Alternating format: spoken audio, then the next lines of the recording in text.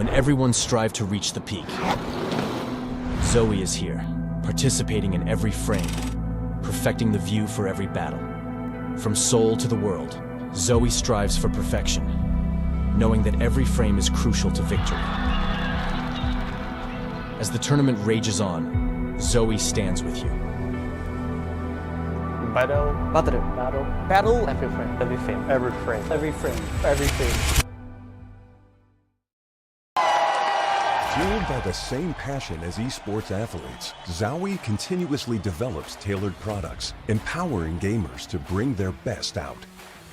Today, we are launching the all-new XL2566X Plus, which uses the newly developed Fast TN panel and upgraded Diac 2 technology. New Fast TN panels with Diac technology provide clearer and sharper images, helping you focus and avoid the distraction of unwanted afterimages caused by rapid motion. This new TN panel differs from the previous generation in its faster electrical conductivity. The increased liquid crystal responsiveness reduces overshoots. Moreover, it enhances color performance for more vibrant colors and better enemy identification. The latest Diac 2 technology provides players with clearer visuals in dynamic aiming and spray control, while also being more friendly on the eyes. Players can download and apply various FPS game color settings developed by Zowie through our software, XL Setting to Share. Also, you can import settings from pro players to see what they see. Furthermore, you can utilize the new Auto Game Mode feature, which automatically applies different color settings based on a player's usage scenarios. This monitor has inherited the XLX monitor stand design. It has incorporated industrial-grade bearings into the height adjustment mechanism, allowing easier and smoother adjustment to the exact desired height. The new monitor series continue to evolve, refining details to ensure players can perform their best consistently in games. This is a brief introduction to the new XL2566X Plus monitor. Feel free to DM us if you have any questions.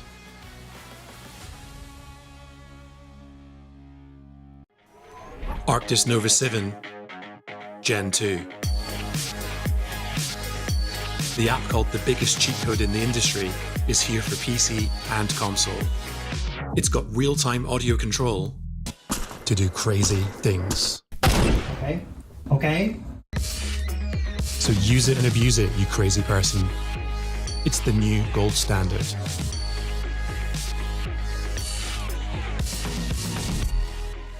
For the first time ever, you get next-gen power in gaming earbuds, giving you flawless wireless. That's plug and play. Now you've got 100+ audio presets at your fingertips. So you can hear bad guys better, hear whatever you want better. That's a giant leap for earbuds and a new way to play for glory.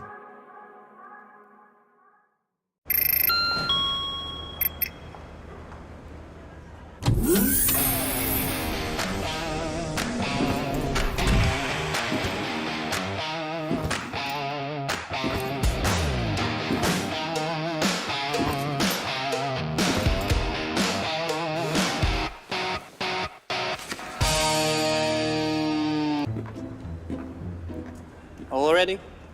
That was fast. Name tag, please.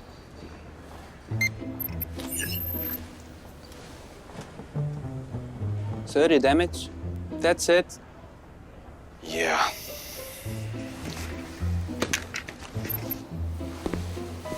Number 12, state your cause of death, briefly. At risk, I wasn't the first one out. Coach, can you limit for that? Seriously? Why is everyone dying so fast? All right, let's hear it. Hey man, how'd you go out? I don't recognize you. Rookie? I got too hyped up and rotated late. Keeping on the move and finding a safe path into the next circle. Isn't that a good thing? I pushed up too fast, ended up completely alone. And of course, the enemy squad rolled up onto you, right?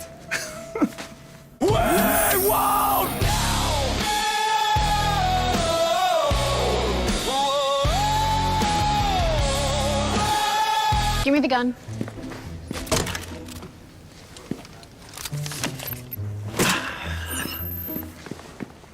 Hold on. I don't recognize ya. Where are you from? I am ranked pretty high on leaderboard. But this is my first time in esports. That explains the look on your face. Everybody starts somewhere, boy. Just watch and learn. So, sir, how do you die? You went on even faster than I did. It cannot be much fun to get eliminated this early. These folks need some help. Let's roll the footage. Our movement felt fine during the game, but no, it wasn't good play. We just kept rotating around non-stop. All we really did was broadcast our position to everybody on the map. At that point, that's no strategy. That's a field trip. Cause of death. Chronic over-rotation. I died fighting over a compound. Fighting over the compound? Yeah, I called dibs on the spot. But the other team settled the argument with better aim. A tournament isn't a first come, first serve seating, man. Cause of death. Disputed reservation. Please tell me this is just the first tournament jitters. Oh no, are you about to show my death clip? Not again. I mean, the whole game just changed. We've got to rethink a few things. We have to play more tactical, more organic, less panic. Yeah, survival is key. Let's reset for the next one. Come on, let's go.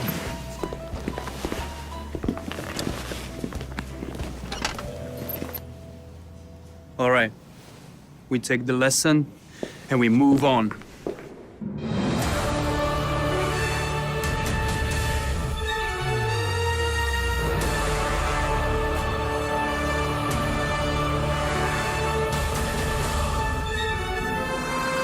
And the tournament goes on.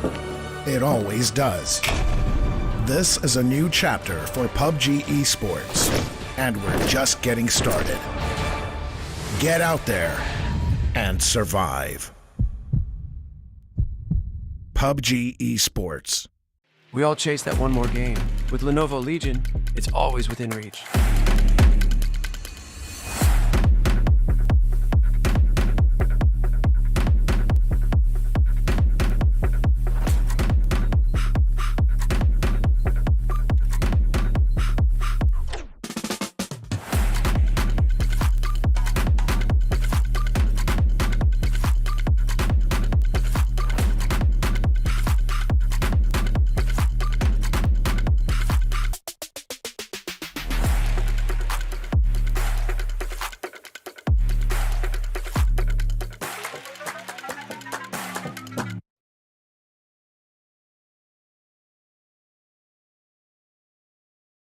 When everyone strive to reach the peak, Zoe is here, participating in every frame, perfecting the view for every battle. From Seoul to the world, Zoe strives for perfection, knowing that every frame is crucial to victory. As the tournament rages on, Zoe stands with you. Battle, every frame, every frame, every frame, every frame, every frame.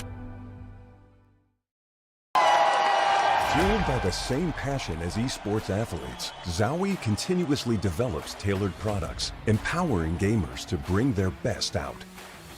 Today, we are launching the all-new XL2566X Plus, which uses the newly developed Fast TN panel and upgraded Diac 2 technology.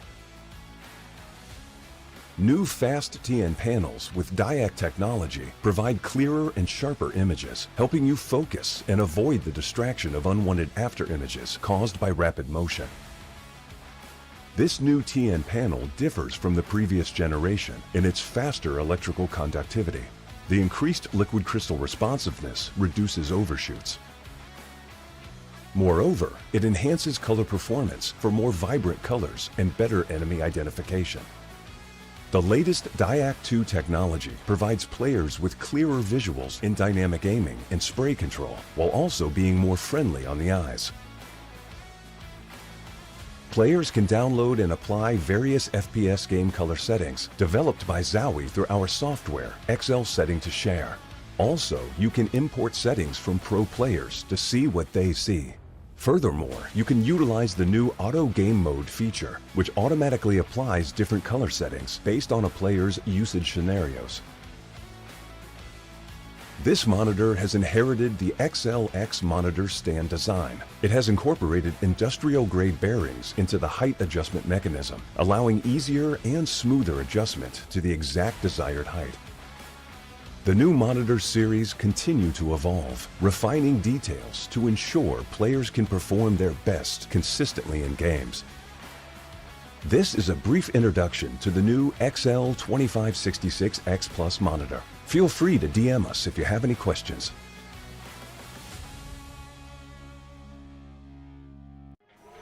Arctis Nova 7 Gen 2. The app called the biggest cheat code in the industry is here for PC and console. It's got real-time audio control to do crazy things. Okay. So use it and abuse it, you crazy person. It's the new gold standard.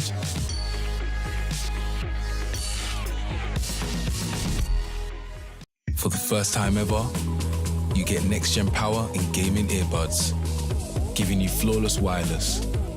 That's plug and play. Now you've got 100+ audio presets at your fingertips. So you can hear bad guys better, hear whatever you want better. That's a giant leap for earbuds and a new way to play for glory.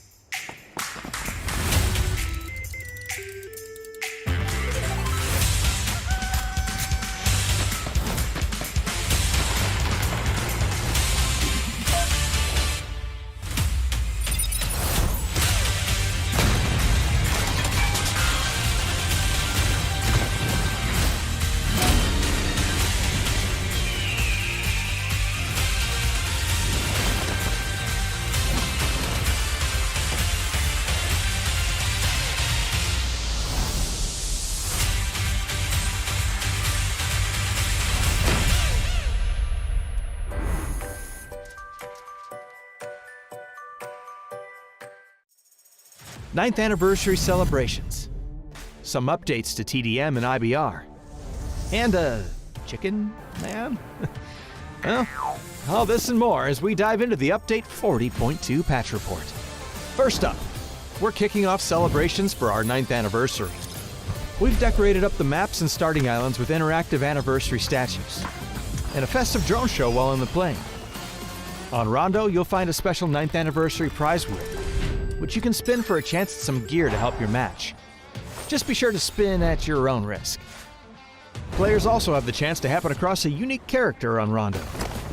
If you hear an audible, take a look around. The herald of the chicken dinner himself, Chicken Man, is nearby and will drop some items. Or the special 9th anniversary gift egg when defeated. The egg can be cracked open to immediately reveal a piece of high-level gear. He might even drop his chicken suit so you can lure unsuspecting survivors into a trap, or just take home the chicken dinner in a chicken suit. There's plenty more anniversary stuff, so check out the patch notes to see more. Team Deathmatch and Intense Battle Royale are getting a few changes as well. For TDM, map probabilities have been adjusted. For IBR, we've added new weapon supply boxes for shotguns, a rare supply box containing level 2 armor, and added 8x scopes to the DMR SR random weapon boxes, with a 6x also being added to your inventory. We've also added Sub-Zero items as options to UGC Alpha, and opened up more options for naming and tagging your UGC creation. There's more of everything to go over, so be sure to check out the patch notes for full details. Update 40.2 is here, so try some new loadouts in arcade mode. Chase down that chicken man, and celebrate the things that make PUBG truly special. All of you. Happy 9th anniversary. We'll see you on the battlegrounds.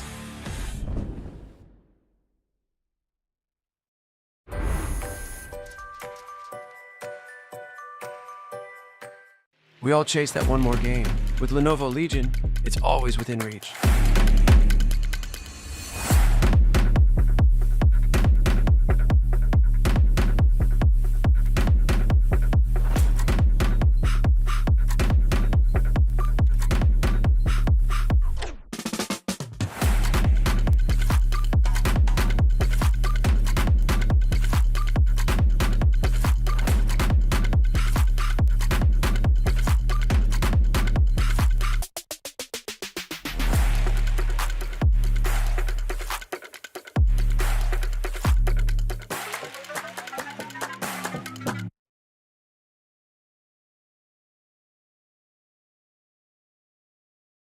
When everyone strive to reach the peak, Zoe is here, participating in every frame, perfecting the view for every battle.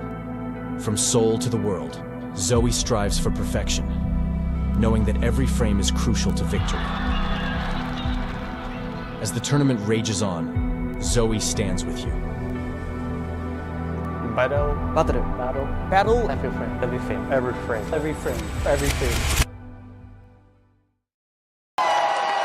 Fueled by the same passion as esports athletes, Zowie continuously develops tailored products, empowering gamers to bring their best out. Today, we are launching the all-new XL2566X Plus, which uses the newly developed Fast TN panel and upgraded Diac2 technology. New Fast TN panels with Diac technology provide clearer and sharper images, helping you focus and avoid the distraction of unwanted after images caused by rapid motion. This new TN panel differs from the previous generation in its faster electrical conductivity. The increased liquid crystal responsiveness reduces overshoots. Moreover, it enhances color performance for more vibrant colors and better enemy identification. The latest Diac2 technology provides players with clearer visuals in dynamic aiming and spray control, while also being more friendly on the eyes. Players can download and apply various FPS game color settings developed by Zowie through our software, XL Setting to Share. Also, you can import settings from pro players to see what they see. Furthermore, you can utilize the new Auto Game Mode feature, which automatically applies different color settings based on a player's usage scenarios. This monitor has inherited the XLX monitor stand design. It has incorporated industrial-grade bearings into the height adjustment mechanism, allowing easier and smoother adjustment to the exact desired height. The new monitor series continue to evolve, refining details to ensure players can perform their best consistently in games. This is a brief introduction to the new XL2566X Plus monitor. Feel free to DM us if you have any questions.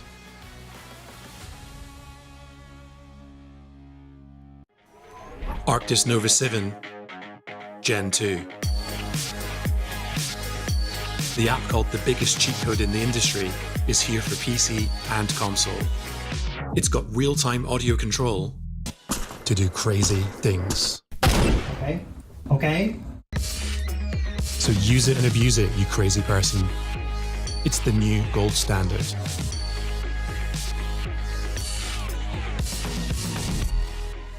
For the first time ever, you get next-gen power in gaming earbuds, giving you flawless wireless.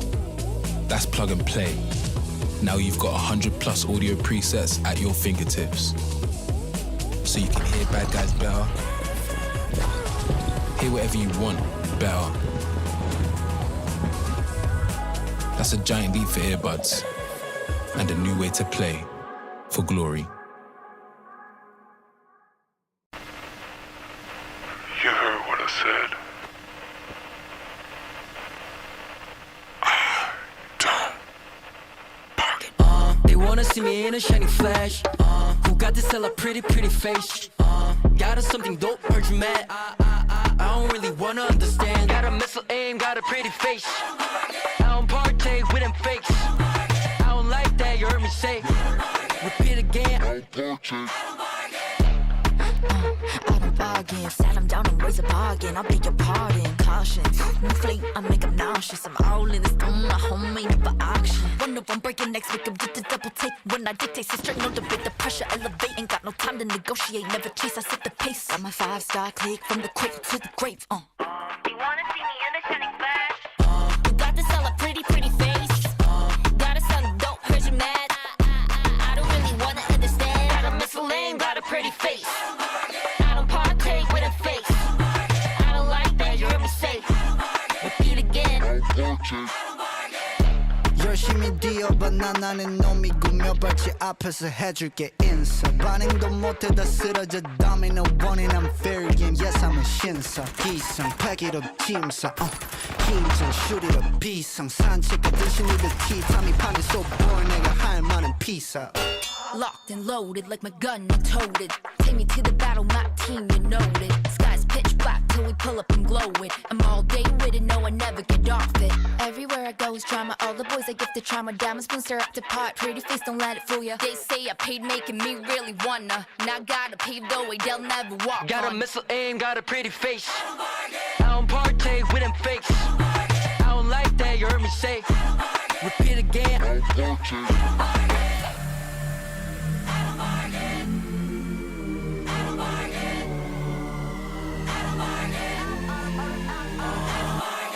So tired of hates and comments. Why you got no sense that's common? Talk the beef get cooked like ramen. I just make gala and I dress her up with diamonds. I know what I know, I don't bargain.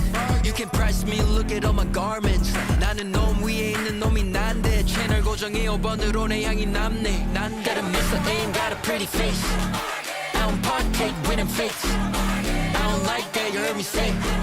Repeat again, I don't partake. Got a missile aim, got a pretty face. I don't partake with them fakes. I don't like that, you heard me say. Repeat again, I don't partake.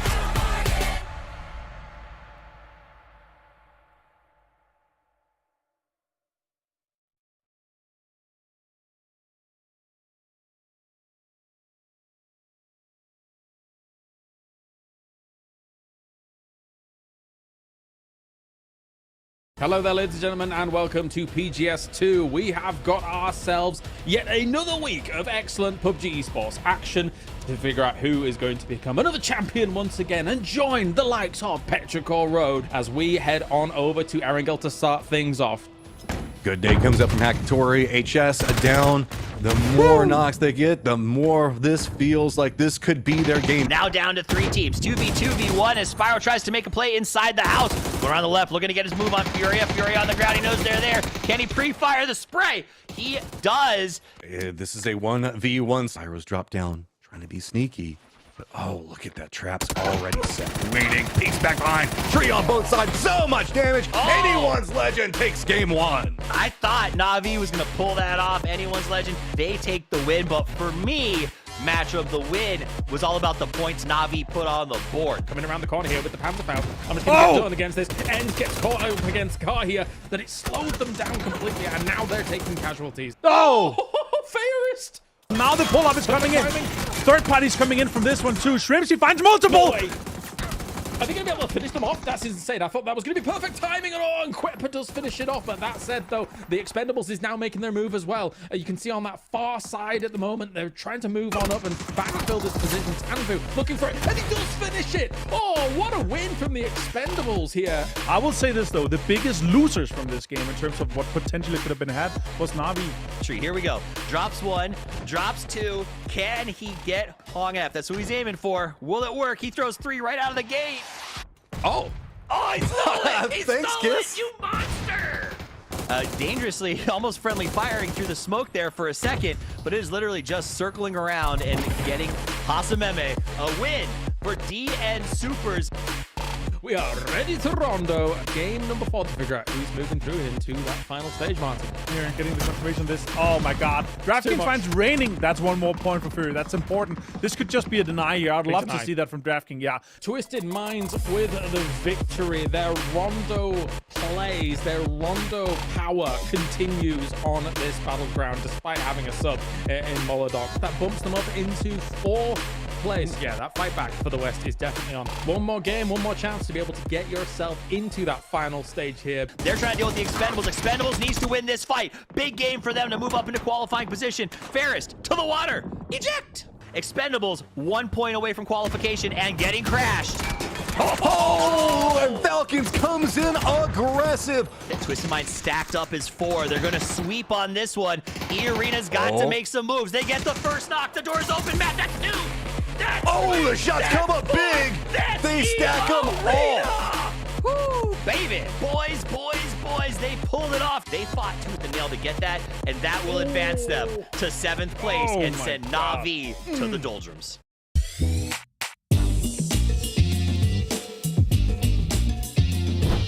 Hey there, setup is on your screen, the coach of the Twisted Minds team, and today I'll show you a feature which related to the drive-by in TPP mode, so it's possibility to use only in TPP because there is a transition between 2 POVs, FPP and TPP. For example, your enemy is here and you're using drive-by at the seat. And in TPP, you're trying to aim him, and by the ADS it's impossible because you cannot down your camera, but after you use the FPP mode, transit it, and you can kill this guy. So it works even in ADS, you see. After using my button, transition to the TPP, my scope gonna up. So for the different side, other side, it works another way. While doing TPP, you can kill someone here, but if you use the FPP button, you see. So now I cannot move my camera down. So use this feature, be perfect, enjoy your games, and follow us in social media. See you on the battlegrounds. Well, if you could team up with another team, which team would it be?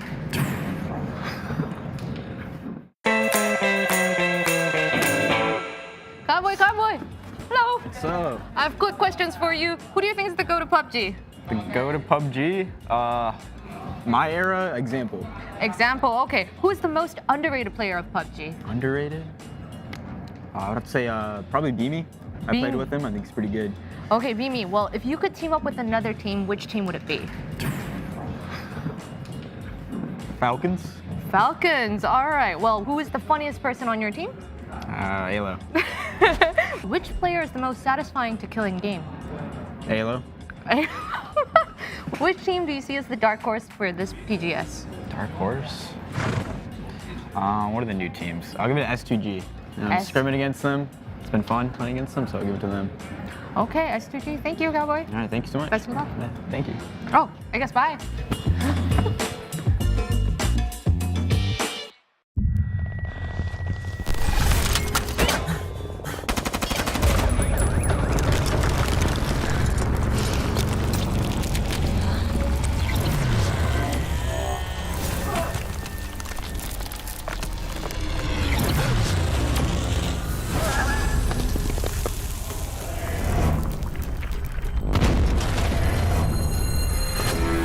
Something big is coming. We all chase that one more game. With Lenovo Legion, it's always within reach.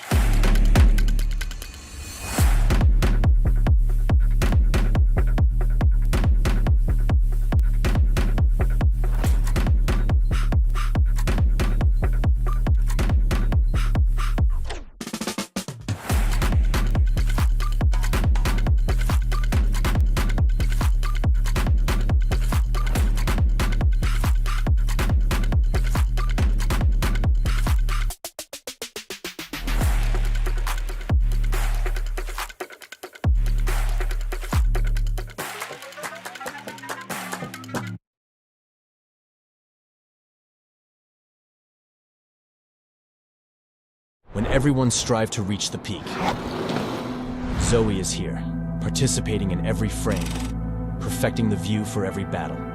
From Seoul to the world, Zoe strives for perfection, knowing that every frame is crucial to victory. As the tournament rages on, Zoe stands with you. Battle, every frame. Fueled by the same passion as esports athletes, Zowie continuously develops tailored products, empowering gamers to bring their best out. Today, we are launching the all-new XL2560. We got next, we ready to flex, we're ready to rock, give it all you got, we got next. Y'all rockin' to the top, can't stop it, must be off your rocker, then you gon' stop her. We got next.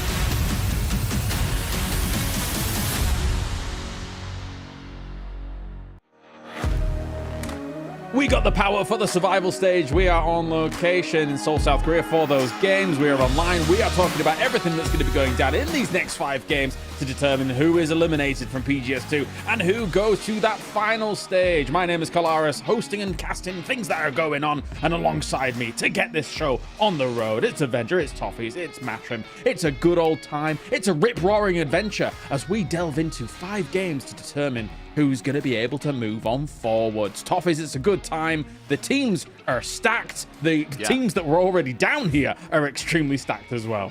Well, that's it. We had teams like 17 not make it into the winners bracket yesterday, and so they're coming in chewing at the bit. VP, another team that we were shocked that they weren't in the final, so they have a lot to prove today. Liquid is there as well, and then stuff like Na'Vi, man, heartbreaking yesterday.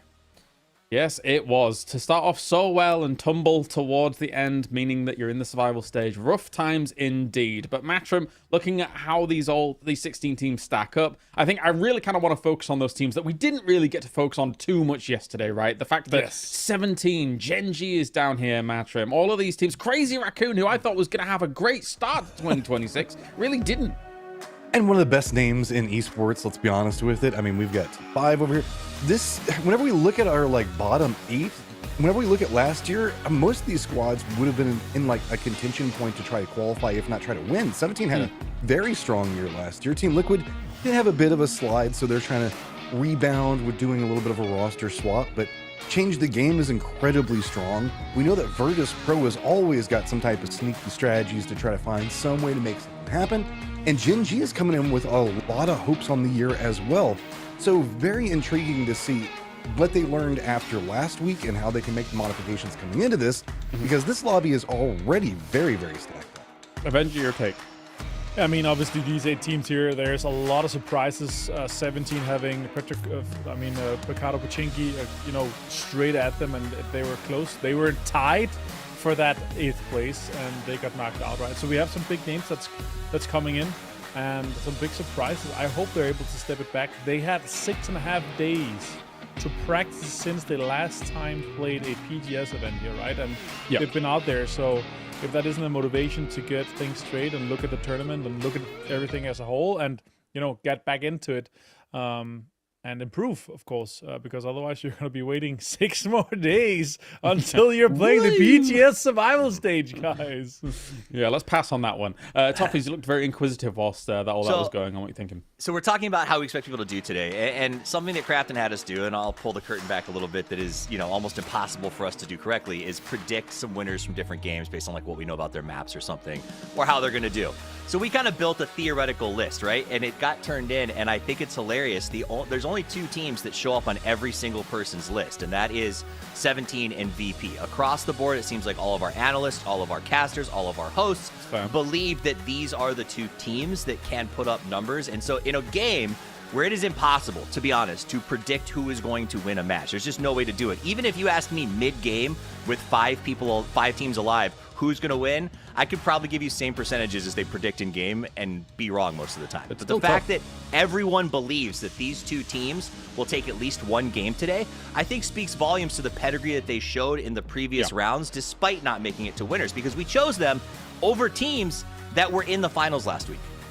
Yeah, no, I agree with that. I mean, Virtus Pro, obviously, you can't deny the year that they had prior, and then 17, I think you can't deny the blitz that they started off PGS 1 with, right, with the 80 points for the games that they played across 6. So Definitely, they are big names to try and kind of stack up against. I will say as well, like what we used to do in another version of PUBG was we used to predict who the winner was going to be, like beyond circle 4 or 5, right? When we got the lay of the land, when everything had begun down. At the beginning of games, it's almost nigh impossible. It's a shot in the dark. Aside from knowing what you know about the teams, like at Twisted Minds, for example, yesterday, that we were like, Rondo is very good for them. We're probably going to be picking them as time goes on. But anyway, that's by the by. Let's talk about some of the teams that are obviously coming in from all of this. Here's the results from yesterday, meaning that some of those teams, Matrim, just missed out on their ability to qualify on through to that final stage and now find themselves here.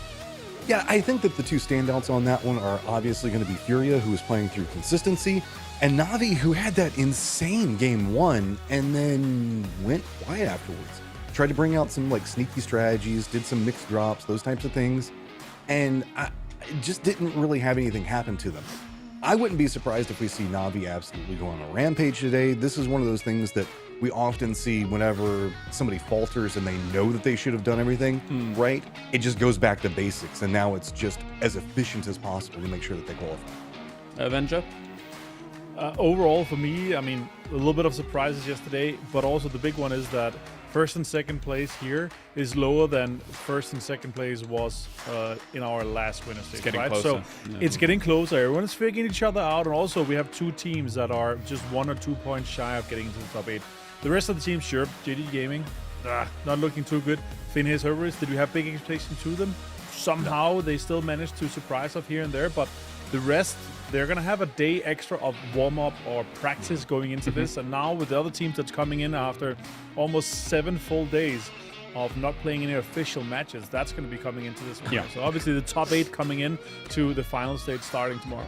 I have to address it straight away. One of the major downfalls for a team that we had high expectations of, being Crazy Raccoon, one of their downfalls in PGS 1 top phase was the hot drop scenarios, which I don't know if they're going to shy away from today, to be honest. What do you think? Crazy Raccoons, like Bagel Pie, I hate to say this because it sounds disrespectful, but it's not. They're just a team of guys who are really good at PUBG and are like, we're just going to keep playing.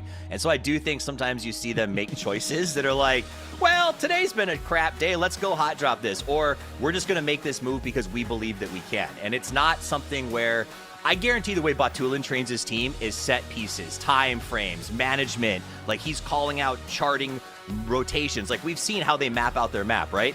I do not believe Crazy Raccoon does that level of training. I think that they log on for scrims, they have a great time hanging out, and then they come to the events, and they're just good enough to keep doing that. So yes, in answer to your question in the short version, I expect that to continue, and they will continue to be the Crazy Raccoons. I will say real quick, though, eyes on today, S2G. They got 25. The qualification cutoff was 31. That is a team that I did not expect a lot out of. They made it to the winner's bracket last week. They made it this week almost to the winner's bracket again. They're warm. They've played almost every day. These guys are developing very quickly after their time off last year. So I think this is a good team to keep your eye on. And of course, they want to get us to keep an eye on 17, who did start off in an absolute murder spree in the group stage, but didn't quite make it materialize in winner stage and especially survival stage, right? Avenger to try and get themselves forward. I still, though, have high hopes for this team. I do, but despite of them losing 2 of their star players coming into this year here, that could be a kind of point to set on to here. Gen G 2, another team that I think a lot of players and teams have high expectations for, both the opponents that's playing in the server today, but also fans watching out there. This is a legendary lineup in terms of the roster, in terms of the players, in terms of how everything is going out. And if this team doesn't make this finals here, that would be absolutely heartbreaking for a lot of the fans out there. And I have big expectations for them today. If they don't win a game today, I would be surprised. I do wonder, Matrim, how Soul handled what was being out of the focus for like a majority of 2025, right? There's surely got to be some fire there. You would think so, especially given the fact that we know him pretty well. This is a guy that is very driven. There's a lot of mentality similarities between like whenever we look at him and say like a player like the Batulins, although a different approach to the game entirely. So I would be very intrigued to see what type of growth happens out of that. I'm also very curious on what happens after today, because this is a morale murder if you didn't manage to make it into like the finals for the last one. And this one, it's going to feel like it's near impossible to do it for the third one. And now you're spending 3 weeks over in Seoul to like play 2 to 3 days, that's going to feel terrible going into the next PGS too. Puppies. So Seoul's lucky that he lives in Seoul, right? So like he doesn't have that far to travel when he fails. Yeah. That said, though, I think you brought up this idea of it would be detrimental to the mental. I think it's already there, right? Like in the interview, the fact that Seoul said, I need to prove that I'm not just a toothless tiger, but a tiger is still a tiger. It's clever, but it feels defeatist to me. The fact that he came out and brought up the idea of being a toothless tiger in the first place is not where you want your all-stars mental, right? You don't have Dwayne Wade, Michael, Jordan, I don't know who you guys got, Pele or whoever your European soccer types are. They don't come out and say, oh, I got to prove I don't stink today. They come out and say, I'm going to own this. I'm going to score 3 goals and I'm going to dominate my opponents. I am the ultimate tiger. And so I do think he's a little bit on his back foot already. And if today goes badly, it could be unrecoverable. Benji, your thoughts before we wrap it up? Yeah, I really agree with that, Topics. Actually, I think that's a great perspective because if you're coming off as one of the superstars out of PUBG, and I think he's legendary, you should have the I'm unbeatable. I'm inevitable. And no matter what, you're going to see me coming. And even on some of the rosters where the whole roster struggled as a whole, he top farmed damage, got most kills. Like he's such an impact player that him alone on a mediocre roster should be farming this lobby. Him alone with the sure, there's a new player that's kind of coming in and the synergy is building. That should be over now. They should have been able to grind now that they're out here. They've locked in. But with this roster here, it is a roster that, in my mind, is like a top 6.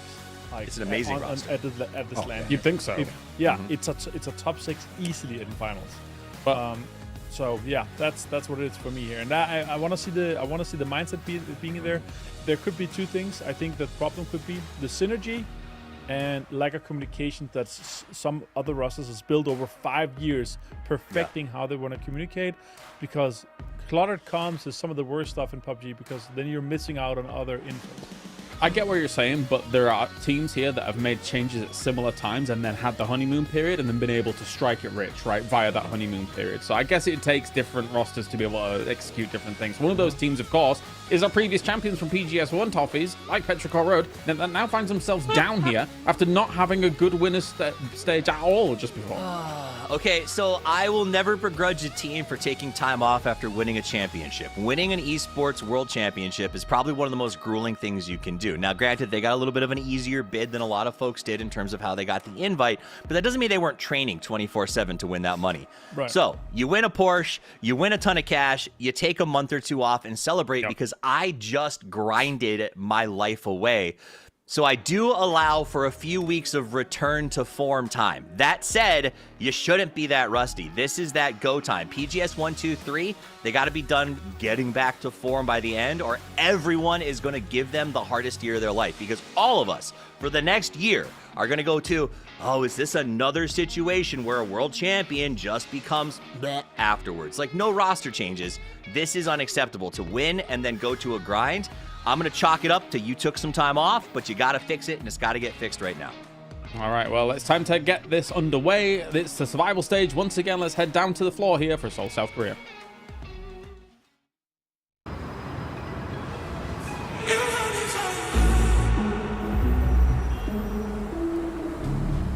很多压力吧，外界的压力也有，然后对自己的怀疑也有。然后作为指挥来说，压力比较大吧。PGS 1夺冠了，很开心，然后释放了很多压力。วันนี้ก็รู้สึกตอนเริ่มก็ตื่นเต้นครับแต่พอเล่นไปก็รู้สึกสนุกครับเพราะว่ามันมีโอกาสลุ้นแชมป์ก็ทัวร์นี้ก็วางแผนกันมาเยอะอยู่ครับแต่ว่าส่วนใหญ่ก็จะเล่นตามหน้างาน通过我们的努力，我们成绩也越来越好吧，然后也算是发挥出我们该有的实力吧。คิดเป็นคนที่มีความสามารถในการยิงแล้วก็มีเทคนิคในการเล่นเยอะครับก็ใน PGS 2ครับทีมของเราแล้วก็คิดจะนำชัยชนะกลับมาให้ได้ครับ我们这些东西 PGS 2开赛前会做好准备吧。然后可能会慢慢去协调，然后打得更好一点。现在才是我们的开始。PGS 2如果让我进了决赛，我可能又要拿个冠军了。我们会延续现在的状态，一直赢下去。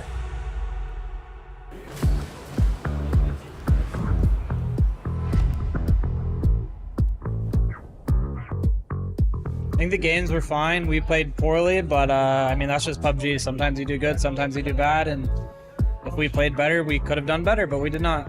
We will play together better next week. 저희 4명이 약속된 플레이를 잘 해내야 된다 생각하고 있고요. 열심히 노력했기 때문에 다음 PGS는 더 좋은 모습 보여드릴 수 있을 것 같습니다. 감사합니다. Після кожного турніру ми робимо висновки, і це покращує нашу гру і результати. Зазвичай в menе одна і та сама ціль на турнірі – це показати найкращу свою гру, найкращу форму. Yani buraya kadar geldikten sonra bunu da kanıtlamalıyız. PGS'te yeni bir rüzgar estirmeye geliyoruz. 항상 힘들게 올라가야 성적이 좋았던 것 같아요.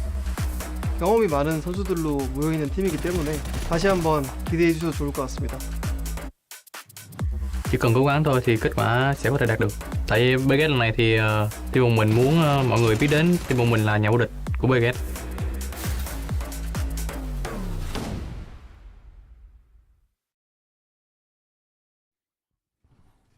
All right, and the grueling format that we do have exist here at the moment is only 5 games between you and elimination, or you and being able to go on and win the big bucks here for PGS 2. We've got Avenger Toffees and Matchroom to talk about this one. We have got ourselves quite a stacked lobby, Avenger, where all of these teams, honestly, I look down this list and I think that each and every single one of these teams, apart from maybe change the game in their current format, could get themselves, I have to be honest, could get themselves to this final. What do you think?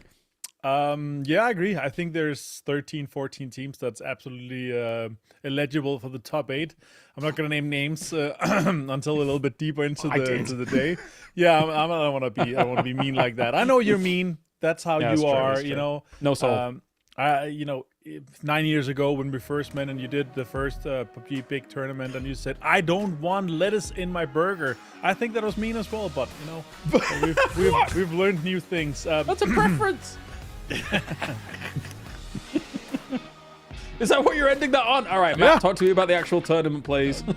Matt can talk to us about burger I'm just really preferences. caught up in the fact that it's been 9 years and he's still upset about lettuce on a burger for some reason. I don't know what you've done.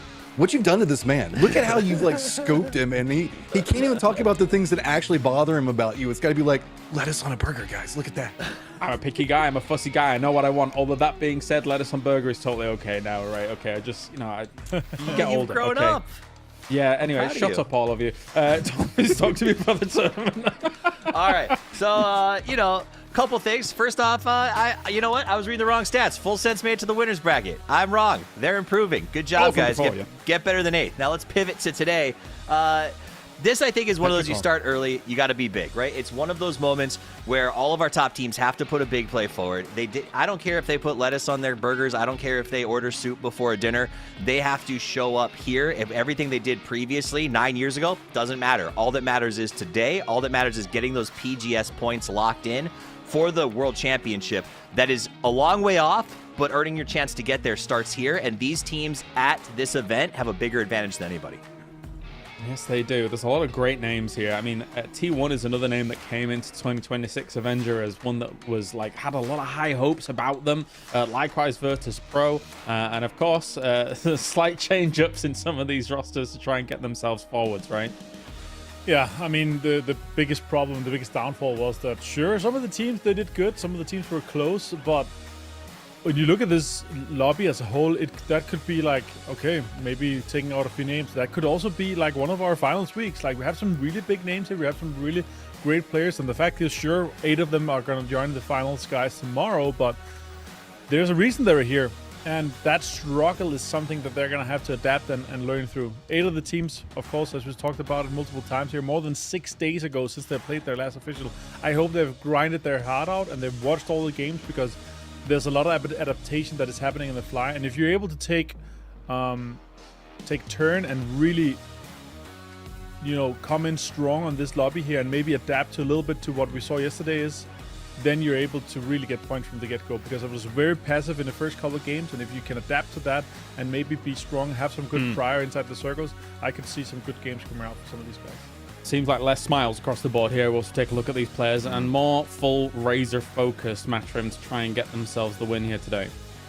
Yeah, I mean, it kind of goes back to what we've just been repeatedly hitting you guys with, is it's one day today, you got to qualify so that way you can make it in. A lot of these squads already have had to sit back for 6 days. Nobody wants to have that happen again. And now it's just a matter of taking your hands, taking control of your own destiny. You were talking about it with Soul, with Salute, the capabilities of every single one of these squads. As we jump into game number 1 on the day, who's going to be able to come out strong? Is it going to be change the game just because the caster curse? Oh, thank you very much. Yes, we will see. We will see, although I'm not holding out hope. We have got ourselves... Thank you very much, Toppers. Thank you, Matrim, for joining us. Me and Martin will take care of Miramar today, as we are going to have the 3 interchanging. So, Martin, the first game of survival stage here for PGS 2. Yes, more Miramar today. Double the Miramar we got today than yesterday here. And is that rough for some? It might be, but in my book here, more Miramar is all the merrier, James. Let's see, though, if some teams are going to get a little bit too close to each other. It looks like there's some teams that are kind of vying for some of the same cars, some of the same spots already, with both T5 and Vitality kind of dropping in the same area. So we could be ending up losing people to some drive-bys or drive-overs, if you may. I've already seen a bit of a change. JDG not dropping towards Crazy Raccoon on Chumacera, so it feels like there may have been for that. there may have been some interchanging of words, perhaps, between everything that went down, and they realized that, okay, yeah, Crazy Raccoon is crazy and will not depart, despite JDG having challenged other teams there in the past. But anyway, they have left and head on over to the resort down towards the bottom. Ooh, yeah, and here on screen we have Gen G, James, and with this and how Gen G has been showing us and playing it out so far with this roster here, James. We've talked about it a few times, but we have Soul and we have Salute, former PTC winners. We have Bean, he was insane last year. We have D, the new prodigy coming out from America's region last year, and yeah, this roster here, they should be coming in with great things, James. What are your thoughts? You like to think so. Right. They got 26 points in last survival. They're 5 points short, basically. Well, 3 points short of the 8th place. I think it's possible. Also, you have to say it, and it's 5 games. And if you don't keep your averages high or don't get any fantastic games, one bad game could ruin everything for you. Yeah, definitely would. Definitely would. So let's hope. Let's hope and pray. Good old Soul back on here for Gen G. Happy to see them have carved out a little bit of Los Leones. Obviously, there's a bit of a problem sometimes when you've got Virtus Pro kind of lurking on around here, but this is a team that could quite easily hold their own in a fight with Virtus Pro, and that's pretty much undisputed, despite Virtus Pro having an amazing 2025, right? Yeah. No, fact is, they had a win at the last PGS. They had a 2nd place at the previous one, and they had the 2nd place at PGC. Sure, it was some beamy clutches. We like to see those, but here, coming in for this year, it's a big change, and the adaptation still needs to happen for this team here.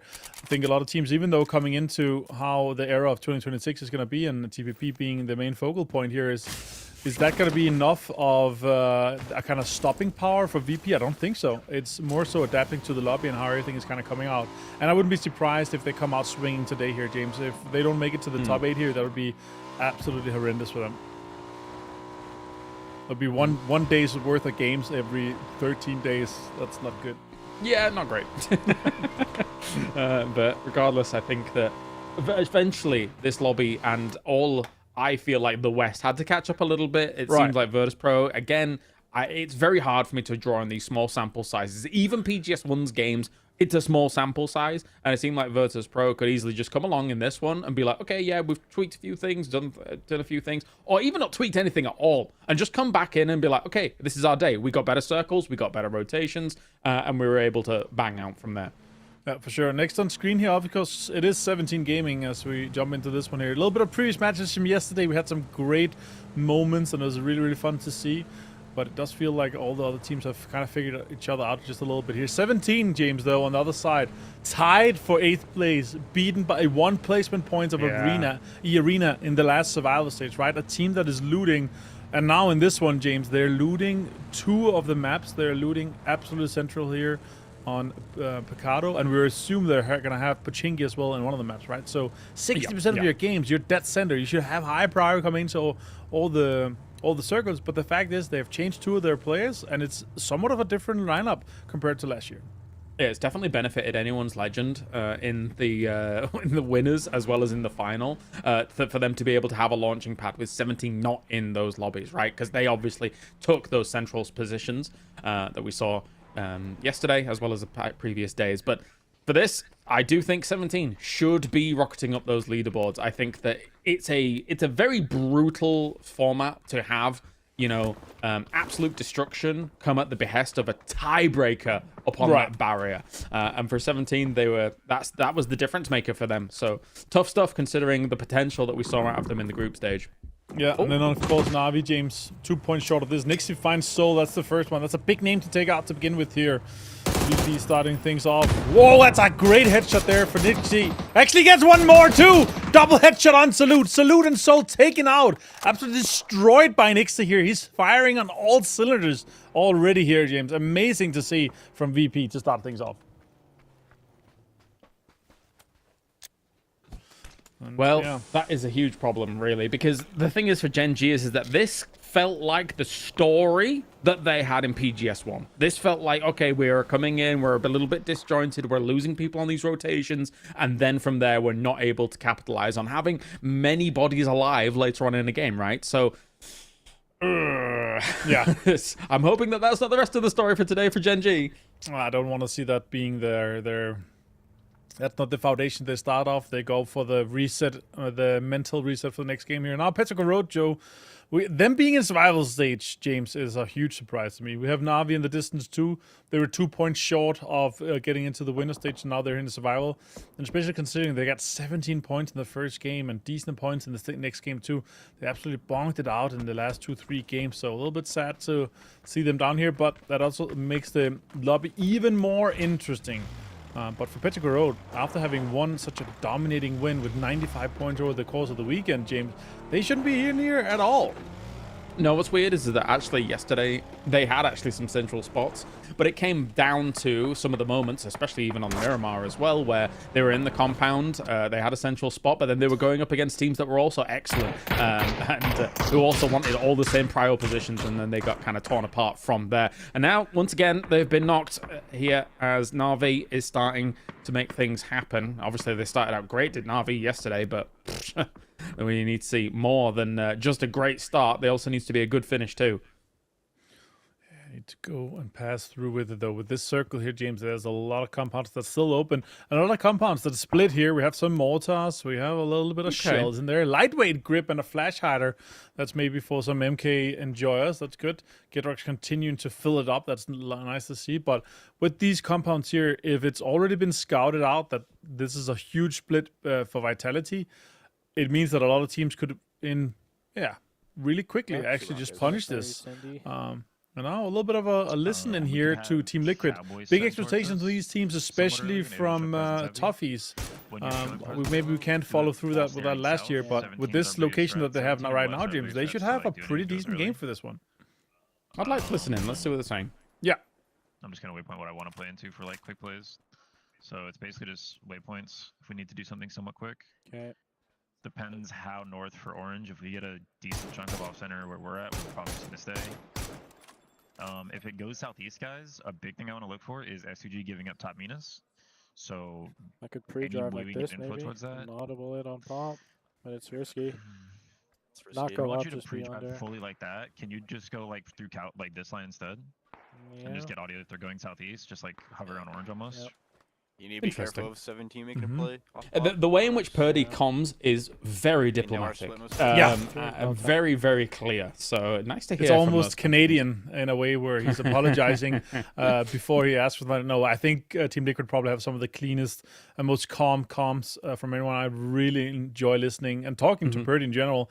It's a great IGL. And right now, with how central they are, they should obviously have a great setup for this one here. Halo Cowboy being the graveyard stack, and And of course, with Luke and Purdy being in the kind of more western stack and having both sides, they might be looking very central, but having both sides of the road enables you to, if you see that big western or big eastern shift, James, that it really enables you to have a foot inside the next circle, kind of no matter where it goes. It has to go really far northeast for this to be a really bad circle for them, of course.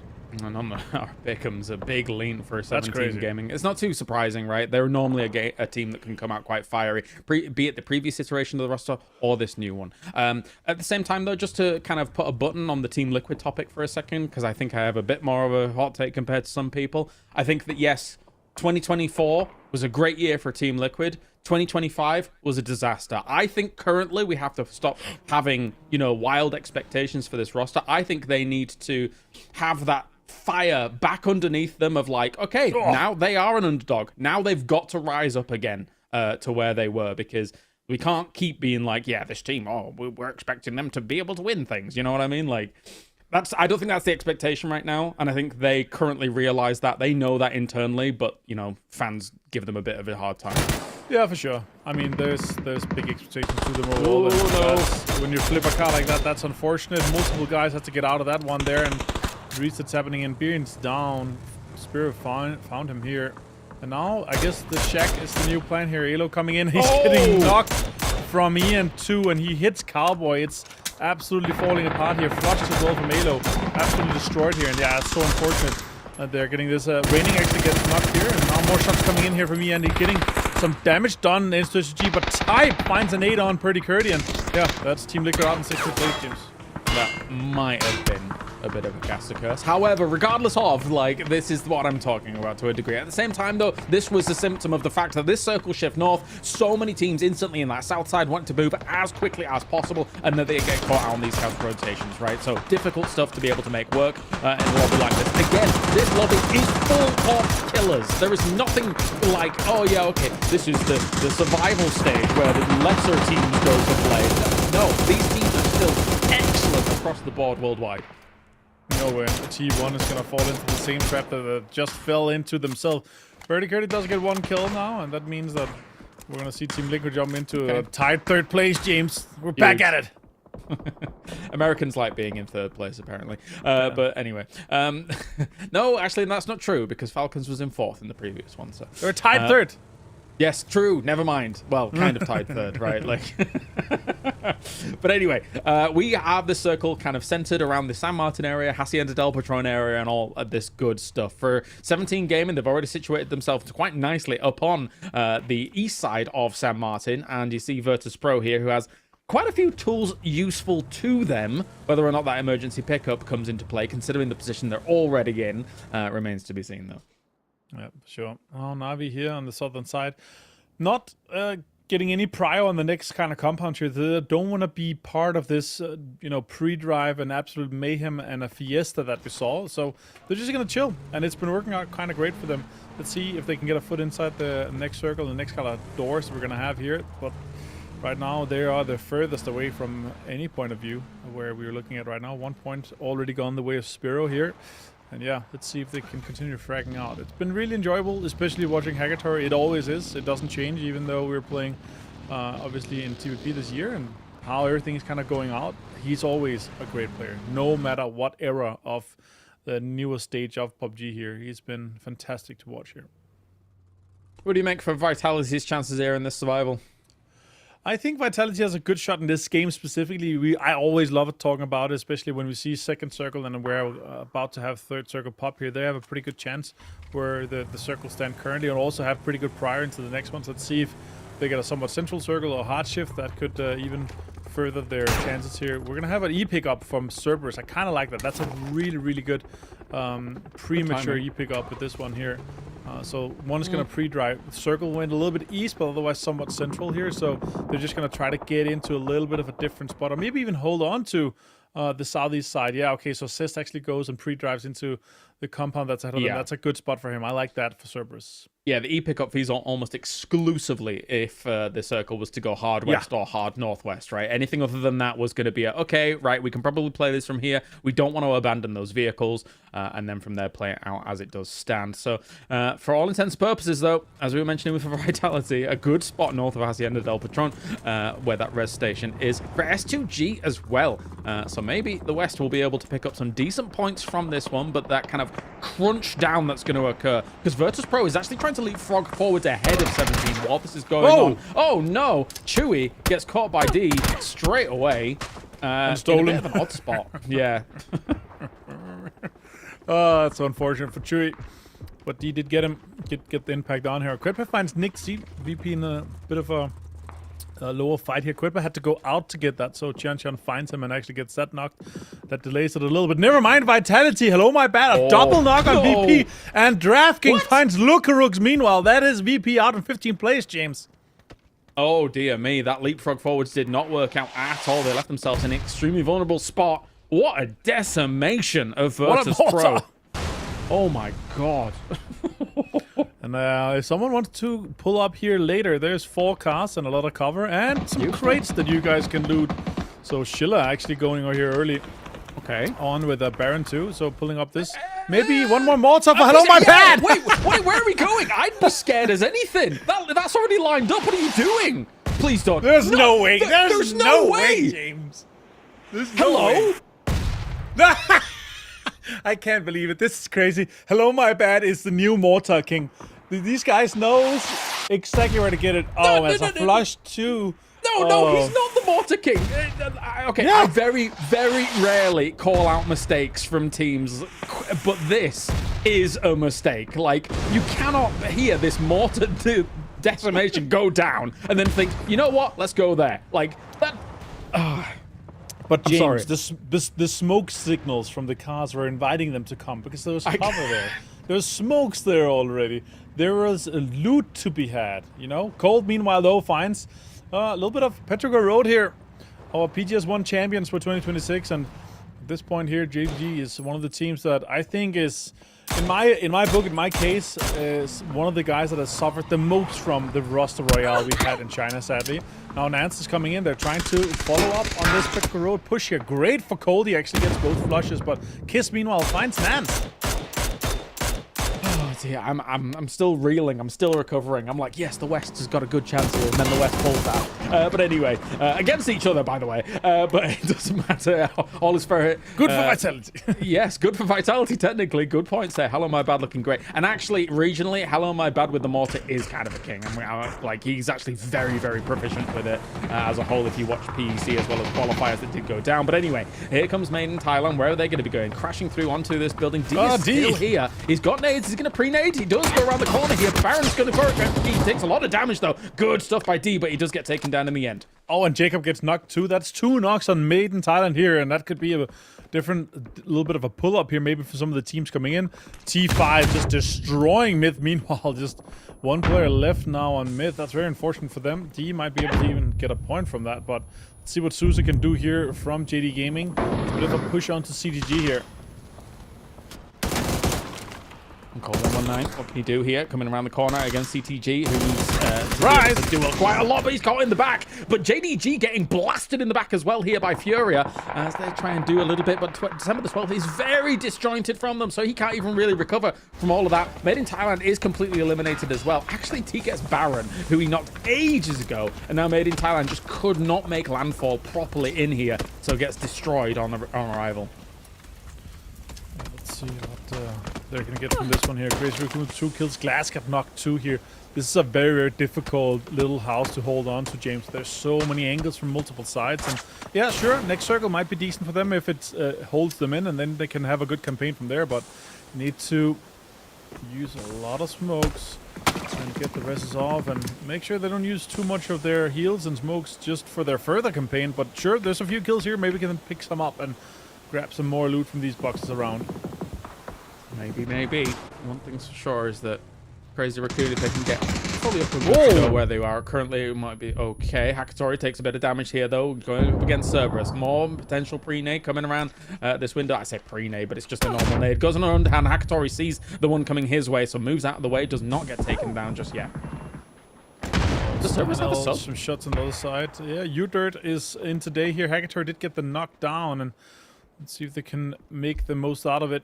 Now Na'Vi is really convening themselves on this one. U-Dirt does get flushed by Boosted James, and with Cerberus and this spot here, Navi's really holding on to this edge play no matter where the circle goes and trying to just clear compound slowly with where the teams are kind of coming into. Tanbin, some damage too.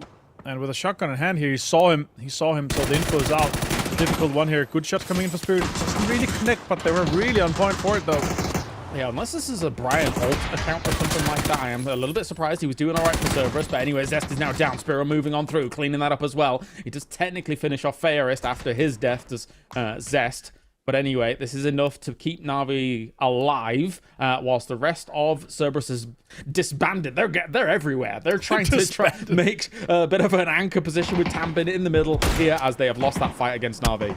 I love the aggression push here from Ian. He takes the car, goes up, try to get for the flushes here. Stanley gets taken down by Russell Junior's Kraken, who saw him yesterday, and it's Mao back, and he just get knocked here. Kraken continues. Great utility thrown onto it. Confirmations comes in through here too, so Furia really trying to run on what we saw. VSS. Oh, VSS. XTZ is, this is rough. Kraken though continues. Comes in with Beardem now. No more lethal utility, but CTG could be still lurking in the smokes here. It's a smart, safe move up to try and continually exploit the position of Change the Game. They know that they have nades in hand and they could try and do some damage to the BRDM, but it's all for naught. They don't actually know how much health this is on, and also it's a bit of a waste for them. They're still a little bit desperate about the move forwards, and this BRDM is making it all the more difficult for them to do, whilst Na'Vi still kind of trying to rocket past Theron 5 here where they are. They've been quite quiet at Theron 5 for all intents and purposes. T1 might look to greet Na'Vi on their movement here, though. T1 extremely aggressive. And with the drive-by potential here. Shots coming in. He's knocked, though. Booster gets him with the headshot with the AUG here, James, and that was not worth it for Ian. I like it when you know it's knocks, when you know that you have an opportunity here, but that was just a straight-up 1 point for Na'Vi, for Ian's side here, in my point of view. Considering they have this compound, it's very surprising to me that he moved out where he was. I mean, again, like there's a lot of the doctrine of PUBG play from Korean teams is space control, and how do you do that? You send the end down to the south to make sure you can try and control any backfills that came along. So maybe that was bad timing for him to actually go down there and just run into that. But yeah, it felt almost like a sacrifice based on that doctrine that I was talking about. Oh, loot! Look at that, James! Are they gonna fall for the bait and just, hello my bad, have more mortars in hand? Probably not. We'll see. I don't think he used a lot, but Chrissy does have nades. And them being in this close here, that could be a great nade here. It doesn't connect just exactly, but 6 kills already for Vitality, James. That is still huge for this team. Yeah, the BRDM going down does hurt Furia's choices and chances a little bit here. Although that being said, now what I think that they're committing to is the full idea that, okay, this is going to be a foot slog from here. We've got Hacienda del Patron ahead of us as a kind of an opportunity to maybe move through. The only problem is there's going to be prying eyes looking your way for a long time. 7 kills already on the side here of Vitality. Huge. And they will be the ones to try and hold out Furia here. Yeah, those two names are too close to each other, especially with everything is going out.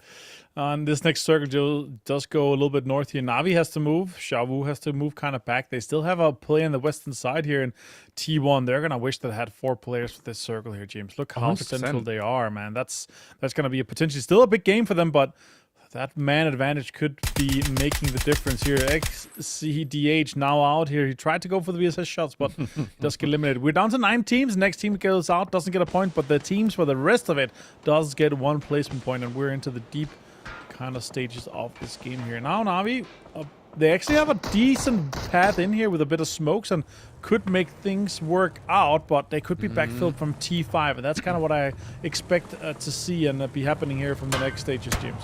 I for sure believe that T1 is going to have their eyes trained and fixated on this potential move here from Na'Vi, because they know that they want to make landfall on their compound. The smokes are providing them quite a bit of cover. I thought 3-on-5 would kind of move up on the east side of this hill, just a little bit north of where Na'Vi is trying to go right now. And I think that they realize maybe that's going to be the potential threat. And also it negates the lines of sight from T1. So that's good. More nades going forwards against Fiora in that little garage location. Vitality is keen on shutting them out. They really want to get them in. That's a great nade. 44 damage done. Levante is down to 1 HP, but 4 kills and 650 damage done for the Flexler himself. T5's making a move for it. Are they backfilling this here? Tanbin is out, and that's finished. Cerberus down in the ninth place now. All the teams get 1 point here. One more point going the way of Levante. Finds DraftKing on this pass here, James. Amazing play from him. Great angle for Levante in general. You can't give him a roof. He's going to be flexing on you. BL will connect with a really good nade. That will push Levante off the roof. That's very important here to try and shut down this hold against them. But it's only BL to try and do something about this. And if Team Vitality sees one more opportunity to really stick it to them, then they will be able to do so. There's quite a lot of smokes. They want that to dissipate. They're being very patient about this push on forwards. Does BL get a res off on Posey? Yes, he does. DraftKing is gone, though. And at the same time, S2G is slightly lurking around the side of this.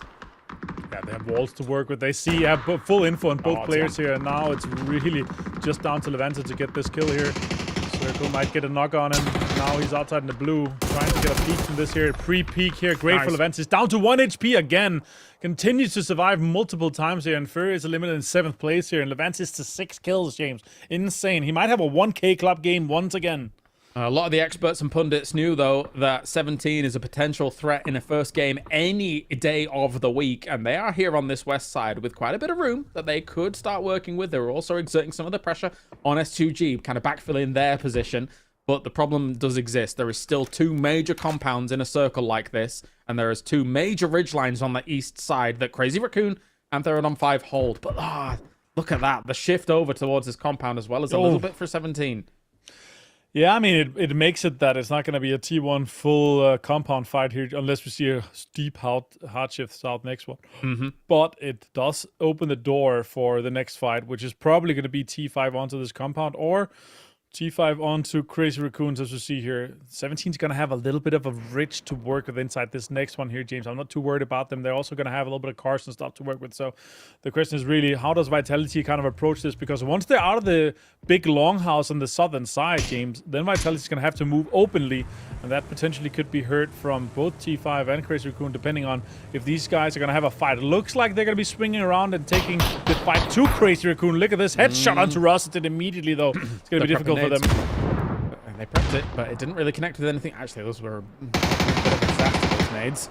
This one, still, an unlucky bounce a bit forward here. So Crazy Raccoon really not getting the best end of their ordnance to get things really rolling here against 5.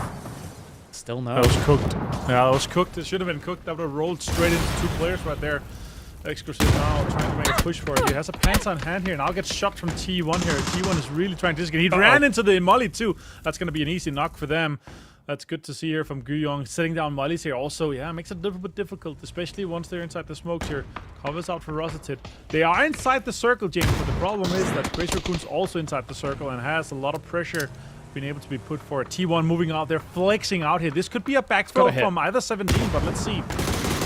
Okay, that one does hit. They actually opened up a little bit more room to be able to move on. Upper range Rex takes glass down. Guyon manages to respond in kind with the AUG. So, but all of that utility used just then by Crazy Raccoon, it needed to be more impactful. PO is going to be looking to make the recovery here against T5, but it's not going to be enough. PO found by Levante, James. Oh my T5 days. down to just half HP and Flocky and 2 knocks here. And T1, as I said, when they flex out here, they're going to get punished from it. 17 saw them moving out, and that's just going to be a straight-up backfill here from 17. Really well read from them.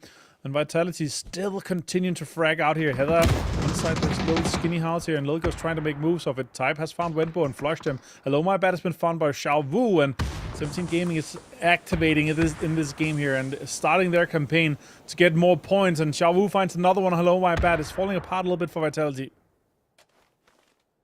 1,000 damage from Levante. Yeah. 7 kills. This is exactly the start that Vitality needed from it. But of course, now trying to get off of this area.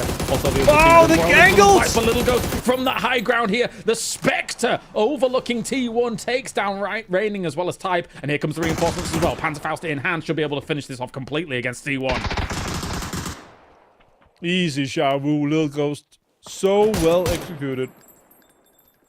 James, I cannot believe that is how T1 played this game here. They could have stayed 4 guys, a little bit more passive, but they decided to flex out. They decided to go aggressive. This could have been their game. Look how the circle is, James. That could have been them leaving the compound, defending it from the southern side, but they decided to flex out again and again, got punished again and again. That's not the T1 we know and love. But I'll say this, though. 7 total points, James, in first game is still a decent game. Not bad, not bad. I do think it all comes back a little bit to EN sacrificing himself on that south side, not being 4 alive to be able to kind of deal with one of those breaches or at least be able to cover the angles that they needed. But anyway, that's the butterfly effect that happens in these games, as now Little Ghost here with 17. 3 versus 3 versus 3 here. And so far, I mean, Vitality's been on a blinder in the north side here. Who gets pushed into one another is the question here, Martin. That is really the big question, James, for sure. And for me, how the circle is kind of laid out, Vitality does have an advantage. They have a rock, a few trees, a few more ledges to work with, and now 17 is looking to engage into T5 here. And that could be the third-party factor coming in from Vitality. And with the 11 kills they already have and the guaranteed points they have, this could be a 20-plus point banger game for them. Let's see what happens, though. Chan has spotted. Oh, good angles here already on these ridges here. And the Panzerfaust in hand and multiple nades still available for them. That's a good underhand nade. It could be straight on them. They do disperse. The shield is gone. Xiaowu finds Ranger X. And I feel like I see a difference here between Crazy Raccoon and 17. They just understand exactly the benefit that they can get from this format by using this utility to great effect, because that caused some huge problems. Their on 5 is smoked, gone in this game as fast as that. And now it's on Vitality here to try and pressure 17. And you know what, James? It's a 3v3. It couldn't be more fair, but the advantage is that we already see here from Vitality, and with the utility that's in hand, we only have smokes. 10 smokes on Levante, though. He can make a smoke line all the way to a wrangle at this point here, but he's going to use it up to smoke up the advantage point here. They have the rock. They have the emergency a lot of cover. Drops here. A lot of cover, emergency cover coming in from multiple sides. I really like it. We also have a full 3 gear from Getrox. Surely this is going to be an easy-peasy one for them. You'd think so. You'd think so. They have been running this lobby at the moment. 17, though. Again, the pundits' kind of choice to win this one to start things off. Looking like very much so a 17 game 1 performance from them. 7 kills on the board. They are just waiting, biding their time here. There's not going to be too many hasty movements just yet, as long as people have smokes, as long as all of that deployable cover has been thrown down that they can use to their advantage as well. The only problem that I see for 17 is slowly Vitality is kind of putting on the chokehold. They're trying to move into more a wrapped around position. Now, whether or not that comes back to bite them, losing the one that's alone, we'll see. Stun grenade still in hand here. 1 nade for Little Ghost, but that's going to be lost. Getrox hacked the angle here. Levante is now healing, and it's going to be an effective 3 versus 2, James. This could be huge for Vitality. Now, Getrox gets forced off this crazy angle that he had enabled earlier. Xiaowu finds Levante. It's a 2 versus 2. Taking down the big name on Vitality for sure. Levante is 7 at the moment. Quiz is coming in to try and recover the position. He's going to go for the spike straight through some of that smoke as well. Predicted the movement into that smoke. Brilliant stuff. Vitality cleans it up. It's a win for them from Hacienda del Patron to start things off. 24 smackaroonies here for them, Avenger. Big game. I think it was a nade drop from the knock. He traced the other player through the smoke and knocked Chan. Chan had a nade in hand and dropped it. Xiaowu then got flushed from it. That's absolutely insane. That's at least how I saw it with the very late stages of this game here. What an insane game to start things off with. You and I, James, we expected a 17 win. We predicted a 17 win in the first one here, but they got second place. And Vitality, James, they're able to step it up and get 24 points. That's almost enough to go to the final stage, and that would be awesome to see them there. Yeah, I'm not going to pull the punch too early, though, because, of course, we've seen teams have a great start but then fumble it later on, so they've still got a bit of work to do. We've got Toffees as well as Matrim joining us after this fantastic Miramar start here for the survival stage. That was a bit of a barn burner here, Toffees, but also some mistakes here and there that I think, maybe some jitters from some of these teams. Yeah, I think it's just, you could tell on their faces when we started, it was a very different day today than yesterday, right? Yesterday, there's no real stakes. Yeah, you get through with points, but if you lose, you're here. Now it's very stressful. You're halfway through a 3-tournament series. You got to play well. I do think we saw that. A stress on the face, stress on the field. That end fight from 17 and T1 was gorgeous to watch. It was a really nice execution. I think 17, me and Matt were talking about it. Why did they use a Panzerfaust to delete T1? It was sort of like, is it overkill? Why wouldn't you save that for Vitality? And then it turns out they had extra Panzerfaust stored in the car. So they had that to take to the fight with Vitality. Vitality avoided it well. It was a very bold push-up when I think it was Kwepa got knocked on that Dorito. And his teammate used him basically for a little extra cover on the spray. Scary, but worked out. And Vitality, really big win, and good to see these guys continuing their legacy of top performance. Matt, from your thoughts? Dude, okay, Vitality highlight reel through the entirety of this. Hello, my bad with the mortars, absolutely ridiculous. But Levante popped off. I think, what, 7 kills, maybe 8 by the end of it. I didn't see. He was the guy that was trying to go for the aggressive peaks over there. Quizzy also alongside of it. Just a well-executed set of games, or series of circles that came out. Yeah, they did go to Hacienda, and circles did kind of lean that direction. But that was efficiently played, from mortar play to the way that they were playing around Doritos. You guys were talking about it. They understood how to use high ground advantage time and time again. I mean, Vitality just felt like a different squad inside that game, and I want to see more of that one. You know what excited me the most, Avenger? We weren't near Cantera. Oh, yes. Blessed be thy Miramar name. I'll say this as well. I think the majority of teams, they were like, okay, let's set up for a Cantera ending here. And now we get a Hacienda Delta Tyrone. And I say, this, how it kind of ended up being, where the circle is, it kind of works out because you have so many teams coming in from multiple angles, right? And it's kind of encroaching each other. And you just see, when you have like 8-9 teams, you just see, okay, the next fight is going to be this one. The next fight, because how the circle are kind of pushing and forcing on each other. But biggest loser on this match here, T1, they were in this compound where it just ended north of them. They put out players. They were too aggressive. They tried to get some points on the T1 Crazy Raccoon fight, the T5 Crazy Raccoon fight, try to get points on Navi. Ian was a little bit too aggressive, and they continued and followed through with that. They still got 7 points short, but this could have been a 15 or 20 point game for them if they were playing a little bit more cautiously here. All right, well, let's head over to the floor as we've got Team Vitality after that fantastic win. Hello guys, it's Bella. I'm standing here with Team Vitality. Hello, my bad. Well, good chicken to you. How are you feeling? I'm feeling really good. We were doing like some great goals this game and just gathering our points around. So I'm hyped now. Oh, it's good momentum. Good way to start the day, right? Can you walk us a little bit about the last fight with 17? What was the comm like? What was the decision making like? The comm was like, oh, they got Panzer. We were a bit scared. I also like lost myself in the end game, but my teammates did great and we were just like in the strong spot. So that's it. And it seems like the positioning is what's really important, right? So we saw a bit of you last week at PGS1, but what was the talk like? What's the mindset like for you guys coming into PGS2? Our main mindset is to like keep grinding same way we were doing like in our region before.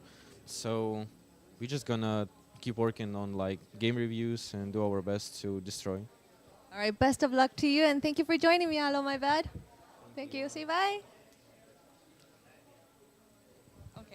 Good to hear from Hello, my bad. A cheerful fellow for sure from Team Vitality, and of course the tiniest human in the world interviewing, and good stuff from Bella as a whole. Good chickens, I'm trying to steal that. Those cue cards looked massive. That was awesome. 24 points go the way of the boys in yellow for Team Vitality. Again, it's great to have Vitality back in the scene as a whole, especially with a roster that has such good prospects. But 13 points go the way of 17 Gaming. And they're on 5 here from the east side. Mashrim gets a bit more of a quiet position for a game like this on podium, but still a podium nonetheless, and some decent points. I mean, 6 kills. They managed to make it in the later stages. T5, we can often see whenever they have their big pop-offs. It's a chain of games. I was a bit worried because usually whenever 17 wins a first game, it's a whole day of 17, but maybe we're going to get a Vitality day instead. He's not flexing. What's this? He's going to get the MVP and he's not going to be flexing. I hate it, Avenger. What is going on? Yeah, I want to see a Levante flex, if anything, here. But yeah, it's good to hear from Hello, my bad. And good to see Levante up here in this one. It's very clear that he's going to be Because he's sleeping. You can see that he only got 1 kill during that game, so he's sleeping through half of it, but 1100 damage. That's a 1k club again here for Levante.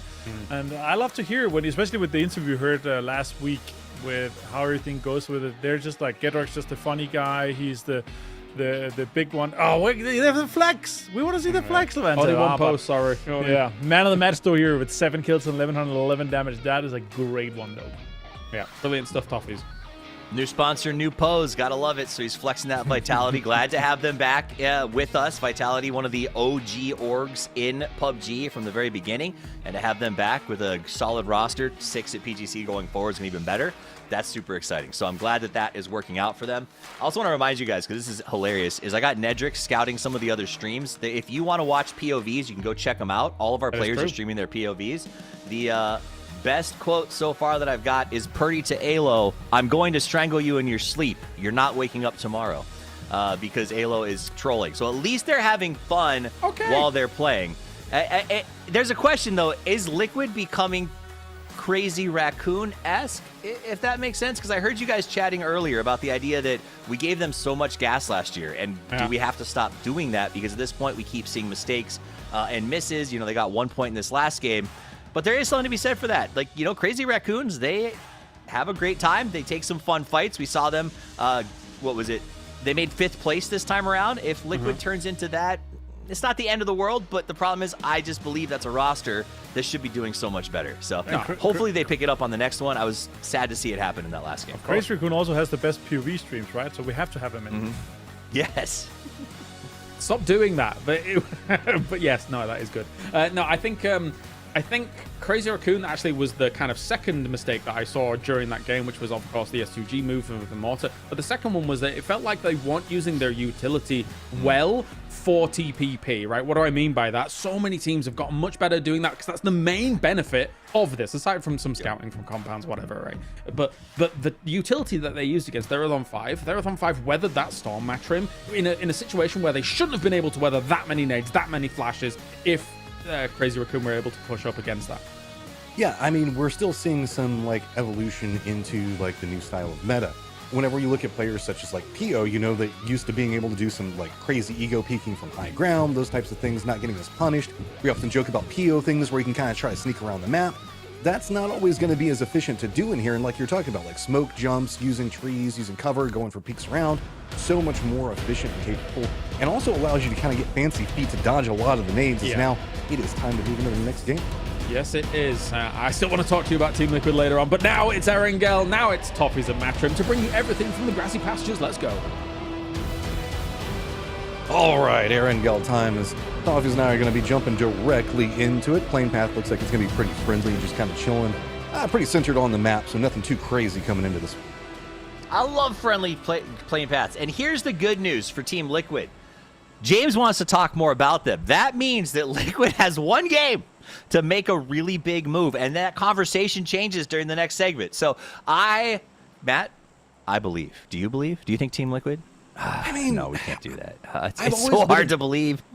I've been a Team Liquid believer for a long time, but I don't know what's going on with them. Like, they've always come so close. It feels like since they got so close at PGC whenever the Expendables won, they can't find their footing to be back into being that squad again. And yeah, there's been some changes here or there in the roster, but whenever we're looking at it, a lot of the core is still the same. Those synergies, the attack styling, and yeah, there's been meta changes and these types of things, but Liquid is a squad that's smart enough and capable enough to be able to handle those types of changes.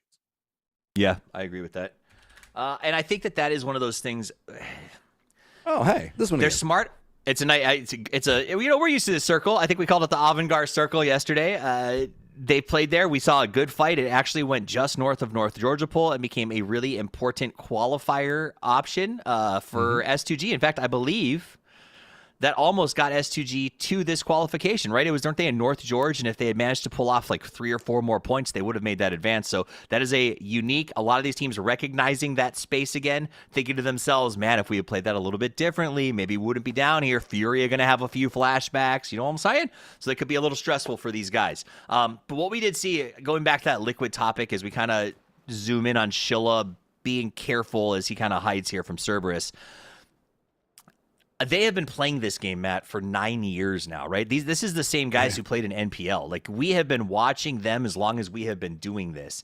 And I do think to a certain extent that is difficult to maintain, to be completely honest. To play that long without a world championship has got to be gutting and make it harder to train. I'm not saying that's affecting them, but it does feel like something that will always sort of weigh on your mental as you move through. We kind of scan these players. Luke 12, one of the best players in Australia, came to the Americas back for the NPL phase and has been a mainstay since then. And honestly, I remember being one of those, being like, Luke 12 is the best fragger. Being on this team, he's going to put up big numbers, and he still does, but it just doesn't feel like the Luke 12 that I remember from 4 or 5 years ago.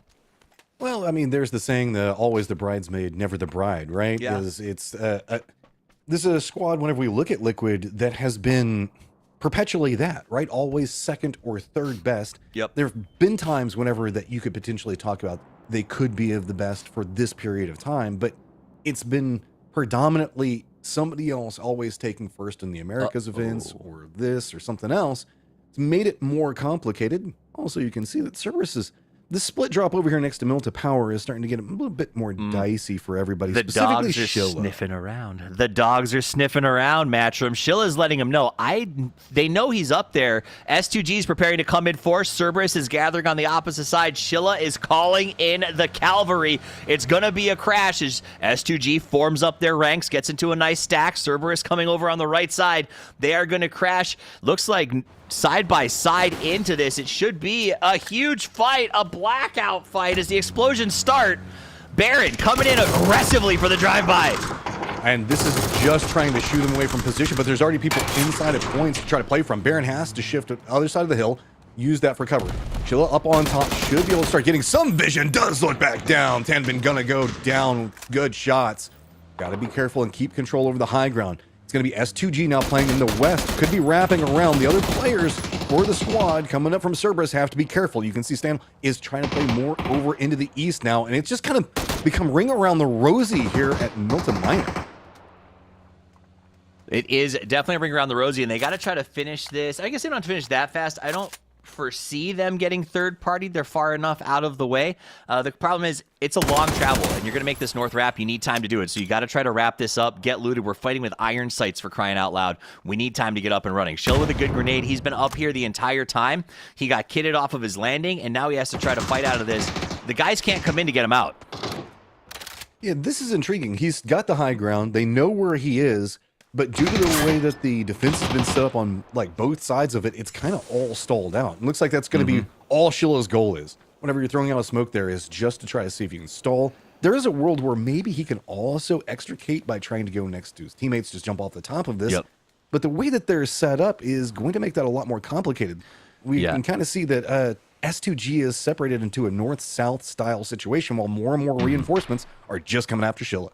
Cerberus is in here fighting pub style, and it sounds like S2G is just going, listen, man, you can fight this or try to run, but we can't come in. Like, we need to be able to pull out if this goes badly and they wipe out, because they're already down one player, right?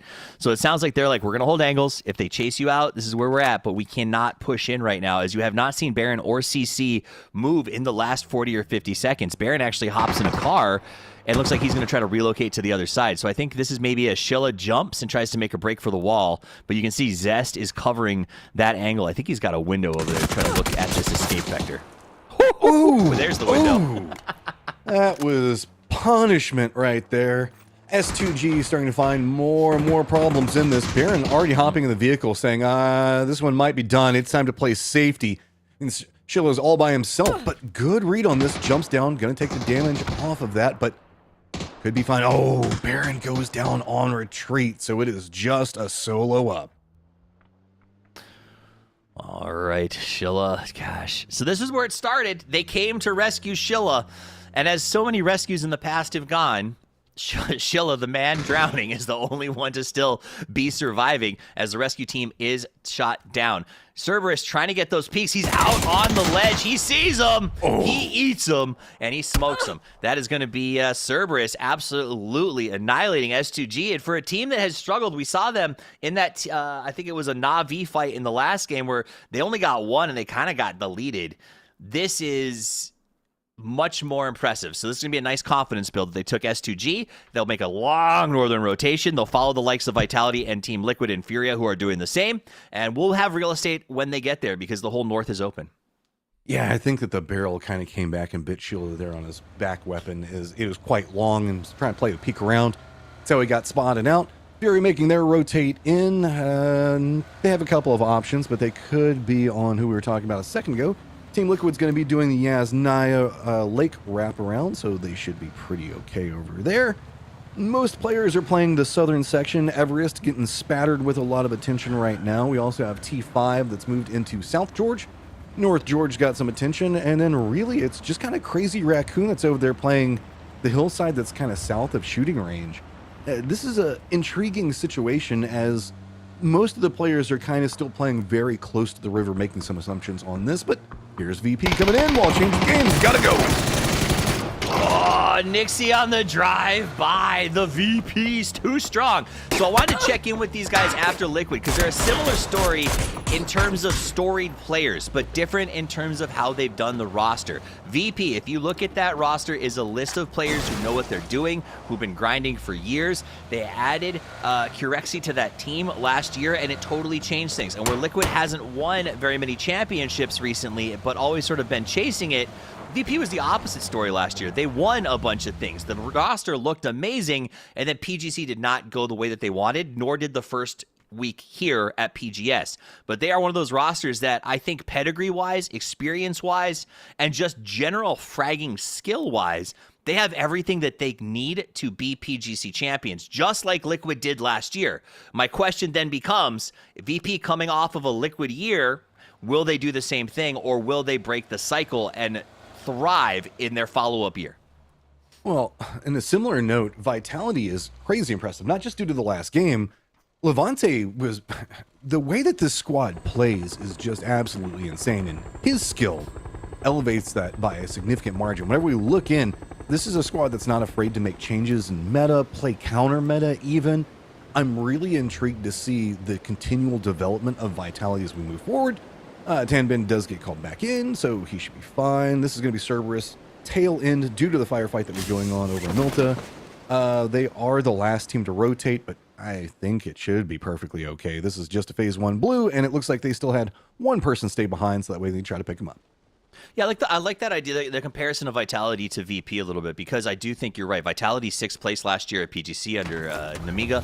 They were an excellent team. They are an excellent team. And so seeing them already at the top of this board sets that stage. I think sometimes we overlook teams that don't have the same press packets or the same press power that a lot of our big Western names like the Falcons or even Liquid to a certain extent and Twisted Minds has. And this is a team that I think had less press last year in Namiga, and I think with Vitality, it's going to actually grind that roster up even better because the audience will know them, just like Rainey's going to know to push this with a double barrel.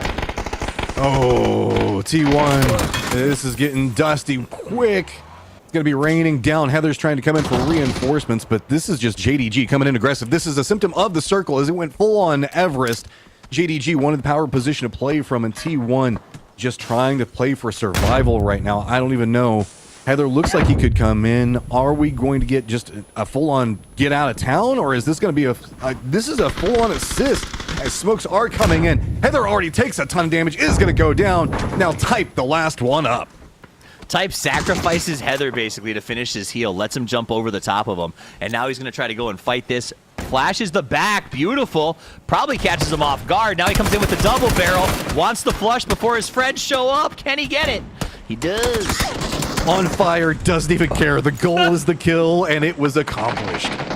It was like watching an action movie where, like, at the very end, the guy jumps out of the window flaming as he falls off Nakatami. That was beautiful. Beautiful execution. And you know what? At the least, they got a point. Sure, it was at the detriment of Heather, who maybe could have driven off and gotten placement. But here we go. Crazy Raccoon time, boys, as they jump in on Gen G. Glaz and Pio are waiting. D and Bean down right away. And Peking actually steals it from across the way. Both stole it. I mean, this is a great position for Crazy Raccoon in the way that they like to play. They're going to have a lot of angles of control, high ground vision. It's just a target-rich environment that they can really continue to exploit. Change the Game's going to be the team that's a little bit higher up above them, so a little bit of assistance in defensive position, and also the capability to go aggressive, maybe do some PO things if they want to go after anything that's going to be on top of Everest. Playing the other side of an Everest is going to be the 2-2 split of 17, with 2 players in the high ground, and then just in the low ground to the north is going to be Genji. Ha! I'm going to shout to Blub. He said Ian went full witness me mode, which it did feel like that's exactly what he did. Type went full witness me. Excellent play. Let's jump over to 17 as they square off. They're protecting their location. We see some Furia moving around them. This has been a pretty good spot to be able to grab as the circle shrinks. I assume a little bit of posturing, and Furia is not going to over-invest trying to get their entire team in here. Meanwhile, CTG, who stole some kills, now back in the mix. Crazy Raccoons was not happy with that. I mean, Peking is just going to have to kind of chill here. This is going to be his job, just to contain in Crazy Raccoon. You always have to keep somebody on this angle in some fashion to really make sure that nobody tries to make the foot push back up, backstab you when you're going for some long-range shots. Vitality is going to be coming in right along that Everest pathing as well. Lots of options if they wait to the tail end. Myth is playing to the southwest of where we see Everest at.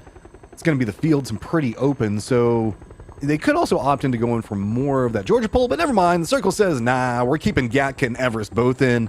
This is going to be high ground versus low ground galore. All right, here comes the drops as everybody heads in. We got CTG in such a good spot. 17 going to have the other side of Everest. Fury going to go ahead and backfill what they just left. In good shape. We see some fire coming out as Vitality tries to come down at the same time that Myth is coming in. It's a high ground, low ground showdown, baby! As Levante opens fire, but he gets dropped. Nice shots by Jacob out of the car and ready to go to war. Meanwhile, Lucarux knocks his own team, it looked like. Gedrock's going to go ahead and throw a grenade and try to buy some space for Vitality. We talked about them earlier. They started super strong. Myth would love to knock them down a peg. And with just Gedrox up, they know that they can make a more aggressive play into this, but they don't really want to extend too much. They've got the blue zone nades, just going to drop it on top of them. See how much more damage they can get. Any tick damage. Molotov's also coming in. Gedrox, I think, should be fine, but oh, there's the follow-up. Look at this. This is just... No, why do we even need to push the building? We'll just take it easy, but that was a lot of utility expended just to get down that solo. At least they have to throw him. At least it's not the launcher. But great job. Locks him down for smoking glider on top. Cars blown up all around. Bodies galore. That was actually an awesome fight. Executed really well, but cool to see the sort of sky crash versus car crash. And like we said, Vitality had a great first game, and this was really a big confidence booster for Myth to come in, say we beat you, and now we've got a spot we want. And your Vitality, you can't feel too bad about it. It's one of those timing situations that you just arrived at the worst possible second, like maybe 1 or 2 seconds beforehand. The entirety of that fight could go differently for you. PUBG is just going to be like that. A second one way or the other can throw everything off. Trying to throw everything off is going to be Team Liquid, navigating these fields down to the southwest. Got the tools to scout in, knows the fact that it's going to be pretty open. Myth's going to be the closest team to the northeast of their position. Nobody really playing around Gatka right now. It's mostly just a spattering of squads playing along Everest and everybody up into the north. JDG does have to leave that compound that they took from T1 a moment ago, so that could be a rotate coming up here in just a little while. Furia. Dude, Furia loves BRDMs. I sometimes wonder if they just spend their time outside waiting for it. So, Zakraken going to go ahead and roll this forward as a team that just barely missed qualification yesterday on a very similar first circle. It has shifted down to Everest, which we saw a lot last weekend. So, obviously, I think if there is a circle on Erangel that our teams are very familiar with, it is this Everest situation. You can see the way people are locked in on top. Everyone's comfortable with the positions they have down below. You have to send when the circle shifts. JDG doing that right now. We know that they're going to the dips just north of Everest. They might take a death on the way there, but once they're locked in, they should be okay for a little while. But the late game is going to struggle. Cerberus has been stair-stepping their way across this map since their fight over at Little Milta and have finally made it into a position that immediately loses the circle. So they have to find a way to go north, and I think everything is mostly occupied at this point. Genji in full-on stealth mode right now as the circle is popped, keeps most of Everest in play, just losing the foothills up to the northeast. Might see a bit more of a collapse coming up from JDG. T5 going to have some more problems. Pitchcore Road looks like they were trying to assault where it's going to be Crazy Raccoon's home. The South Cerberus got to leave the Gatka position that they're playing from, as well as Team Liquid. So collapses to the north-south, but Look at this. Petrichor Road just kind of squeezes by Crazy Raccoon as we are also getting some hilltop firefight going on. 17 getting more aggressive on to change the game. So 17 wants to take them over. They know that there's going to be kind of a fight for that far side. I love that they pushed before it was required, right? So like a lot of times teams will sort of just sit this one out. They decided that instead of waiting for the push to close, they decided to go early, and I love that. Wenbo actually makes the move on XCDH. I'm not sure where he was getting shot from, but he was forced to retreat. Yeah, you can't push too much more if you're 17 right now because you're getting that harassment shots coming out from Na'Vi, low section of it. Crazy Raccoon, though, how you want? It looks like maybe trying to go for a sneaky back wrap on this one. PO, though, has got to be careful. T5's coming in from a new angle, similar angle to what we saw from Petrichor Road a second ago, so Crazy Raccoon could find themselves pinched if they don't execute this quick, and there it is. Rosted's got vision. How long before this starts to be a problem? And there it is. Crazy Raccoon in a lot of trouble now.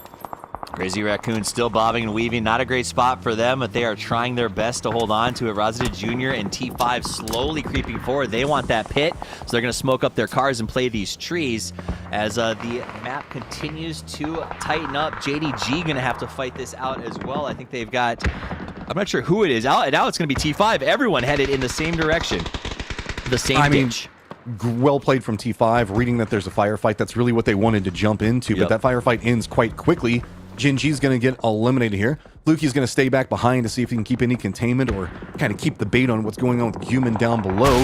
Nonix doing more of a high ground position, and Team Liquid having to hold down the foothills here, get some level of control with just Cowboy up and healthy right now. Alo in a lot of trouble as there is not much he can do over here. This is just going to be Cerberus one side, VP the other, but VP is kind of more caught up and looking to the north. It's going to be shots coming out from, yeah, I think that's going to be Na'Vi on the other side of this to the east.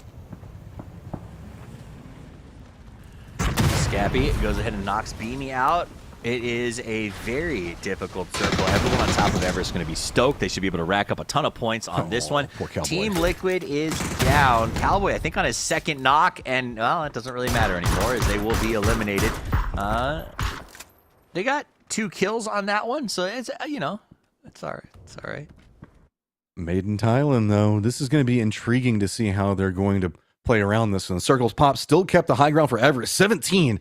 This is an interesting situation if you're 17 and Fury because you're going to have a lot of vision down into the lower sections, but not as much as you think. The way that the trees are set over here makes it really complicated to get good vision on these lower sections. That's why Petrichor Road, you can see, is moving into a pretty defendable position that's fairly safe. The squads on the northern side of Everest, most notably JDG, and it's going to be T5. This is going to be a really awkward rotate for them because they could maybe go around the blue and go to the east, or they could wrap over into the west, but that's going to be where there's several squads already going to be trying to get in the circle. Petrichor Road, gosh, not being on Everest and being on the north just stinks. Like, JDG and T5 will sort of lock in. Well, not anymore. It's even worse. I said it stinks, and then that shift happened. So the circle is going to move towards the south side of Everest, which means our T5 and JDG lads are going to have to go straight up the hill or try for an almost impossible wrap, and Na'Vi is ecstatic with the backfill that they took earlier. Yeah, this is one of those things that they just get to sit back. Not going to be a high kill count game for Na'Vi, but you can really just do a lot of territory control. Hope that the circles kind of pull more your direction. Up on top, 17 has decided, nah, we don't care about what's going on in the low ground. Let's try to defend more of what's going on over here. But look at this sneaky approach coming up from T5. They're finding vulnerabilities in the path, even with Myth on the other side of this, and Myth finding some type of path. This is going to be a big problem for 17 if not careful. Crazy Raccoon, though, they've got their own plan, and that's going to be going after Petrichor Road's car fortification that they've got set up. They don't even care if they demolish it as they're throwing in nades. Pio's just got a goal, and that goal is to find some level of safety away from anything on Everest. Curexi putting the work in from the high ground. First it's Zest, then it's Tonbin. Coldwater 9 takes Esocrit, and Hakatori with the steal. The east is feasting on the west is feasting on the east right now as they've been caught out guard. Wenbo, though, gets Cold 119, and the fights continue as this area has collapsed aggressively. Somehow the Crazy Raccoons, in the midst of chaos, Anonix is still living. He has been clinging to life, man. It's just TPP peeking everywhere right now, seeing if maybe he can steal a kill or something else like that. Cerberus did get pretty close to Na'Vi down to the south, so that's one of the reasons why they've been a bit distracted from what's going on more towards the center. That's allowed Myth to sneak in and cause these problems. VP does hear this firefight. They look like they want to try to, I guess, third party, fourth party, whatever you want to call it at this stage, on to Myth. Nobody really going after Myth just quite yet, but that could be an issue. 17 does spot out Rosted finally, and that's going to be more problems for T5 as it's just going to be either 17 high ground or Myth low ground that they got to go after. JD trying to push up here on Furia. He's using the BRDM for cover. He's going to jump back in when he's low. Yep, in he goes. And the blue will continue to come forward. He dodges the grenade. He's going to try to just run this man down, but he lets BL take care of the business. Intriguing. Utility is so interesting these days. Yeah, especially if you can get it that high up there, man. This is kind of crazy for a play around.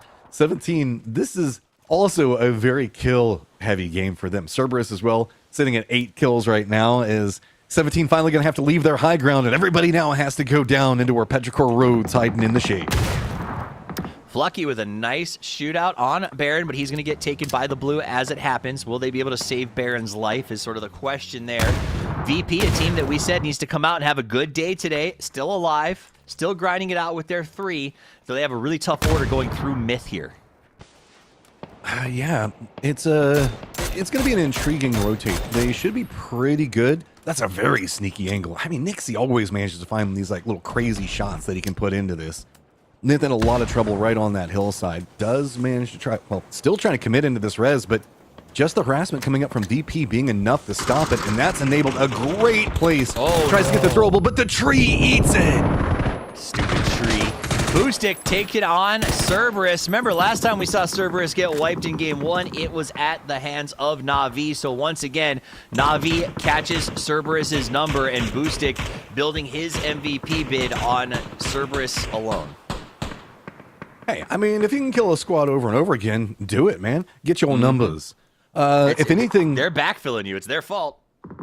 If anything, the whole server is pretty happy that Cerberus is doing such a good job on staying alive over here, because that's made it to where really the rest of Na'Vi can't focus in. You can see they can't look into the circle itself too much, and Na'Vi has a very strong position to play from. Are going to find the kills, though. At least pick up something out of it, is the northern section of the circles where it's getting more dicey. 17 has managed to make it from the high ground down to the lower section. Furia as well. Myth is still over here looking at it. Anonyx just kind of in the middle of it all. Look at this man. How is he still alive? He is a survivor. Curexi from VP goes and puts a lot of work there on Myth. Remember, we said they kind of have to keep these guys down, and if they can actually eliminate them, they play this whole side of the map. Inonix from the high ground does take out Scappy. He goes down to Xiao Wu, but that might open the door if Virtus Pro can pick up one more knock to potentially get this move forward. This is intriguing. Like, VP has such a strong hillside right now, until maybe they start getting harassed by a longer push coming up from Na'Vi if they were to wrap into the west. This is just a do damage, attrition war style situation. Get as much of it out as you can. Fury is going to opt in some high ground and narrowly dodged out the nade. 17 in some trouble. They're just down in the barrel right now, and they are getting absolutely cooked. Too many angles to try to defend from, as it is going to be VP, Furia, and maybe even Myth that could want a piece of this. Excellent. It's a Kraken up to this high ground. I love what Fury is doing. They got to take the aggression to 17. They're still 4 strong. They just missed the winner's division. Now's the time to make a statement. Baron actually gets Curexi and Lucarux over on the other side. Poza knocks that Luca, and they are just sort of working this high ground. I'm just worried about when that smoke dissipates and 17 catches them off guard because they stopped looking. Well, with the new circle popping, it's going to be a little ghost inside the circle, and that's going to be about it. There's just one other that's down below. Of course, one that's bleeding out. There's the pop-up that you were talking about. Yes, but Furia does manage to hold it together as the Kraken does go down. They should have time to go for res, but that is going to stall them to try to move into the circle. Given the fact how open the circle is, might not be the worst thing. VP, though, having to deal with the push coming up from Myth. Very sneaky side play coming up from Myth. Keep themselves in this game, stacking up even more kills. I said Pele was European, apparently Brazilian pride. Took that seriously as Furia steps up and goes crazy, absolutely making the play from the top. The circle shift is incredibly difficult for them. They have to move south now, and I think that is not that tall of an order. Chewy is, not anymore. He's not even there anymore. So because Spyro knocks him out, I think Furia has the chance to move forward, collapse onto that box, and build themselves a fort. This is going to be intriguing as far as the circle goes, because we're going to have the road that cuts right through the middle of it for no cover at all.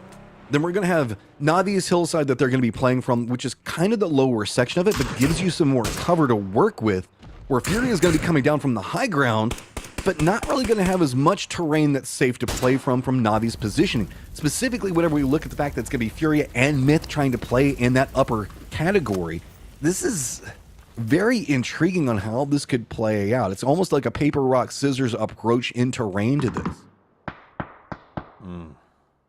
And Na'Vi having survived the Cerberus onslaught. And I forgot who they backfilled. They actually came in, I think it took that compound from somebody. Being very, very clean to play out of. Ferris and Spyro get that BL flush right away and give them numbers advantage over the remaining teams. Sport's going to slow down for just a second. Myth playing a more aggressive towards the center. Furia still playing along the edge, wanting to lean into the safety. Means that Myth does find themselves a position that they might not have to move from just quite yet, because we are still in phase number 7. Na'Vi backs against the wall. This is going to be the slow burn circle. Not a lot, and you don't want to overextend. You don't want to go for an over peak. Nox right now will spell your doom if the circle pops away from you, but it's just going to be Furia, the one that has to creep in those extra couple of feet. The creeping is real. This reminds me of the early days of PUBG, these big endings out in the field as everyone tries to figure out what's going on, looking over the top of mountains. And Furia, the thing working in their advantage is they still have this little monster. They also have a zip line, which I'm not sure how to creatively use that yet, but I think Kraken, maybe he'll try, so one day it'll come in handy as he rotates around to get behind him. Jacob has the Panzerfaust though. If he can hit this shot, doom! Oh, yeah, and that's going to make it even more complicated. Furia wanted to use that as a way to sneak in. Now they're still trapped on the outside. Myth knows the category of approach and even gets cover. The BRDM rolls down right next to him. Good shots are coming up from Furia. Poza up on top of DraftKings. They need to get a knock. They need to get something. Navi moves on the other side of this. They're playing aggressive. They know that this is an opportunity to take the game, and they want to push, take complete control over the circle. And they are absolutely living this thanks to all the work that Furia put in.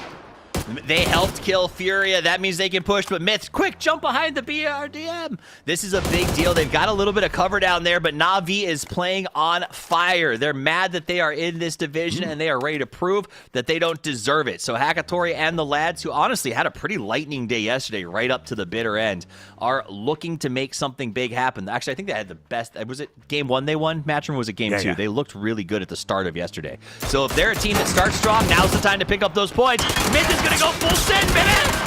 I love this. Tries to go for a counter push all around. Goes for the vulnerable side of it, but Hakatori and Spyro deny it all. Baron, the last one up. Oh, no. And such a great hold coming out. Spyro had the squad come after him, and Na'Vi defends him up and takes the victory.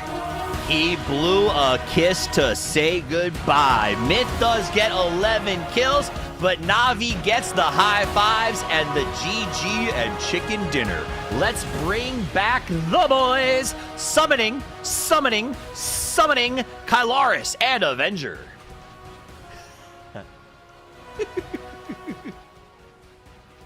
He is looking to take themselves the victory here as well. I caught that little kiss at the end too. Yes, he did. Cheeky stuffed toffees from the boys. I think might have been somebody to said it was two. Yeah, I think it was to kiss. He blew a kiss to kiss as he flushed a kiss. That is awesome. So that was absolutely beautiful. That was Na'Vi, man. They started strong yesterday. Here they are in game 2, bopping off again. My only worry, Martin, is like we saw what happened yesterday. Can you maintain? I don't feel like that's going to be the case again. No. You fool me once, you know what I mean? It's not happening, lads. I don't see it happening now. For this one, I think they're going to change completely. They're going to go aggressive. They're going to play it like they should and not make any shenanigans once we get deeper here. Sure, that also happened yesterday once we were in game 3 and 4. It turned around for them, but now it's going to get focused on here. And I love what I'm seeing so far. It's been a pretty great day for us, haven't it, Kylers? You know what I mean? Well, not too bad for good old EMEA, of course, with these rosters. They've had a little bit of a shuffle around here and there, but Na'Vi, for sure, high prospects, just a bit of a fumbling yesterday, how things did stand. But as you say, Martin, I don't think that is going to occur again in this lobby. Admittedly, Matrim, they did have a very good compound for what felt like 15 minutes of this game, so they should have been able to secure some big points from that. Yeah, but I mean, a part of it is also making sure to defend it. They had a couple of squads that did try to usurp position, most notably Cerberus, those types of things. So that's kind of the downside to it. We don't get a chance to really look into. Whenever you have that strong compound that everybody wants, you're going to have to spend quite a while just defending it. They did a great job of it. Looks like Myth was no stranger to be able to breaching some of the compounds, especially from our previous winners of these games. Jacob doing so much damage with those blue zone nades in this game, but a lot of these little Everest fights, Toffees, as teams are trying to control those positions. I thought that 17 had a really good control of it for quite a while there, but of course towards the end it kind of falls apart. Yeah, we saw Cerberus sort of get eliminated there. It was. They had good control, but when you have to come down off of Everest, that's where things get to become a sticky wicket, right? Because everybody is tucked up under Everest trying to find whatever cover they can.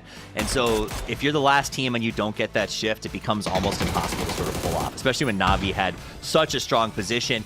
They waited. They let Myth and Furia fight it out. They came in. They picked up some of the Furia kills really smartly. Instead of coming... The common strategy, I feel like, would have been the second that fight broke out, Na'Vi launches over the hill and tries to sort of backstab Myth in the middle. Instead, they put 2 in that position and then flexed 2 out to the side with the intention of stealing Furia kills before executing the Myth attack. And I think that was an idea of, let's pick up some extra points before we go in and just sort of make this a team v team. And so I do like that. That shows me that the boys are thinking about how best to put points on the board. I will say, Martin, whilst we watched that game, I didn't realize that the Brazilian army had inquired about buying so many BRDMs and given them all to Furia, apparently. They've got a lot. What's going on? Yeah, I'll say this. That's just the plan. That's the strategy. And it's working. You know, yesterday we saw a lot of consistency from them in terms of placement, and it's working out for them so far. The 20 points for Na'Vi, though, there's nothing to be disagreed here, though, guys. That's a great game for them. We had a 17-point game from them in game 1 yesterday. Now, game 2 here, 20 points, and then being in 25. I think it's going to be enough. I'm not going to say just yet, but I think it's going to be enough for them to be, okay, we're not going to make same mistakes yesterday. Now we're going to have 3 more games where we just need like 8 points, and we're completely safe. Here are the numbers. Here's the tail of the tape for all of this. Made in Thailand. We haven't talked about them too much here, Matrim, but suffice to say, with the run at PGS1, with the fact that, okay, yeah, you're down here, but I still think that they've got good chances to be able to produce even just a PGS win this year. I mean, they played this last game very clean. They realized where their win conditions were. We saw them the way that they were specifically having to play from their approach along the low ground to the west of Everest itself.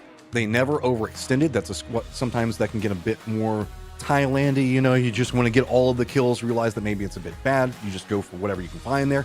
Instead, they consistently were trying to play for victory positions. They were trying to set up for maybe even trying to take the victory from Na'Vi in that later point until Fury did the wrap around the other side of them. If Fury had opted to maybe go on more on that Na'Vi push, we might have seen a different victor at the end of this game. So I just want to give kudos where it's due, because that was a very efficient set of plays to navigate a very crazy circle with what, 5-6 teams coming off of Everest or trying to flank in back behind them. Listen, man of the match goes to Jacob, and this is the reason that Myth is thriving right now. They're making strong choices. They're playing aggressive. Jacob, stolen from E-Arena. I'm going to say stolen because he, to me, was the keystone. He held the arch together. He made EA work. And I think the Rabbits still doing okay, but you can see they're not as crisp as they used to be. That has translated over to Myth. I think they have great fraggers. We knew Kiss had potential, but he couldn't. Not that he couldn't. Leading was not what he needed to do. I think he needed a Jacob in there to sort of let him sort of focus on what he needed. And this team, Baron especially, feels like they've come alive under that Jacob pickup. And I love what Myth is doing, especially because they're made in Thailand. Thailand has become a part of PUBG history, right? The amount of time that we spend there, the PGCs on location. Thailand loves PUBG, and we love Thailand. And to have a team called Made in Thailand who is thriving, not because they got an invite to a grand final, because they've grown this team organically, that to me is actually really exciting. I know their fan base is going to love it just like we do. Yeah, definitely. Good to see them back in as well, just like a Vitality, right? Like, seeing these guys come back, being able to represent as an org alongside some great players too. Well, also, before we actually go to this break, I do want to say, tomorrow we're actually not on this channel. So if you want to tune in to everything that's going on for PGS2, because the 9th anniversary stream is going to be on this channel tomorrow. So the best place you can go to is PUBG Esports on YouTube for tomorrow's games. I'm going to remind you throughout the day a few times about all of that, just so everybody is able to hear that and tune in for tomorrow's games. But we are going to go to that break, and when we return, it's game number 3. I'll blow you a kiss and see you in a few.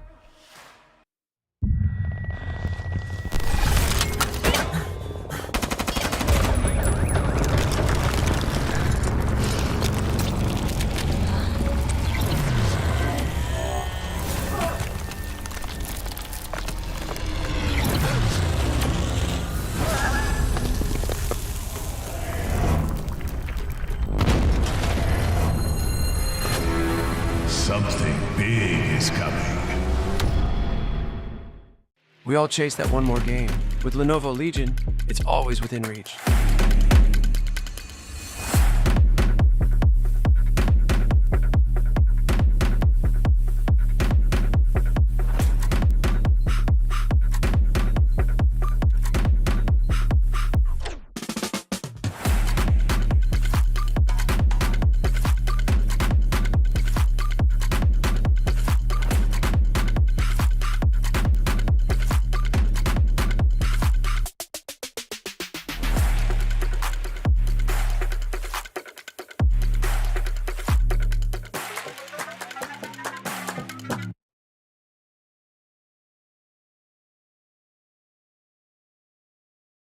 When everyone strive to reach the peak, Zoe is here, participating in every frame, perfecting the view for every battle.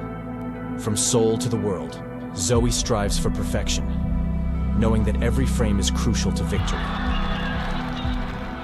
As the tournament rages on, Zoe stands with you.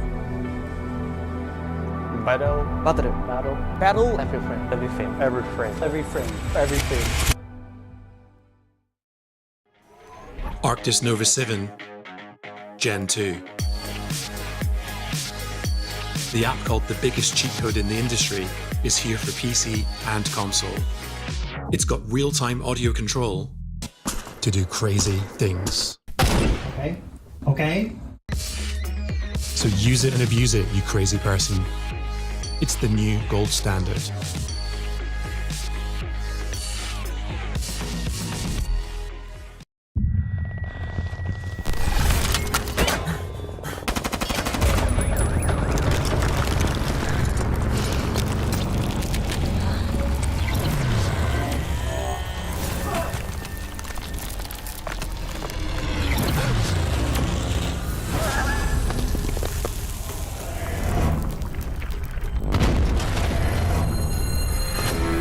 Something big is coming. We all chase that one more game. With Lenovo Legion, it's always within reach.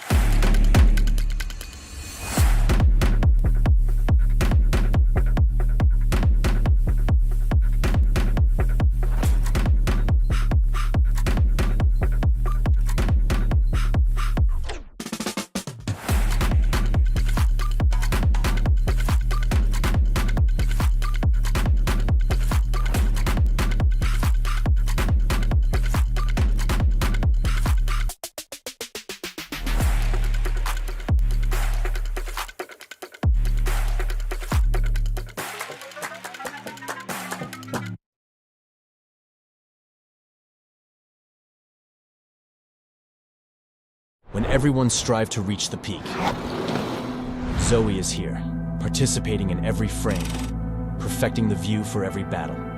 From Seoul to the world, Zoe strives for perfection, knowing that every frame is crucial to victory. As the tournament rages on, Zoe stands with you. Battle, every frame. Arctis Nova 7 Gen 2. The app called the biggest cheat code in the industry is here for PC and console. It's got real-time audio control to do crazy things. We got next, we ready to flex, we're ready to rock, give it all you got, we got next. Y'all rockin' to the top, can't stop it, must be off your rocker, then you gon' stop her. We got next.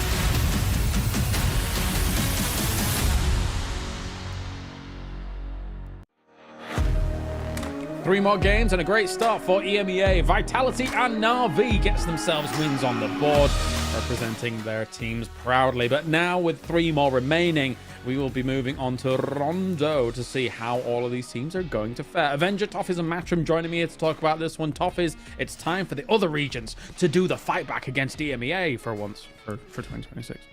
For 2026, it is time for the fight back. I think we've seen creativity. We've seen teams trying out new stuff. I think the meta is going to continue to change. I think you mentioned it earlier, James. It might have been somebody else, but you said this idea that utility is not being utilized correctly in TPP just yet by some of these teams. And I think that was an astute observation where we're seeing a lot of teams sort of transitioning to how do we really use utility, right? Like seeing people pack in more blue zones because it is the ultimate hard counter to a TPP hold, right? Like you don't have to worry about their peeking if they can't peek because they're dead. BRDM change of play, but that also results in a counter change, right? Like remember there was a couple at the end of the year, I feel like BRDMs were answered. People stopped using them as much because everyone was killing them before they got to the end game. And no one was packing Panzerfaust because we stopped seeing them in the end game. That has changed, and now everyone's got a Panzerfaust in the trunk. 17 had 2 at the end of the first game. We had Myth stopped Furia with a backup Panzerfaust. So the meta is doing these sort of micro shifts, and I think that's what we're seeing. The East has their plan, the West figures it out, and then it just goes back and forth. Well, I'm getting word that we are ready to have an interview with Hakatori, who come off the back of a great win on Erangel. Let's hear from Na'Vi. Hi guys, it's Bella, and guess who I'm with? I'm with Hakatori. Hi Hakatori, say hi. Hi.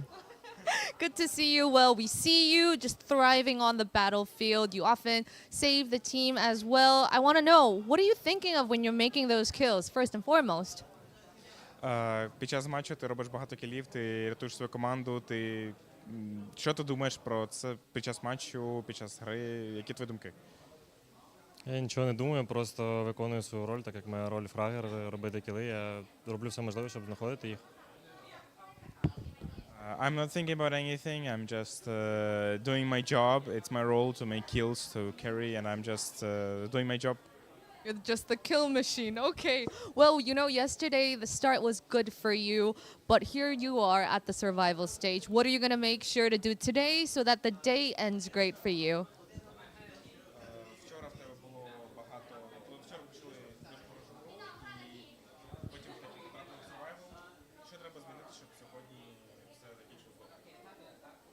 Зробити більше фокусу на тих речах, на ті помилки, які ми допускали в минулий день, та й все.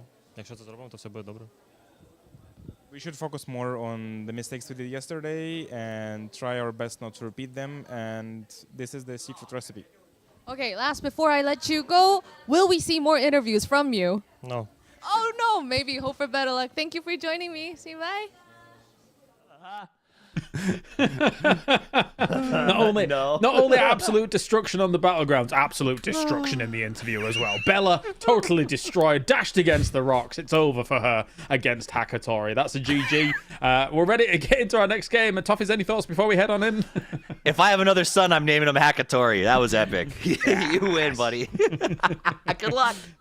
Good stuff. Good stuff. All right. Thank you very much, Toffees and Matrim, for joining us. It's time for me and Avenger. We are ready to Rondo as we get our game number 3 very underway. Yes, we are indeed, James. And for this one here, I always love a bit of Hakatori. He's always a fun guy, but yeah, he's too busy to frag in-game to have any interviews. So that's why we don't see him too often. Always great for him to come in for this one here. But he's always such a fun guy. Like, with the few small English interactions I've had with him, it's always just funny, small comments he has. That's also why when you hear from the guy, it's like, all the guys now, they're just like, yeah, he's the funniest guy. He's the funniest one. Yeah, he's just got such good humor. Yeah. But will we ever properly know? I don't think so, right? Like, there's nuances in language and things like that. It's difficult for us to grasp. Yeah. As a Brit that's moved everywhere in Europe and had a hard time. But you could see the smirk. You could see the smirk on his face, right? And that's really where, you know, like, he's saying something. It's like, yeah, you know, I'm just gonna do my job, and it's like he said some funny things, especially maybe for the natives out there. They're gonna see that. So, but this one though, we're gonna have 17 close to them, but I think it's gonna be a test track / near factory sharing more so than the hot drop we saw yesterday with 4am, where there was a lot of camping on the roofs and a lot of waiting for each other. And with this one especially, James, now that they're 25 points and currently in first place overall with a few teams, Vitality and 17 gaming close, it's not really going to be worth for them to make the same mistake, as you pointed out in the interview too. Yeah, for sure. And when it comes to this drop, obviously, yes, we understand that 17 and Na'Vi gets this because Twisted Minds isn't here, 4am isn't there. They're probably going to go their opposite ways, right? And what my eyes turned to for coming into this one was, what was going to happen again with Crazy Raccoon? Were they going to have Petrichor Road head over their direction over at Yulin and challenge them? But Petrichor Road has deviated away from that. I think, of course, our previous PGS1 champion realizes, whilst having a day and a half's worth of hard time, apparently, that, yeah, maybe we shouldn't try and absolutely troll this situation. Maybe we should avoid that hot drop completely. So I get it. You head over to Jadina City. It's an okay spot here for them to be able to continue this game. Yeah, for sure. I mean, even with this here, that's going to be pretty easy for them. As we see the highlights of the last match here, obviously Na'Vi in a great spot overall. They're in the up and down compound, are able to defend it well. But for this one here, and how we love Rondo at this point, James, I will say this circle, though. We've seen a lot of these kind of in-between Test Track and Nix Factory and Yulin circles. And do you think we're going to see more of that with this one here? Are we going to end up, you know, a little bit east of where we were yesterday, maybe? Maybe. I'm of the opinion, though, that, I don't bet against the previous circle that you mentioned, right? Whenever we have these kinds of scenarios. So, yeah, I'm expecting something like that. And because of that, I mean, that is one of the reasons why Twisted Minds is always so good on this battleground, right? They understand that central spot is so powerful to be able to drop in. 17 understands that as well. They're going to be able to have the pick of the litter of where they want to go, as well as have the right loot on board. Yeah, 100% agree. And then here, Petrichor Road on screen at 160 bullets and the 249, James. Is it going to be enough to take shots at everyone? Because right now, 4 points overall after 2 games. Yeah, it's funny. From a winner, James. What's happening? I don't know yet. I mean, again, I've said it multiple times, and I hate to kind of beat a dead horse, but small sample size of games, and all of these stages having small size of sample size of games to then reset to 0 again, unless of course you've got advance points into the final, which is great, which did assist Petrichor Road. But I think that even despite that, they would have still ended up being very high on the leaderboard even without those advance points. So yeah, I agree. But then the other side is, okay, have Na'Vi now find somewhat of a recipe and have Vitality been able to copy that a little bit alongside 17. It's very much so, sure, you're in a great spot for Circle, but also you're fragging out, you're getting the kills, you are putting a lot of damage out and putting damage on the leaderboard for this one here. But with Jacob, and what we saw from him, fantastic to see Maiden Thailand up here in 19th. They were a contender at PGS1 finals, James, and I really loved what we saw from them. I always love to see, especially with the new lineup. And Jacob, the IGL, the fragging IGL, if you may, here, another case of where it's just our Southeast Asian teams that are just so good at both IGLing and also fragging out, like we see from a player like Delvin and his team, and of course Jacob in this last game here. It's always good to see. But with VP on screen, so far, 7 points doesn't feel like it's enough. And look, since I think maybe fat fingered or something like that. Is their car somewhere? What happened? Maybe. Ever since I saw Jacob steal away on makeup artists before the games at PGC, I've in my head, his nickname for me is the pretty boy. But you know what? If he's able to make it work and look dashing whilst doing it, I'll take it. That's okay by me. He's a great-looking fella, and he's great at fragging in games. I will give it to him here. Yeah, maybe there was a car somewhere or a bike somewhere here. Unfortunate for Lukarooks. Sometimes you also hit things that you have forgotten is there on the map, and you front flip, and then you just get immediately thrown off the bike as well. Unfortunately, here, it's going to be the second knock, James. So instead of 100 seconds, it's 1 damage per tick. Instead of 100 seconds on the first knock, he's going to be second knock, which is only 30 seconds. So 3.3 damage per tick when you're knocked already. That's super unfortunate for them. But with this one here, and where they're kind of located on the map already, James, it's actually a really good spot to kind of start things off with. They're pretty central. They've got a high ground. They've got a lot of things to work with here, Virtus Pro does. Do you reckon Fury is annoyed that they're kind of central right now? Oh god, the T1's kind of pulling up on them. I was going to say because they can't really get themselves a BRDM, but it looks like T1 did a little bit of scouting and then decided, you know what, we're not going to go this way. We're going to go around it and find somewhere else to play. I think Fury has one recipe on Rondo, and it's to go to these exact shacks that is here, or the house compound that we have here. That was the same strategy for success yesterday. They just hope that we're going to see a Northwest shift. If it doesn't, though, yeah, they could end up going, somewhere to loot a little bit extra to get that beat in. Because it's been working pretty well for them so far, 16 points. They're also looking pretty good yesterday. They got 1 point too shy of getting that 8th place for yesterday. So, Legends had a little bit more kills than them, but they did have 15 placement points and 15 kills. So they're extremely consistent. Our 3rd place for Angry Men yesterday also had 15 placement points, but that 26 kills, 11 more kills than Furia. So that's really where it comes through. And again, even though you're Furia, where it's 50-50, majority of the points given throughout their entirety of the game is 70%-ish, or a little bit more maybe even sometimes. It's from kills, James. So that's really where your focus should be. And we really saw that yesterday from Kraken. And we've seen shimmers of that so far as well today. I'm really liking the high adaptations we see and the general adaptation to the game and lobby that we've seen from Furia. So I really respect that. I think they're definitely a dangerous team on the lobby. 100%. I think teams are not super keen on going up against them. They've shown that they're able to hang. They've shown that they're able to make a dent in a lot of the armor for some of these teams. As we now see a few teams coming in late for this circle, but not by much. JDG, of course, coming in from the east. S2G, a little bit indecisive about where they want to end. Team Liquid down to the south, coming on in. But for the most part, for those 3 teams, it's this is such a cookie cutter bit circle for Rondo that they know that the majority of the central spots are already taken. 100%.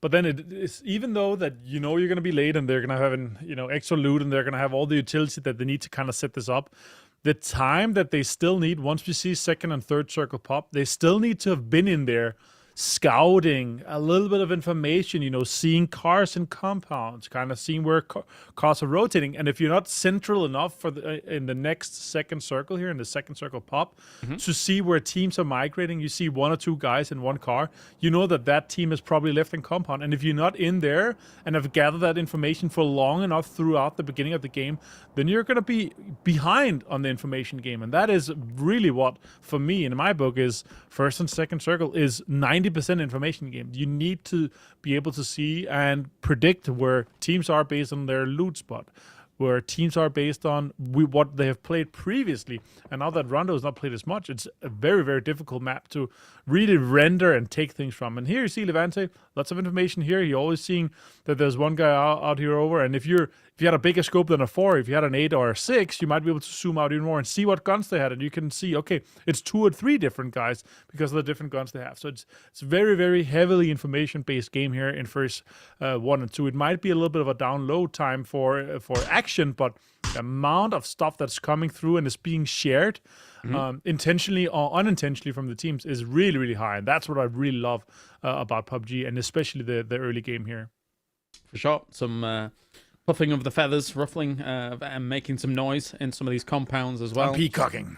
Yeah, the good old peacocking, and even just switching between 2 DMRs, right? And just if there's 2-2 split in your opponent, hears more guns coming from that angle that you wouldn't necessarily have in your loadout. Just things like that can really help out quite a lot. Okay. As we go on board once again from Team Liquid, I'd love to listen in, Martin, and see what they're up to. Yeah, let's hear Luke. Oh! Nice shift for them. Parking ramp. Do you have any info? No, it's going to be Cowboy getting it with Clyder while we drive. Just drive under him. He'll feed us. Cowboy's getting info while we drive is what he's pretty saying here. They're going to try to get deep here, James. This team might do waypoint. I'm going to track it. Also scout it. Compound on green looks good. Like. I'm guessing you don't believe in we want the parking lot. I want orange. Parking lot looks good, looks but could be pretty bad. good. Okay, so yeah, they got really quite a fortunate shift their way. So they were really biding their time on that south side and listening to the comms as that shift comes in. Again, pretty darn calm, pretty collected, and going to be able to take an okay spot. Yeah, he's not strangling anyone this time. But I'll also say, after what they had some of the best 2 locations on the Miramar game we cast in the beginning, this circle is deserved to come their way because that was a rough shift to come off with, especially Nixie taking some shots here at T1. Both Type and Heather is getting peacocked away here. A lot of connections coming into. Type is actually low, and Russell Jr. on the other side of the map finds Posa. Meanwhile, Furrier losing a player with that, and now it's going to be a little bit difficult for them. It's on the northern side, the old center of the circle here. Yeah, for Furia. I've always thought T5 is very good on Rondo, so you've got to be careful about how you're going to take this fight. Fluky does take down BL as well after that second knock from Posa earlier on, so good stuff here by Therodon 5, even though they were being shot at by Vitality much earlier. Therodon 5 navigated around those very nicely, and now Furia is going outside the circle, no doubt, to fire off a flare. Yeah, that's the general strategy, and it's working, James. I don't want to take it away from them, so I respect that. If you could average 8 points per game, you're going to be at 40, and you're going to be completely chilling with that. Gertrox now has a little bit of shots here on T5, and T5 is on a little bit of pressure, but Vitality having 24 points. Now that they're into this third game here, that's a great start for them too, but they're going to be immediately disengaging for this fight here. Gertrox does get the information, 2 cars are leaving, so I think that's a big disengage, and the information that's being shared here. Excra said a little bit of damage too from him. It's not really what you want to be with 2. Gertrox connecting just a little bit here. The IGL indeed for this team in the front, but still, an edge team that's getting information from the edge, they still need to move further into this zone, and that's now with how they're kind of moving around, and they're trying to go the opposite direction that T5 is disengaging from. Yeah, I already think, Martin, there may have been a shift in mentality for this game for Vitality as soon as this circle went south, right? As soon as they know that there's going to be so many places already taken, Little Ghost finishing off Fluky, unfortunately for him. The Vitality is now going to be like, okay, we're playing the north side, we're playing this edge, we are going to be shooting at everything. And that seems very clear about how they're moving, where they're looking, and who they're probably going to be having to move through later on in this game.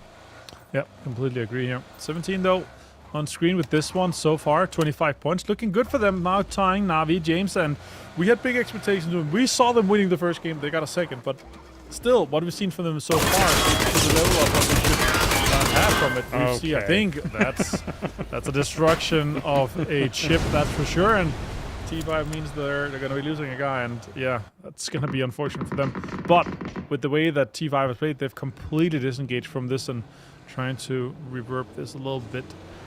Crazy Raccoon, one of your favorite teams, James, and one of my favorite POV watching, obviously, is them. And them coming in from this angle, and with the next circle kind of popping already, James, they're going to have to make a move, and they're going to have to get there far. It's another somewhat southern shift. It's really good for both VP, for Liquid. CTG is looking good. Petroca Road is looking good.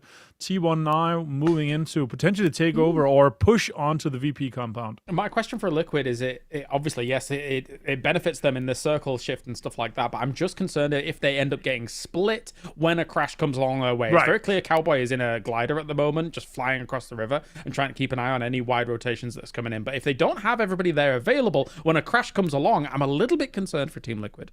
Look at that T1 scout, though. They saw the southern side of the VP split compound is open, so they could stay there. There's a really, really good wrap there. Dead center. That's a great game for T1, hopefully. They're able to stay 4 guys alive for a while, and then, yeah, set up shop here. Also, Crazy Raccoon.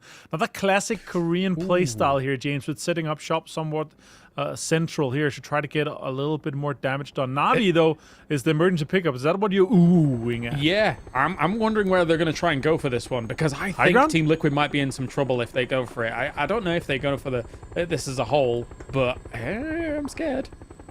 I would like to see them go on the JDT high ground. That would have been cool, but yeah, didn't end up doing it. Also, it is likely going to be going south once again here with the JDT high ground. It's going to be straight on to Liquid, it looks like, James. Yeah, this might be really smart because they saw the glider in the distance as well. They might think to themselves, well, that's probably the player that's in the from the team that's in the compound as well. So if they think they have the man advantage, this could actually work out here for Na'Vi. Cowboy is now kind of circling around at the moment. Petty Cody is in a little bit of combat, and he does find himself failure. Likewise, Boostic. It's 2 pieces here for Purdy Curdy. It's not going well for Na'Vi.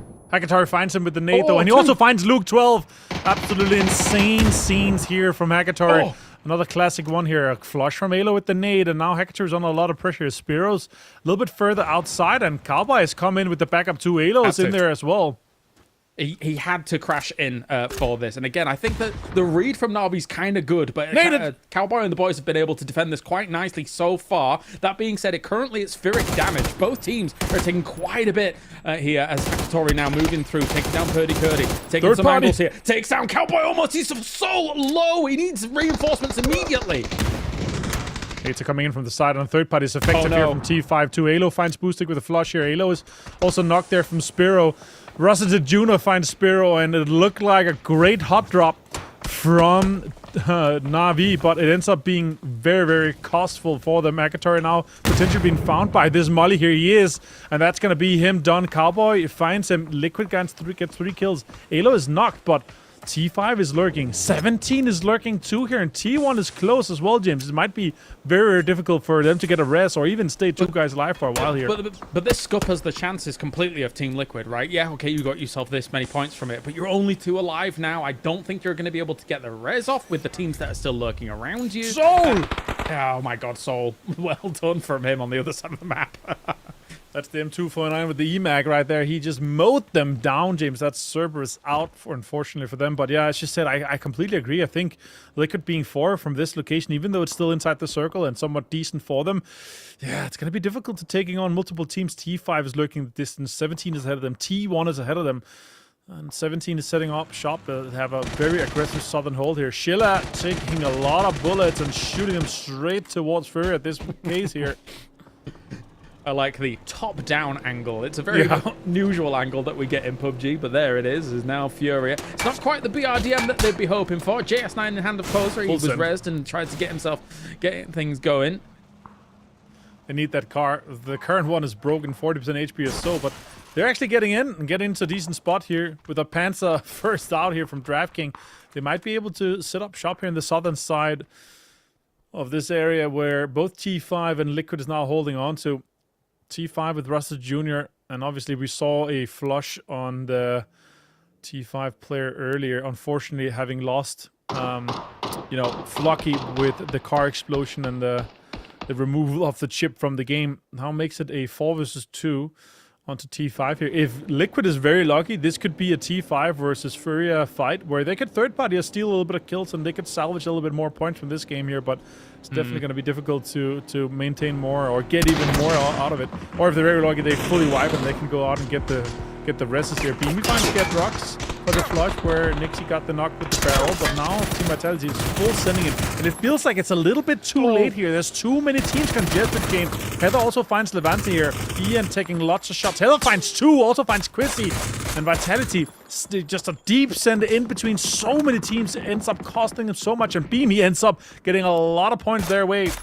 Yeah, this is the other end of the mentality shift I was talking about of like, okay, we're just going to be in the north to shoot everything, right? Now they were like, okay, we've got no room to do that anymore, so we've just got to make a mad dash. And that's what Vitality was thinking for there. Whilst we have S2G still embroiled in a fight at the moment, trying to get into the smokes as quickly as possible. Crazy Raccoon is a little bit ahead of them to try and stop this swathe of aggression coming their way. Yeah, for sure. This next circle is going to have a lot of impact. There's already some mortars being set up too here from the side of Nixie. A lot of teams are playing out in the open. If he can hunker down just a little bit longer and maybe figure out where these teams are congested at. SGG has been very close to each other, but now Smoke's out.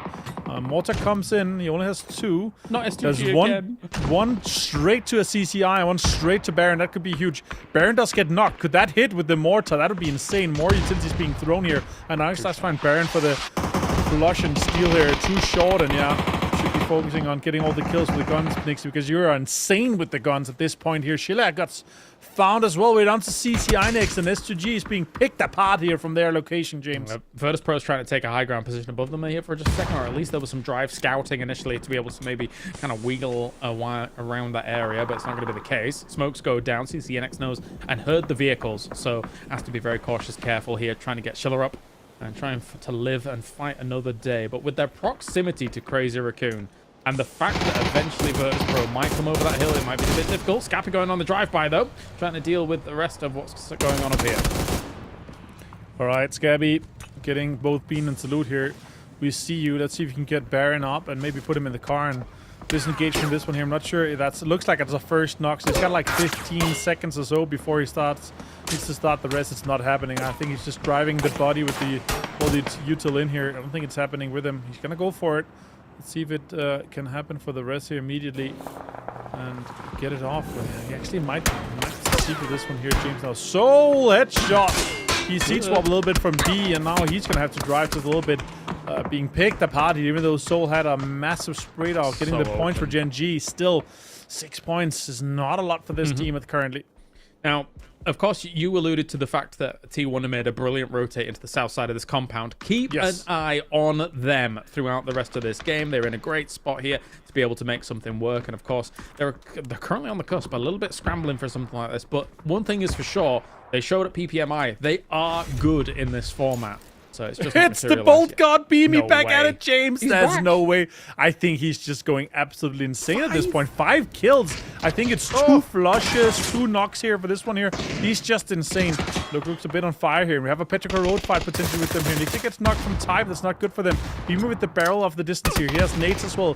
Could be getting more impact here. Nade on that, and that's Virtus, bro. Out. Quickly executed from our PGS 1 winners with a little bit of help from Type. Myth on the way to try and leapfrog forwards ahead of this. Jacob has himself a BRDM in charge as well, alongside Baron. Here with some nades. Trying to send that towards T1. They've got a little bit of a fortified position, so it's not really going to connect too much with them. Scappy now trying to shut down Petrichor Road. Their focus should be entirely on Petrichor Road, I think, at this point, because they know that they are going to be wanting to move through these tents and try and find themselves some space as well. Boom! X-Crossed finds 1, finds 2, and that's what exactly we talked about earlier. The T5 Furia fight here. But can Team Liquid get anything out of this one? Can the third party just a little bit X-Crossed, and Ranger X is down to just half HP and X-Crossed, and Ranger X on the other angle here. Beal Camo finds X-Crossed. Cowboy goes for the push here, and third on 5 is out in 10th place, James.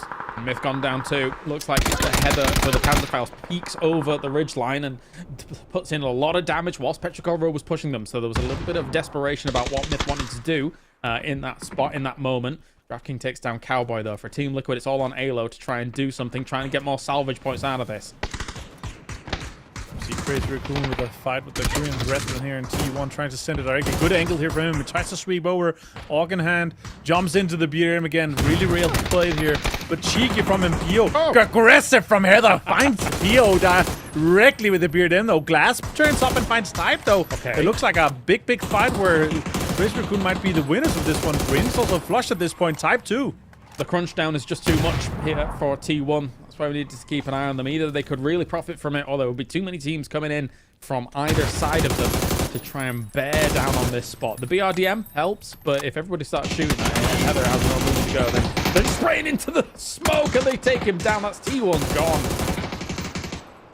Absolutely smashing everything here, James. Easy peasy for them. Crazy Raccoon, 5 kills, 3 alive.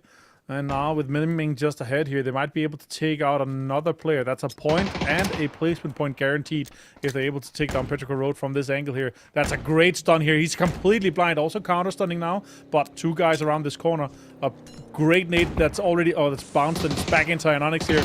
I guess he's just going to swing around and get him done here. Guyong gets Ming down and they get the job done, even though it's a little bit messy for it. Alo now on the other side, James, with a 4 versus 1 from Alo onto Furia. Furia is just they're survivors, man. I can't believe that once again here coming in from this angle that they've been able to survive, stay alive up against these PUBG gods on this side of the circle. Now sending a few more flash forwards. Halo, not much more he can do about this. Hello my bad, likewise lurking north in the bushes. Cheeky boy. I would be dropping my clothes if I were him. I'm not sure if that's allowed in the rule book for the players, but yeah, it could be crazy if Alo gets something out of it. And then all of a sudden, Hello My Bad joins and strikes as well from the side. But he's got the info. You can see he's looking around, turning around, looking at Furia and their angles. And Alo obviously in the smoke trying to delay as much as possible here for him. Yeah, I'm still waiting for them to be allowed to use progressive skins and all this kind of stuff. Esports is the biggest marketing tool you've got. Why not get it in front of the viewers? But anyway, we got ourselves Hello My Bad still lurking, still outlasting Alo, who was taken away. And I wonder if Furia is just going to walk on by. One thing you can drop is your bag. that's allowed. Yeah, you can drop your bag for sure. And also, with this one here. I mean, this angle that he has, the circle that's in, if it comes his way or even survives just a little bit longer, it does go away, but still, there could be more fights happening with a top 5 here. He could maybe sneak a kill on Fury or wait a little bit longer and get another placement point, or maybe do both. Now Fury has to move. He could just join them and snake in behind them, but how everything and all the angles are kind of working out, it's a little bit difficult. Scratching his leg. Yeah, scratching his leg. Not on purpose. Now he's laying completely still, but he saw him. It was because of the leg, James. He was scratching his leg. It was like, oh, something moved. Something moved in the bush. And Stop trying to itch yourself. Crazy.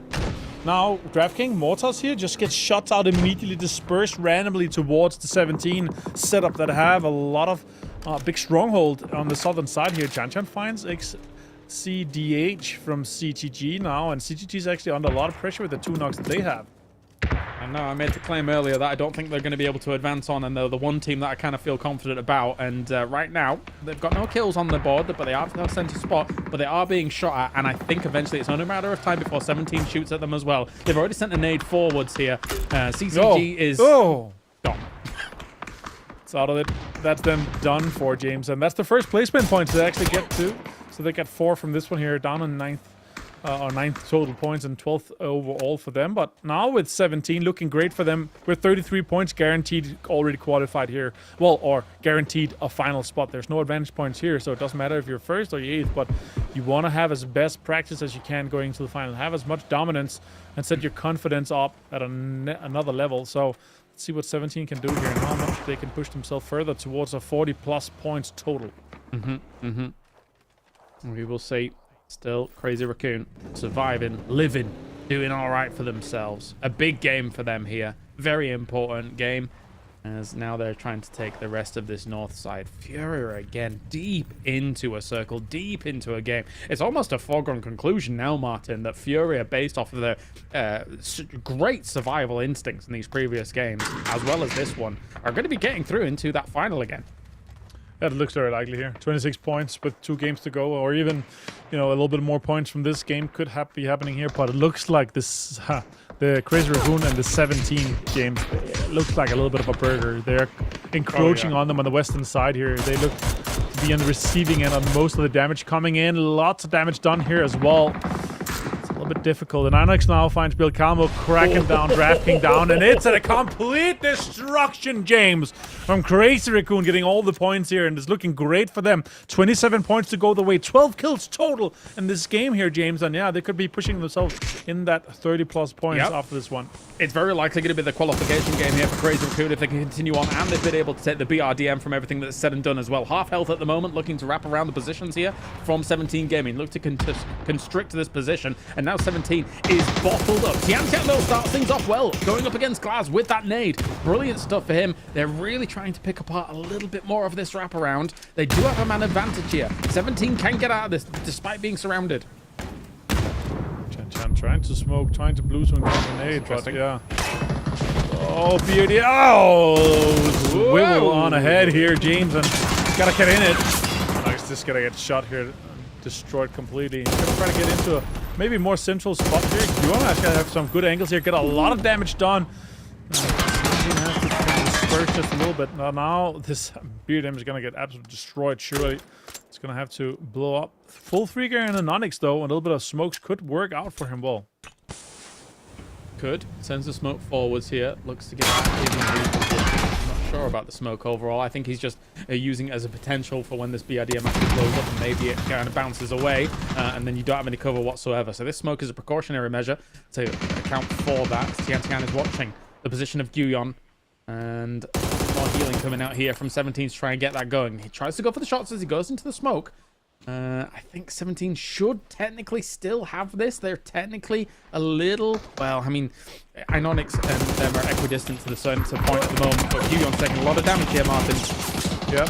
Gen10 also returned now down to 24 HP. Let's see, though. Good vantage point. And they kept this really good high ground how on top of the Doritos here. That's going to work out just a little bit. Xiaowu, though, on the other angles here, now able to loot just a little bit.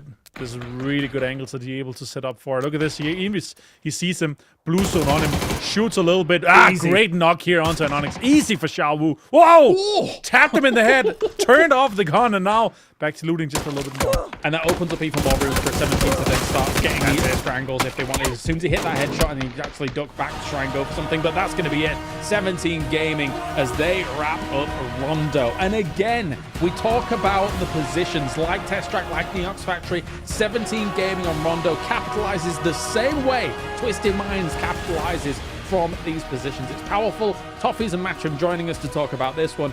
Matrim, it's the playbook of these games and how it works out on Rondo from those center spots. Yeah, I mean, 17 just did a great job in controlling the south for several circles, while Crazy Raccoon just kind of went on a rampage up into the north and find some crazy plays, some successes off of it.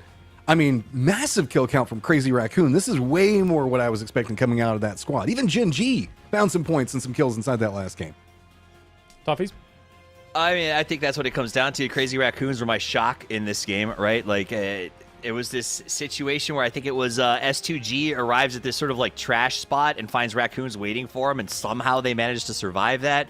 Then they get hit again and somehow manage to survive. The feral instincts of this team are wild. Their use of the BRDM and the smokes to try to find position was exciting, but the counter to that is 17 never lost focus. That was the best part, Martin, was the fact that 17 saw all the crazy hijinks of the Raccoons and held their positions, made smart rotations, backed each other up, and showed why they are so good. I mean, for me overall, how 17 space managed the southern side was just next level, right? And, you know, Crazy Raccoon got into the better spot of the two. S2G was in the kind of worst spot where even with a little bit of coverage you could work out, but yeah, 17 just had the southern side absolute lockdown. They poked a little bit of CTG, keeping them off, and of course Crazy Raccoon fragging out through the entire game and how that kind of evolved on the northern side. And after, you know, we pointed out during the cast as well, James, and how everything was kind of working out for where Crazy Raccoon is in the center. We saw T1 moving into the southern side of where Virtus Pro is. And if you grab those two spots first and you set up shop and you have some time to kind of put up your defenses, you're actually going to be able to destroy so many teams trying to get closer because you already are, you know, guns ready, shooting at everyone, throwing utility at everyone. So yeah, it's next level. Yeah, very well done. At the same time, though, hey, Matrim, flowers where they are worthy. Like, Furia is non-stop surviving in these games, and they're making a great play here to be able to move on to the final. I mean, BRDM strategies are coming up big for them time and time again. They found a routine that is working for them, so they're doing a great job on finding a way to navigate into the later stages of the game. We've often seen them get almost the exact same amount of placement points as kill points, though, which is where it's interesting. They're playing very, very safe, which is getting them into the later stages, but it's not really propelling them to the leaderboard. And that's kind of where they faltered to end up into this, whenever we got into the survival stage. I think, though, that with the way that they're playing in this lobby, they're starting to feel more and more confident, more comfortable, and this is where you can really start to hone way more of your gun skills, especially whenever you got all these crazy firefights going on. Yeah. Poppies? I'm just getting this QR code up at the top of the screen so I can take the community survey at the end of the day today and let PUBG Esports know if you're enjoying the broadcast, what you love about it, and obviously want to give excellent reviews to the four gentlemen who are sitting here right now because they are just so cute. So make sure you go do that, though, for real. Feedback, you know, whether or not you love giving it, we do read it. And so we appreciate that you're willing to do that. So send those in right now. I don't remember your actual question. I was busy with the scanning the QR code gimmick. So hit me again, James. Furia is awesome. So here's the thing. BRDMs are hacks, okay? If you are a late arriver and you are an edge team who has been getting slambasted, that's what the BRDM is for. You can create middle positions out of nothing with a decent BRDM use. And I think Furia has figured that out and is using it very well. Not too bad at all. We got 41 points, though, going the way of 17 game here, Martin. They are, in theory, back, question mark. I'll be back, baby. After match 1 to 3. For sure, 17, 41 points overall. How they've been able to kind of develop their game and how they're approaching it. It's working exactly how it should be. Sure, they get 17 points from this game. At 17, I make lots of joke with that. But Crazy Raccoon does get tons of points from this game, obviously. They get 19 total. The way that they kind of put themselves into this position was great. They could see all these teams had to fight for position. They had to get really, really far. Sure, CTT didn't do much damage, but they still get 4th place. And look at that. It's Beamy. It's my boy. He is there and present with 6, which is good. But again, a lot of that came off bolts, a lot of that came off nades. Good stuff by him. You said something before that? I don't remember that I did. I was laughing though at Martin and his just hard pivot. Anytime VP shows up on stream, you can see Martin like get excited, like when someone rings my doorbell and the dachshund gets fired I up. mean, Danes don't have much to be excited about, so give him this. There's like 100,000 people of us only, so we have to stick out for each other. We're a very small nation, so every time it's like, oh, Danish guy, I'm so excited. Their nation is a rounding error upon the face of the globe. True. But anyway, Glaz, 5 kills will be the man of the match to get this one going, Matchroom. I mean, bro, after that push where he came up, PO kind of opened up the door and then took the BRDM to the face. But Glaz just popped off after that, and this is a squad, whenever we look at this squad and Gen G, I'm just dumbfounded that it's not just walk that direction and kill everything that moves and get points off of it. We're finally starting to see it in this last game between the two of them, but I mean, come on, just give Glaz a gun, walk a direction, let PO distract people, and then Glaz pop them off. That's a recipe for success if I've ever heard it. I think you hit the nail on the head of Toffees of like their style very is much we're just kind of 4 cool dudes chilling and having a good time with each other, and that's it. Really, you can really feel it when you watch them play. Yes, and it's hard for me to be like, oh, don't do that, because at the end of the day, there are plenty of options for you and your friends to join tournaments, right? We have qualifiers, we have scrim options that get you qualified for PASs. You could be here too. And if you and your friends go, I just want to play and have fun, and you end up being so good that you're at this level playing with these guys who entire life is pure PUBG and you're still winning fights, like, I love that for you. So I can't argue. As much as I, the like perfectionist who plans everything out, wants to be like, what are these guys doing? They're crazy. I can't. They earned their spot to be here. They play like monsters and psychopaths, and I am more than happy to watch it. All right, well, let's head down to an interview on the floor with Bella. Hi guys, it's Bella. I'm standing here with Crazy Raccoons Pio. Hi Pio, good to see you. 안녕하세요. 안녕하세요. You guys had a good game, so close to getting that chicken dinner, but I want to hear all about it. How is the game? How is it playing back with Iononyx and of course Glaz and Gion as well? 아직까지 좀 못하는 모습을 많이 보여드렸는데 그래도 지금 잘하고 있어가지고 생각대로 되고 있는 것 같아서 좀 좋은 것 같습니다. So far, I feel like we didn't really live up to our own expectations, but today the matches have been going great, so I'm very pleased with how today's matches have been panning out. All right, thank you for joining me, and I'll let you go now. 이제 보내드리도록 하겠습니다. 안녕히 가세요.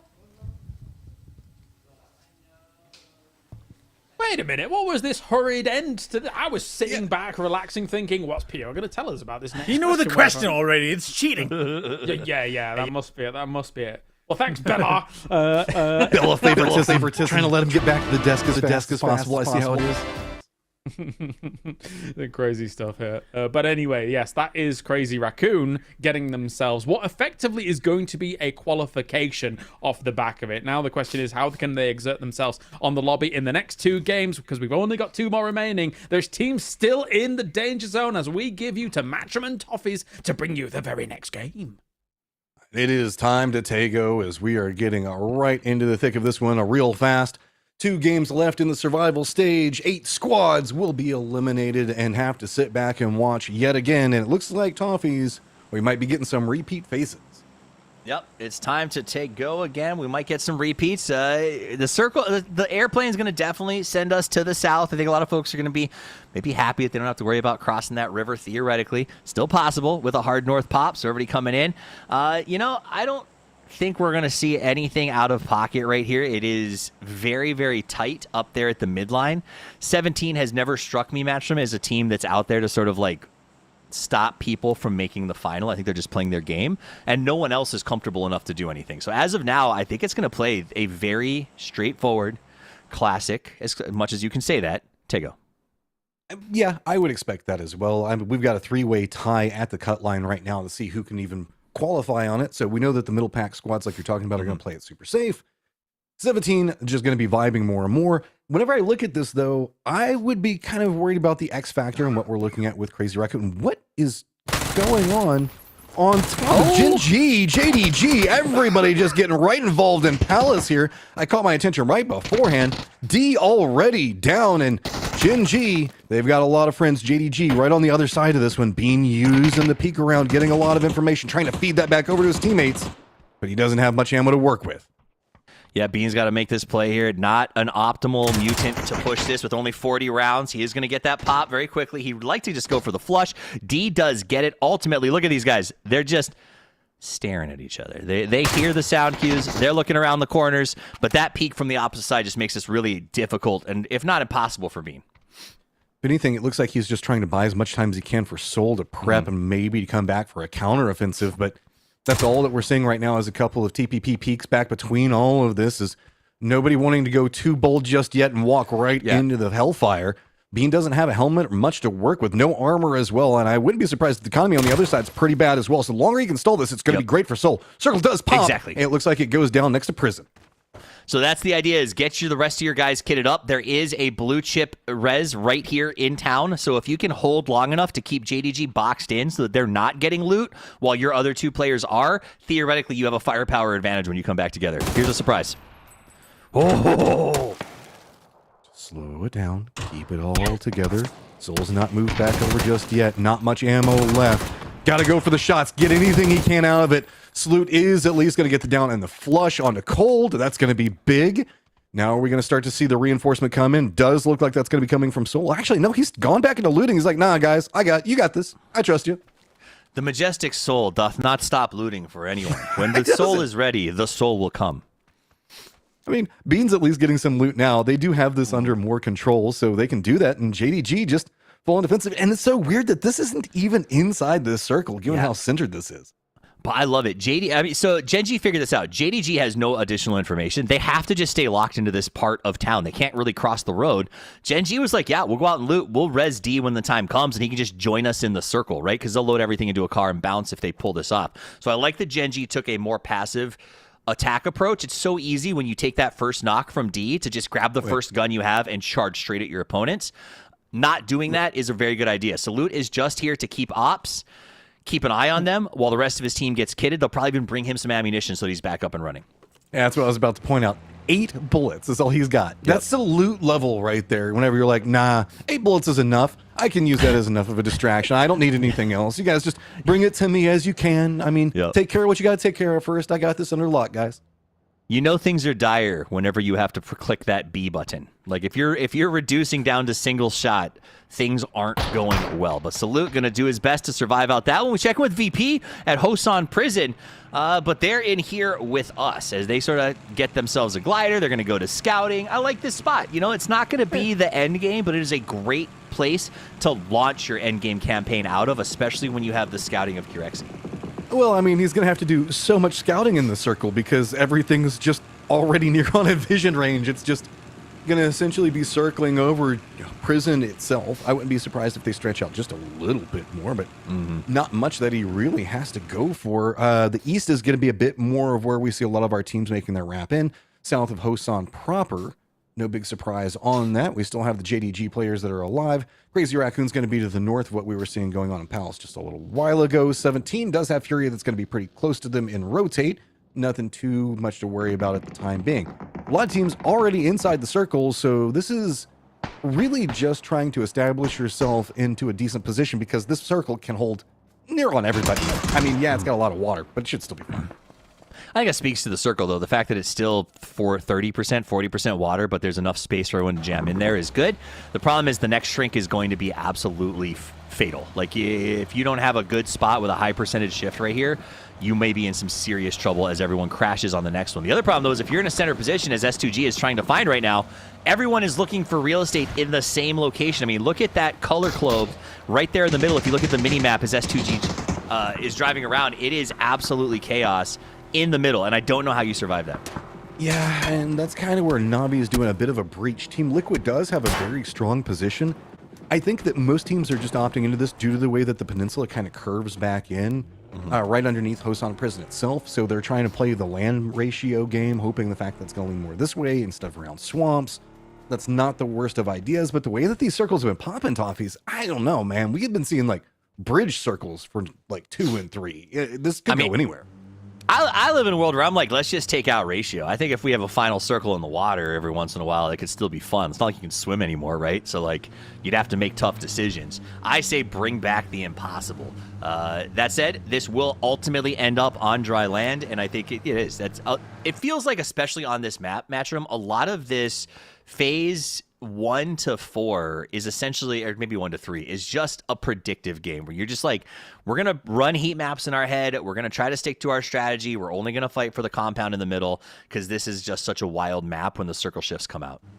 Yeah, and if you're a later rotator, you're just hoping the fact that you can just bully your way into some dip that you already know about, that you've mapped out in some fashion. This section of the map, most players are going to be very familiar with. We often see circles come down this direction. It's been very regular that we see like Songam, Hosan Prison, Hosan itself inside these circles. The swamp has been a key component for so many of our Tagos.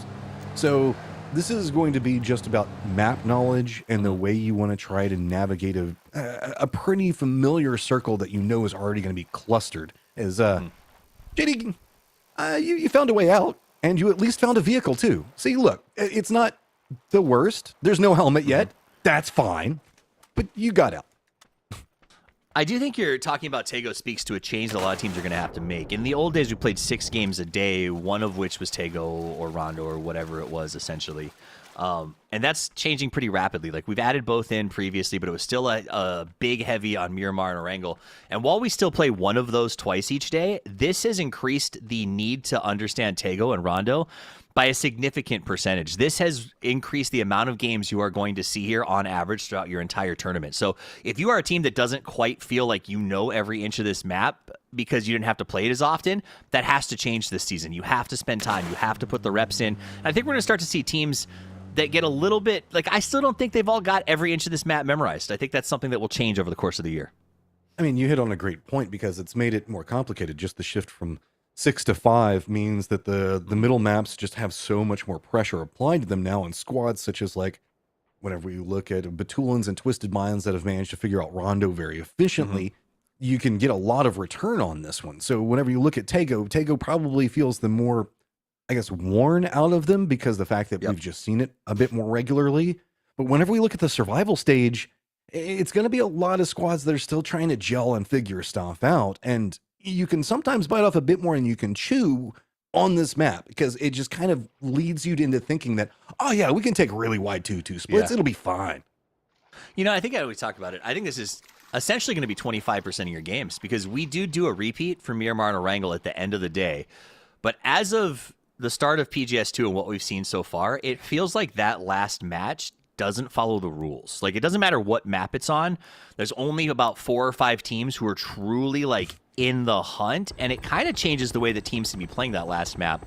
So it's one of those things where, like, I'm not even sure your strategy is, like, will work in the final. Exactly, live scrims. I mean, live it's scrims like, for the teams who qualified. Yeah, no longer game 6. It's all game 5 scrims now. Quick eyes on the circle. JDG's still trying to get into the circle. Nothing too big on surprise there. I believe that Jin G is now called an emergency pickup at range, so we'll have to see how that one's going to go. And Crazy Raccoon now just getting into the circle, but everybody is very much avoiding the north as the circle does pop, and it does kind of come down to that southeastern area that most people were expecting. So as you look at the map, a heads up, we left the fight because it stopped. The observers were very aware that this wasn't going to go anywhere. JDG limped away, but they were not allowed to loot the palace. So they are limping for lack of a better definition. Meanwhile, D's going to get called back. They'll probably either bring him directly in, I would assume, so he can pick up some loot. They might have a stack for him there. Or they'll meet at the E-pickup. So easy peasy. This is a really nice transition for Genji. Oh, this is the last thing that Furio wants, is being next to Crazy Raccoon, who will just scrap with you early because they do not care. Furio wants to come into this one slower, more methodical. That means that it's going to be down into the swamps. T1 in their wide 2-2 split, doing a good job on control for now, but the cluster does mean that T1's northern duo is pretty close to the edge of the circle, and that could be a problem. What is Genji doing? 2 of them jumped off of the E-pickup and flew back towards fishing camp across the river, and the others continued on the E-pickup. That is fascinating. I'm not sure. We'll keep updated on that, but that was a JDG? weird shade. Yeah, but only 2 of them went back. Fascinating. know. All right, I'll keep that updated as I kind of keep an eye on the map over on the sides. You guys can check out those streams as well. And if you want to go and check out their perspective, it is available. Cowboy, he has been a bright spot on Team Liquid. Last game, too, he had some really big plays. Sure, it's CTG, but still, points on the board. Cowboy showed up at the rodeo this week. It's for cars. That's what they want. Respect that. I mean, we did see the bicycle coming up from JDG, so vehicle's a bit more in worse situation. But look at this. Furia now getting a little bit crazy. Raccoon is there, chasing down Fluky, picking up some early kills. DraftKing at 2 already. A run and gun Furia. I love to see it, but that's going to be some shots coming up as T5 does at least get a knock on 2. Yeah, they did. Ranger X does manage to get it, but at the end of the day, that was all Furia. These guys are playing aggressive. I like this. This reminds me of the old Brazilian style. Remember there was a time when we first converged the regions where we were like, oh my gosh, these South American players are bananas. They kind of fell into the chill meta, I guess, and it feels like Furia is going back to, all right, guys, you know what? It's time to just throw lead down range. Let's use our bodies. Let's make strong rotations. Let's be bold. And with 30 points, it seems like it's working.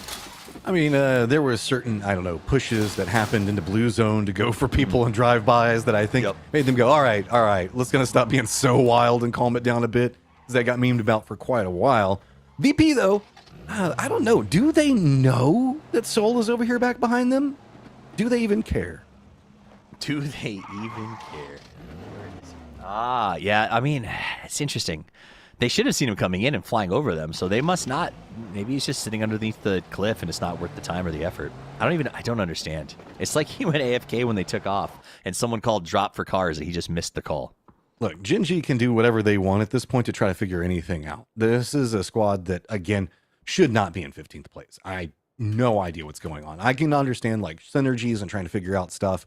Egos, blah, blah, blah, blah, blah, blah. That's just a squad that should be performing significantly better than the stage that they're at, and I have expectations that they should eventually get there. Speaking of Gen.G, looks like they've spotted out a bit more of that Furia rotate from earlier, so looks like Furia is just going to go ahead and get out of that as the new circle has revealed itself. And the rotation continues. The Furia Saga, 4 strong as they push in now through the swamp. I mean, honestly, Furia has very rapidly, I've always enjoyed them, but today they have rapidly become a team that I'm looking for in these end circles to see what they decide to try to do, what creative approach they're going to have, or what aggressive fight they're going to push. And to me, that's a big change from PGS 1. This is an interesting circle as it does have the fields coming out of Hosan, still some of Hosan, but it also has the western hillside out of Hosan that's very, very strong. This is not going to have as much terrain available, so 57 alive, it's just going to be time to get what you can get out of it. And this is a pretty geared Crazy Raccoon, and that is going to be a detriment for Petrichor Road, because this is a squad that ain't going to give this one up. Oh, Inotic is going to get shot from the outside, but his gun is too big. He was trying to get a collateral. Doesn't work, but it's fun to try. As he gets a nice shot, 5 left in the chamber. PO having a great time. This is Crazy Raccoon PUBG in a nutshell. I mean, Petrichor Road, you're not far enough away that it's too big of a problem. You just need a couple of these kills to stack, and you're going to be into our top 8. There we go. Now tying in with T1 and T5 as well. So Petrichor Road managed to survive, spots out Team Liquid as well, and PO, now you get to do all the PO things because you were the only one alive. I think he almost prefers this when he's like no longer has to like follow team dynamics. He's like, I just go. I'll get a car. I'll do PO stuff. But I think that's kind of the beauty of the Crazy Raccoon construction is as a unit they're fun, but as individuals they're still also great at finding or claiming points. Look at that Cowboy. Look at Team Liquid. I'm gassed up for how Cowboy's been doing well. He looks good on this roster. But more importantly, we also saw D, and while their teams aren't doing what they'd love to, both these guys played last year with Roth and Rello. They developed their skill levels. To see 2 young players playing with even more legends of the game and developing their skills tells me that these 2 guys, I don't know what they'll do with these teams in the long run, but the trajectory for their career and their improvement is actually really high. I'm really proud of these guys for showing up, putting up, and getting better and better every time we watch them. Team Liquid had to bring back Cowboy because Myth is going to be right next to him. That's made it kind of scary down there to the south. Change the Game's going to have to deal with VP very close. Petrichor Road's going to leave their shack, find a bit more safety. JDG still trying to find their way in as they did go for Hosan after getting some reses. So trying to rally back and get everything good to go as Gen.G is approaching on the other side. Myth just going to run right by Team Liquid, no fear. And nobody jumped out of the bush. It's fine. That is the big scare. Meanwhile, CTG is going to run up on VP elsewhere. Cowboy got knocked. Nice shot by Xiao Wu. I think they can get up there to get him if they take a car out into the smokes. Yeah, he was coming back to reinforce as Myth was doing that rotate and just kind of got caught in rotation of their own. Virtus Pro, though, this was a fight that was due to happen at some point. With Change the Game going to be just too close for comfort. New threats on the other side of it is going to be Petrichor Road, but they don't have too good a vision in on all of this one, so it looks like VP is just going to do a couple of shots here or there. No big rush. They're already pretty comfortable. With the way New Circle's popped, it's still Fields, it's still the compound, still a little bit of Hosan, and now it's going to be everybody from VP, Change the Game, and Petrichor Road all having to run. VP easily spotted CTG peeking over there, put his head back down with a couple of shots, and were able to come over here to get their reses. VP playing very measured, consistent PUBG, as they're already looking at what is the future. They didn't get the circle. They're not going to overcommit to a fight that doesn't matter to them. They're going to move up and start their rotation right away. JDG, now everybody back together with vehicles, just running right through the thick of everything. Hey, if just one person survives, two people survive, it's going to feel better than this second ago. It's going to be Jin G of all squads that they bump into. D's going to go down, but at least gets a knock onto one, and now Jin G has an enemy next to them that wants vengeance, but there is going to be too much in the third and fourth party. JDG already just in tatters. Yeah, I mean, honestly, everybody else is ecstatic to see these two fight because it's a feast for steals as S2G watches. VP hears it as well. They try to make a transition across the middle of the map at the same time while everyone's distracted. And here they are. They've arrived because everyone's hungry for points. They need to keep that leaderboard climbing up. Using rocks for cover, that's about the best you're going to be able to get in this one, but finds some safety. Use the other cars that were provided for you just one moment ago. Petrichor Road not inside the circle just quite yet. They're going to have to do a rotate as well as T1 other side of it. VP is going to be in the thick of it. Just look at that mini-map. They are going to have Vitality to the south of them. Then they're going to have Cerberus. It's going to be just to the north. This is a very centered position, though. So you have to think, yes, this is Circle 4, and we already have 40 still alive, but this is a pretty strong spot to play from. Yeah, I mean, VP is into the thick of it if they can hold it. That's the issue, because everyone's going to be like, well, I got no other options, and they're going to come straight to these lads. So you got to be on standby. Also, if you guys are just joining us, there are 5 games to play. We're in number 4. Keep an eye on that yellow line. 8 teams advance to the final. If you are below the cut, you're only guaranteed 5 games at PGS 3. So you need to make a run for it. And that's why we're seeing teams like VP get more active. They have to put points on the board because the next match is going to be a wild card. Petrichor Road slipped back down into that 9th place position. While they're outside the circle, they've got Myth in front of them. Team Liquid did manage to leapfrog in front of Myth. So, looks like Petrichor Road's just going to opt into the more northern approach into this, and this is very safe. No surprise, they do get this ridgeline that they can play, but it's going to be right along the edge of the zone into a very open area right in front of them. Even having S2G in a compound just to the north of this, there's a couple of squads that are just right along the edge because this is such a barren, and not like the player Baron, just a completely open circle other than these hills, and goes down to the southwest. Big for Petrichor Road. Were you saying it's a barren circle? Not a lot of options. I think guys, Team Liquid, they got a good circle spot. Maybe they have to fight Vitality and then 17, and that's going to really suck. But they're there. And probably Myth. It's fine. It's fine. It's fine. This is fine. Kurt's sitting there while the entire place is just on fire with Molotovs, drinking his coffee. It's fine. It's okay. I don't know how to explain to you how big the bottles of copium we have to buy in North America are right now, but it is absolutely brutal because we love Liquid. You know, I think I even saw Kat in chat earlier between games being like, they have the skill. They just need the confidence boost to pop off. And I think that is a really accurate analysis. Like, they do need that. They need to get their feet back under them. And while these guys have been playing forever, I do think they need confidence boosts. I think they need to be reminded of just how good they are. Now, someone who doesn't have to be reminded, Matt, is Boostic. This guy picked up by Na'Vi. I think probably one of the best pickups of the year, if not the last couple besides Curexy, arguably about the same situation. This guy is going to make this team sing this year. This is a good year for Na'Vi. I mean, Boostic doesn't need any type of boost. He is the boost in and of himself. Na'Vi, though, does have to push into Cerberus's backside. Fortunately, Cerberus doesn't have to deal with anybody too close right now. Yeah, they have VP, but VP's playing the other side of the hill. Nades are going to come out. Blue zone's also going to just try to separate. That's a lot of connection coming out. Cerberus just has to retreat to some form of safety. That is just a red zone, but it's not getting anything yet. Finally, there you go. It's going to be Hakatori that gets it. It looks like a tennis practice. Coach is just throwing the balls in the machine, and it's bouncing all over the court. Cerberus somehow survived. There's more grenades. What are these guys doing? How many do they have? This feels like Na'Vi going, okay, this is going to be a hard circle to push into, so let's just see how much we can weaken it beforehand, and it is just dumping everything. Ferris now the only one with nades, I guess hoping that maybe they can come in back behind this and pick something up, but Ferris has spotted out the tail end of Cerberus, so it's time to make the push. Are they vulnerable enough? And I would say probably so. Yeah, I mean, they used everything in their trunks to make this push forward. You got to do what you got to do, but I look forward to seeing their stats at the end of the game. See, more Panzerfaust moving into the late game. This has become very popular to have one because the BRDM has become such a functional endgame utility device. In this perspective, in this format, and with the modified usage system we're seeing where people are like effing in and out of it instead of just driving around for scout purposes and using the repair kits, it has become significantly more viable, and I think a lot of teams are starting to integrate it again. So that Panzer is going to become a mainstay for the time being. 17. Looks like they've got eyes on the Team Liquid. It's no longer everything is fine as it's more nades rolling in. Vitality also trying to get some assistance.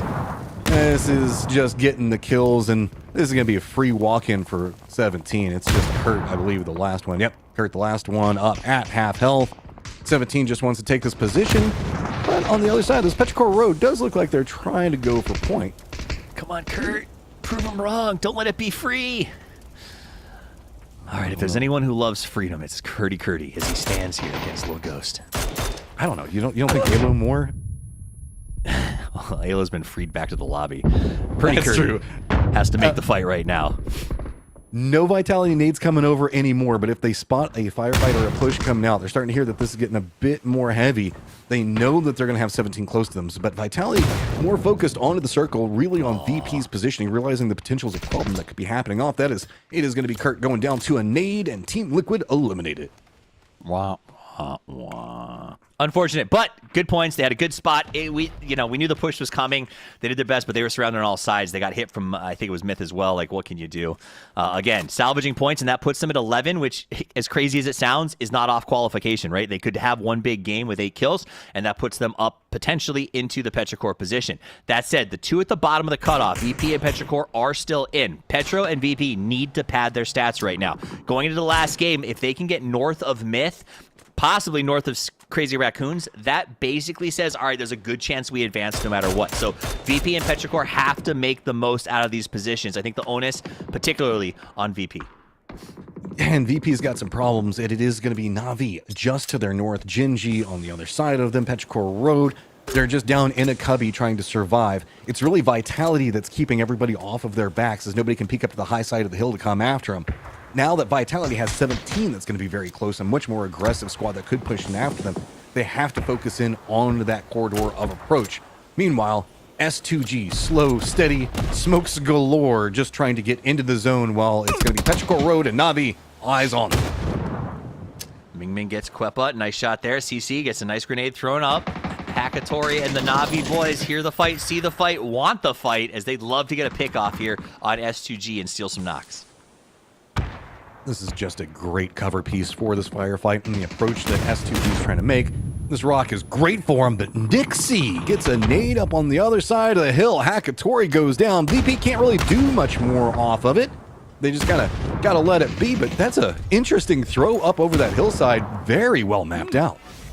S2G is deleted, and that's going to go the way of Petrichor. We said they had to pad those stats. They had to move up as high as they can. 23 is looking a heck of a lot better than 19. VP also trying to make that jump over Myth. If they can grind up, like I said, to CR, that would get them pretty comfortably into the winners grand final. Not the winners division. We already played that. The grand final coming up tomorrow, which you'll be able to watch on our stream over on YouTube. Remember, we will not be live here tomorrow because of a special 9th anniversary celebration. Open both screens. Check us out on YouTube to not miss the action. VP makes the desperate push down to the south, but I don't know how much they really wanted this one. 17 one side of it, and it's going to be Vitality the other. BB, the last one up. He's already getting duress from Petrichor Road. He's going to go down. But now it's going to be Vitality 17 fighting over a smidgen of a wall for safety. Petrichor Road, Na'Vi high side with Jinji right underneath of Navi's position. VP out, but Petrichor not. These guys are on the grind. They've got an okay spot as they have to pull off Na'Vi, but here it is. Vitality and 17. 17 has been a wrecking ball, working their way through this compound. They had to dig out Team Liquid. Now they get to dig out Vitality, and it's going to be tough. They used a lot of utility earlier, so I think they have some flashes and smokes. They may make that cross to find the right side wall and see if they can just sort of wait out the next shift and not force the fight with Vitality. Quizzy on standby as Gedrox has the high ground. So they are set up using the perspective to lock out 17. How can you get around this 17? This is where the challenge of TP comes in. How do you creatively work around what you know is a really strong defense? Jinji peeks around. Soul just trying to juke. Not much more that he can work with. We did see Na'Vi drop a nade in there a second ago. I think just trying to create whatever space. Navi's going to be fine with that. They want to go for res, but Petrichor Road choosing to pounce, and this is a vicious Petrichor Road in this game. 11 kills, trying to stack up even more. Favorite low side, get some shots back up, but it is going to go down. Now it is just Petrichor Road and Jinji to the north and to the south. 17 starting their push. This is big for the Pets. Here comes the push. Nice shot by Vitality. Hollow My Bad gets him on that flank right away. They were trying to move a distraction. They do get underneath the brick, so they're close. He can see him using the perspective. Goes for the jump shot. Caught him on top of the car. Hits the right side spray. He finishes the job. Gedrox puts the rocks in this game as he absolutely dumps on 17. Jinji, meanwhile, deciding, hey, we can play spoiler for 2 different squads. That means that they're going to line up against one of their players against a full squad apiece, as Petrichor Road to the north is going to have to deal with Bean, Soul down to the south for Vitality, and this is a very open circle. Petrichor Road's going to have the northern section of it. We're at phase number 7, but just one more second. Literally, we're going to find that it does lean into the hillside for Petrichor Road. Bad news for Vitality. Petrichor coming around that north side. Vitality's pretty much just cooked. Petrichor gets the win. I mean, this is great for them. This means that they can look towards the next game and start planning for the winners. 2-day event like this. This was a big game for Petro, and they're doing it really well. Soul just pops up, makes it even worse. I mean, now Bean's going to come down. I guess this is a way to try to secure yourself second place and maybe a couple of kills out of it. Bean comes in heavy, but he's going to go down. Quizzy's going to get him. Quizzy last one up, so it's him versus Soul. Blue zone back behind. Petrichor Road trying to flank in back behind, right on top of Jinji's positioning. So it's about how long Quizzy can survive over here, as it is going to be Soul just trying to flush out, get whatever kills they can as the climb continues for Jinji. Now up into that 10th place position, but here comes the nade, and that looks pretty good. Super cooked. Genji out, and Vitality and Petrichor go head-to-head. Petrichor says, we will not allow a sacrifice. You will not kill yourself. Chewy with the big push. They charge forward, looking to get every single point they can on the board. I think it went to blue. It was blue. Yeah. Petrichor Road. I mean, tons of kills, though. I mean, 14 kills and a victory. Petrichor Road, welcome back. I missed you, man. You shall not deny me. And yet they do. But I love that you get this, like, end game hypo charge. Like, if you get down to 1 or 2 players, the 4 will send. And one day that is going to backfire. As we get James and Avenger back in here. James, at some point, someone's going to go flood 3 to the zone to try to get that last deny stopped, and they're going to get 3'd up. And I think that day is going to be glorious. It will be funny, but regardless, I mean, Petrichor Road, this is a very important win for them, right? Considering that they were actually below the cutoff line once again, and there are previous PGS 1 champions here, Martin, to get things going for 2026. So now, Petrichor Road finally seems to be solidifying themselves in this final again. Yeah, activating, turning on once again here. It's good to see. I mean, I said it yesterday. It's just one of the extra reps in, guys, and that's what it is. That's the extra reps you need to get ready for the final stage. And for me, though, I'll say this. Petrichor Road, after what we saw, I can understand why a little bit of a rest is needed, but no rest was needed in this game, guys. What a fantastic way. And also, staying 4 guys strong all the way to the late game. Like, that's so important for them also with all the frags to be able to accrue throughout the game here. Easy swipe for them. Especially since it was a bit of a bloodbath in the north side of this circle, Toffees. I mean, Virtus Pro bailed on it. I think me and Martin were talking about it whilst it was going on. A bit of a misplay for them to hit the tree instead of maybe the wall there. Yeah. When they're crashing on that compound. But Petrichor Road survives what was the gauntlet at the north. Yeah, I think the issue is there were some misses up there in the north, but a part of that was just it got chaotic, right? There was absolutely not a lot of information and a lot of teams throwing bodies around. So some of those misjudgments put you in tough spots. This was the opening fight we saw with Gen G and JDG. I still don't fully understand what happened with Gen G on that E pickup. I don't know if you guys figured it out in the back room, but I still am not sure why they split. And ultimately, I think put Peel underneath VP. So fascinating play by Gen G as we move through the rest of the highlights. Na'Vi still, Martin, constantly putting in place. Hakatori is like a king. Yeah, I mean, at this point, it's just about minimizing mistakes from yesterday, getting as many kills as you can on the board, and try to have these fights, because the reality is that 8 of these teams, or 7 other teams that you're playing against, you're going to be playing against in the finals tomorrow, right? So getting the reps and trying to figure them out, trying to outsmart them and outcalculate them in so many situations is really what I'm liking to see here. But yeah, Petrichor Road, it doesn't look like it's going to be another, huge final for Petrichor Road, considering they had 10-point advantage going to the finals. But it does seem like they're back. I'm just whispering. You notice how this back? Have you guys heard that dogs and owners look the same? Hold them up. Look at his faces. They're exactly the same. Little flu. Yeah. It If just you had a looks like your dog, beard. maybe, right? Right in your Exactly. Don't lick me. You You guys have watched Gremlins, Do it. right? It's either this or she starts barking and running around in circles. So I'd rather she just be here for now. But I'll take a dog all day. I say we all bring our dogs next time and have a dog cast and just sit here and they can do the work for us. That'd be great. All right, so You're that barking last too one. much already, Toffee. It would be too much. It is too much. Fair enough. T1 had some big moments, but were they ever going to be able to survive that You push? said that cautiously, Toffies. You don't believe it enough the way that you're saying it. I know. I'm struggling so hard. So, Petrichor Road, though, they did good. T1 too.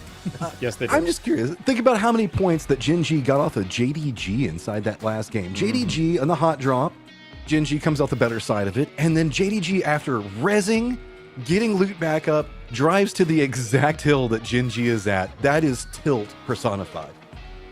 I just think they've had a bit of a hard time. As we take a look at the overall leaderboards now, 53 points for 17 Gaming all the way up to the top. Petrichor Road, it's a huge leap up to the point where they have now secured themselves pretty much Avenger here for this final. And it's good because I do want to see our effectively champions of PGS1 defending a title. Yeah, that would be lovely. Enabling themselves for this one. Obviously, 11 points prior to this, so not impressive, but 24 points. That's a qualifying game, as you were stating, James. And for me, I think now 2 spots up for grabs with the two 22-point teams. One of them is Nixie and the guys here, but Chrissy's sleeping now. A lot of knockouts, but I-26, man, what a game for him to get 7 out of the 12. That's crazy. Yeah, he'll be the man of the match, no doubt, unless Nixie's damage is able to do something about it, but not the case. I-26 gets himself the man of the match. And we have rotated Matchroom whilst we were watching them, play out PGS1. We've rotated between almost every single one of their members actually having man of the match so far from the games that they've performed well in. So this team as a whole, Petrichor Road, looks like a full squad properly. Yeah, I mean, that's about the best thing that you can dream for, right? Is the fact that if somebody goes down or somebody's got to be playing in like an anchor point, you can trust and rotate different players to really have their moments. Now, I would like for those moments to be more consistent because while it's cool, everybody's getting man of the match, then meaning that you shouldn't necessarily be in the survival stage, right? In theory, yeah. So it's a bit of a shame that they did fall down here, but of course, what's wrong with you? Do you want to know? I can't even do that. I can't point. Sorry, Woof. Yeah, there you go. She's a little monster. I can't, it's either this, as I say, or she is tearing around the house, because obviously my wife is not here to take care of little Woof. Look at you. Married for 6 months and flexing it constantly. I will say, regarding flexing, I think you brought up a team that shouldn't be in the loser's bracket if they have that capability. I'm really stressed out about VP. I can go to the Europeans on this one. Maybe James has insight, because for the second week in a row, we're looking at VP not making it out of this series and not getting to the grand final. A team that won last year, that was highly ranked, that is incredibly good. I don't understand. I don't know what it is, man. I was asking Avenger whilst we were watching the games. I'm like, what's happening? Like, Lucarooks keeps dying on some of these rotations, but individually, all their components very good. Maybe they're just not adjusting to TPP too easily just yet. But one thing you guys might need to adjust to for tomorrow is, of course, we are not here on this Twitch channel because of the 9th anniversary celebrations for PUBG. So if you want to watch tomorrow and you were normally watching on Twitch, the ideal destination for you is probably the YouTube PUBG Esports tomorrow. So what we're going to do is we're going to go to a break, and when we return, one more game to figure out who is going to be moving forward into the final stage here for PGS2.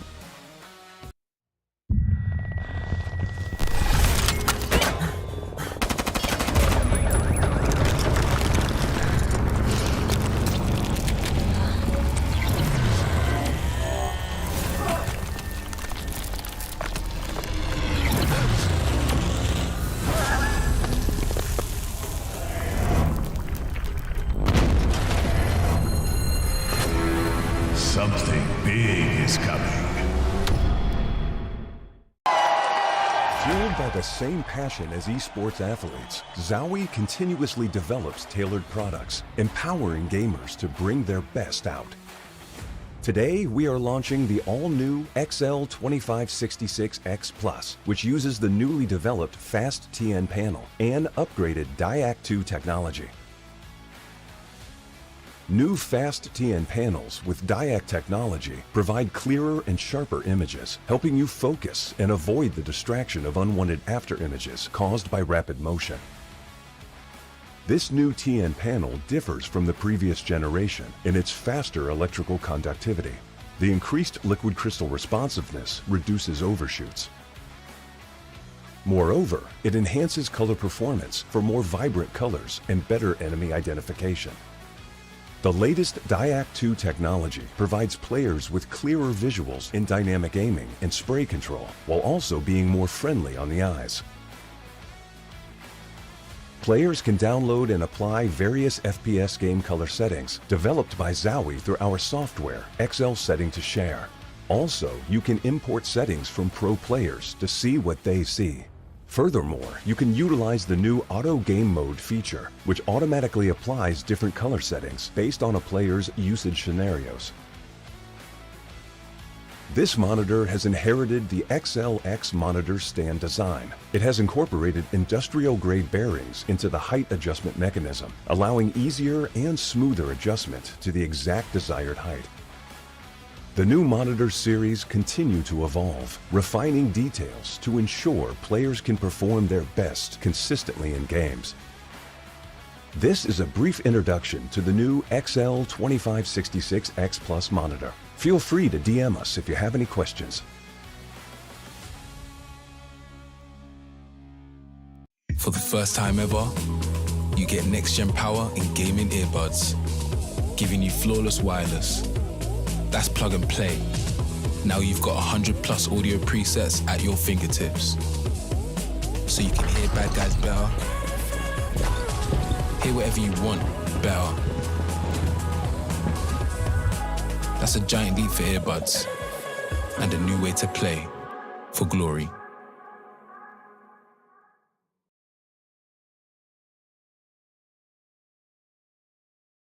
We all chase that one more game. With Lenovo Legion, it's always within reach.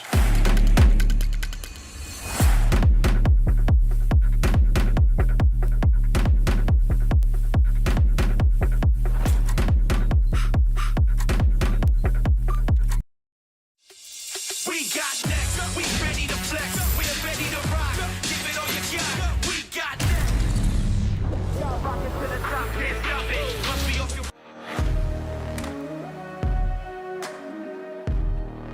All right, welcome back. We've got one more game remaining here for the survival stage, and there are certain teams on that cutoff that might have a hard time. There's still some teams that have not been able to secure themselves that top 8, and there is desperate times here. Otherwise, there is world where some of these teams are going to miss out on a final stage, Martin, for a second time in a row, and that's a disaster. Yeah, imagine having 1 day of official games in a set of 13 total days. That would be pretty horrendous if you ask me. And yeah, that's what you're looking to avoid for these teams. But I would say 2 open spots is really the reality. Maybe 3, maybe 3, I would say. If Crazy Raccoon dies early with 28, that could be happening. But yeah, we'll see. I think 2 spots is up for grabs. We have 2 teams tied on 22 and 7th and 8th, and with Made in Thailand and Versus Pro being in that spot, that's going to be difficult because they're going to have a target on their back for everyone in the chase. Because even if you're absolute last place, S2G on 9 points, you're effectively only 13 points behind. And with a 24-point banger that we just saw right now from Pero, that is even possible for 16th place teams right now. Well, one team that I've been impressed with throughout the day, of course, is Fury. We can hear from them down on the ground to see what they think about what's gone on so far. Hi guys, it's Bella. I'm standing here with RDS. Hello, good to see you. Well, you have been doing great so far. The team seems to be having a pretty good day. What was the talk like right after match 4? We talked to stay calm in end games and make what have to do. That is calm, chilling, and play together. What you've been coming in top 4 consistently a couple of times. What do you think is getting in the way of you to secure that chicken? Skill. We have to train more and make this gap for take the win. Just keep farming those kills in. But I hope match 5 goes better for you guys. All right, thank you for joining me, RDS. Say bye with me. All right, well, thank you very much, Bella, for that interview once again. It was a little hard to make out. Very, very quiet. No, most people aren't as quiet as Bella, but you know what? He was quieter. What do you think, Tom? I think it's wild that you would call Bella quiet when we sat in green rooms with that woman. Yeah, true. Sometimes. She gets excited. She gets gassed up when the Korean teams do well. So I know she's cheering on Genji in particular probably right now as they have had some pop moments but need to really bounce back. And then a Crazy Raccoons. 6th place. What the F? Can they keep it up? Let's see. All right, well, thank you very much for joining us, Matchroom and Pop Toffees. We'll get your opinions after the game. Me and Martin will round things out for Miramar. One more game to figure out who is going to be advancing into that final stage. And some of these teams towards the bottom, I've got to book up or shut up, Mr. Martin. That is the big thing, James, now that we're in our last game of the day. And even though it's a pretty easy, somewhat southern but middle plane path here, it opens up the door for a lot of opportunities. And I'm happy we're not going to have a Can-Terra ending. What about you, Hooray! James? Yeah, a little bit more variety for all of this. I'm okay with it. But hey, looking at this circle, that is a good start for Crazy Raccoon to secure themselves here into their first final for the 2026 season. Yeah, they're already dead center. That's, the 28 point that they're currently on. They just need a few more to, be 100% certain, I feel like. So, yeah, the cutoff could even be lower than 28 we could see. But, yeah, it's good to see Crazy Raccoon here. You had big expectations on them last week, but now it feels like they've lived up to it, James. Well, you say I had big expectations for them. I was the last one to have to pick 2 teams. Okay. You have to explain what's going on here now. Okay, come on. Let's say it was middling expectations after you guys have already picked 6 teams and I was left with a few others. Okay. Yeah, so we went with the older guys first. They could pick 2 teams that they think goes through. And yes. Yeah, you were the last pick because you're the youngest somehow, even though you have the most beard. But yeah, you had the last 2 picks. You have to pick the 7th and 8th team you went with. So, but yeah, that was still it was still in the forefront of your cortex and your mind and everything, right? So it's still something you had a little bit of expectations to. Might not have been, this is guaranteed qualification. But yeah, it's been pretty impressive with how we're at right now. And I'll say this, James. Right now, 5 teams is in my mind. It's Made in Thailand and Virtus Pro that is currently inside the top 8 on 22 points. Then we have T1 on screen. They're 19 points, as you see on the left side. And then over to Genji and T5. I think that's the 5 realistic teams that are currently fighting to either stay in or get into that top 8. But also, everyone below. Team Liquid, JDG, Cerberus, CGG, or even S2G. With our big game, can do it, James. And if you're looking currently at how the circles are shaping up and rounding out, that could be a CGG qualification quite easily. Well, not quite easily. They need a win and some kills. But still, that could be big things for them. T5 also somewhat close. Flocky's already driving there. Russell Jr. and the boys are coming out of El Pozo quite quickly. Team Liquid even went 12th place and 11 points here. They're only 11 points from that 8th place. And them obviously being in Power Grid also have, I would say, a 4th or 5th prior to get into a good compound in this circle here. So let's see what they end up doing. of the teams on the leaderboard, I think we're always going to bounce around even between PGSs. I think Cerberus was one of the big ones for me. And of course, when we got to the final last time around, they looked really good actually. But now the bounces are about here and there. Now they've brought a sub on, which I was not expecting at all from them. It's it's looking a bit dire for them. Everybody else down there, like for the most part, apart from, as I said, CTG at the beginning, and maybe S2G, because again, like when it comes to EMEA, they've not had the same power as like a Virtus Pro, a Na'Vi, a Twisted Minds, all of these names you could reel off from EMEA, right? So there's definitely teams down there that I think probably are to be expected, but some on the cusp that could still jump on him, like a T1, like a Genji. Yeah. I mean, I was happily surprised to see Cerberus in 7th place in our finals. But the way that everything kind of shaped up, it was mainly off the back of 1 or 2 big standout plays from, you know, either a Zest or a Brian that had some clutch moments. And for me, you can't rely on these solo plays. I want to see the consistency playing together as a team. I want to see the team play. I want to see the strategy, because otherwise you're not a top 3. You're not a podium contender. And that's what effectively all these teams they should be, considering their current location. They're one of the 24 teams that is playing at a PGS here. They should all be one of the potential contenders for a podium finish. Yup. As we take a look back at what was going on with old I-26 doing this stuff. And Genji on camera right now. I want to see them do more stuff, man. I think that they've got an okay spot where they are currently in the south of Chumasera, and wherever they want to go from here might work on out. That said, though, this team should have more solid performances about them. Man, you've got someone like Salute on your roster. Never mind the idea of Soul. Whatever. Like, Salute is so much more battle-hardened throughout 2025 with DN Freaks, now DN Supers. So there should be some converting of big points for that roster. Yeah, I hope and really expect that too. S2G and Na'Vi, though, a team we don't want to go up against right now. Na'Vi, they're going to be putting out a lot of pressure here. Shield's going to go down. Levant is going to steal Boostic here. Na'Vi losing a player, but they're going to be in. They're fit for fight, but S2G on the receiving end, 9 points total here, James. That's not what you want to see from an S2G right now. They look great. I was actually pleasantly surprised to see how they're able to play previously and historically, and also through PGS1 here. So, yeah, them getting an 8th place, 56 points over the course of 10 games. That's very, very impressive. But here, so far, 9 points. It has, again, sample size per stage here. We're resetting every single time until we get to the finals. A BO5 every time. And yeah, it's a bit rough for them in this case here. It's a toughie. Still a toughie for Team Liquid over here.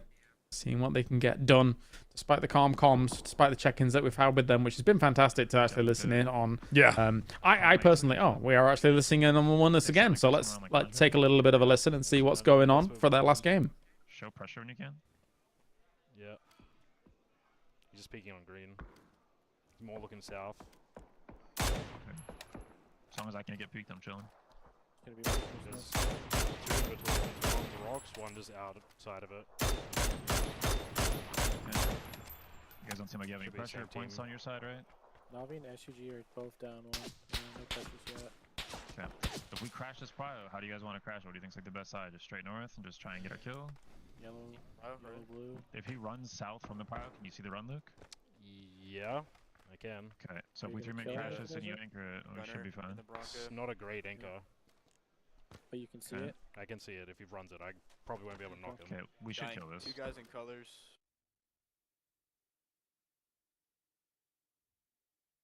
Not much to be able to garner from that, really. No. For this one, obviously they're on. I was hoping for a bit more too. yeah, it's fine. It's fine. I mean, they're having a struggle, right? So it feels a little rough to be checking in on them 3 times. I would love to be able to check in on other teams as well, but there is this mandate to focus in on the Western teams. I'd love to listen to all of them personally.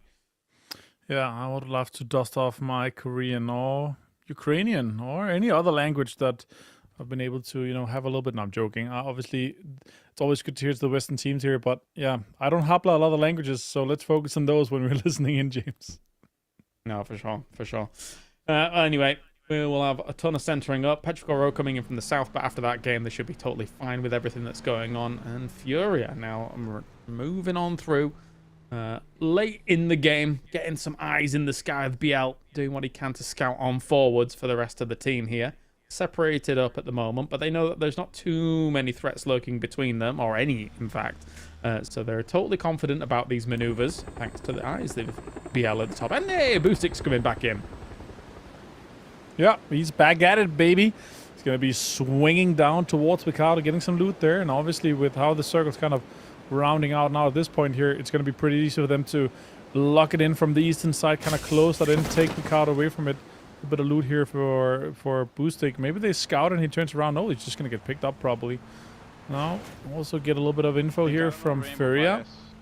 And yeah, we're back to another Don't Hablo any Portuguese. But these guys have been great today. I love that we're seeing them back in the finals here for another case of some Furia magic.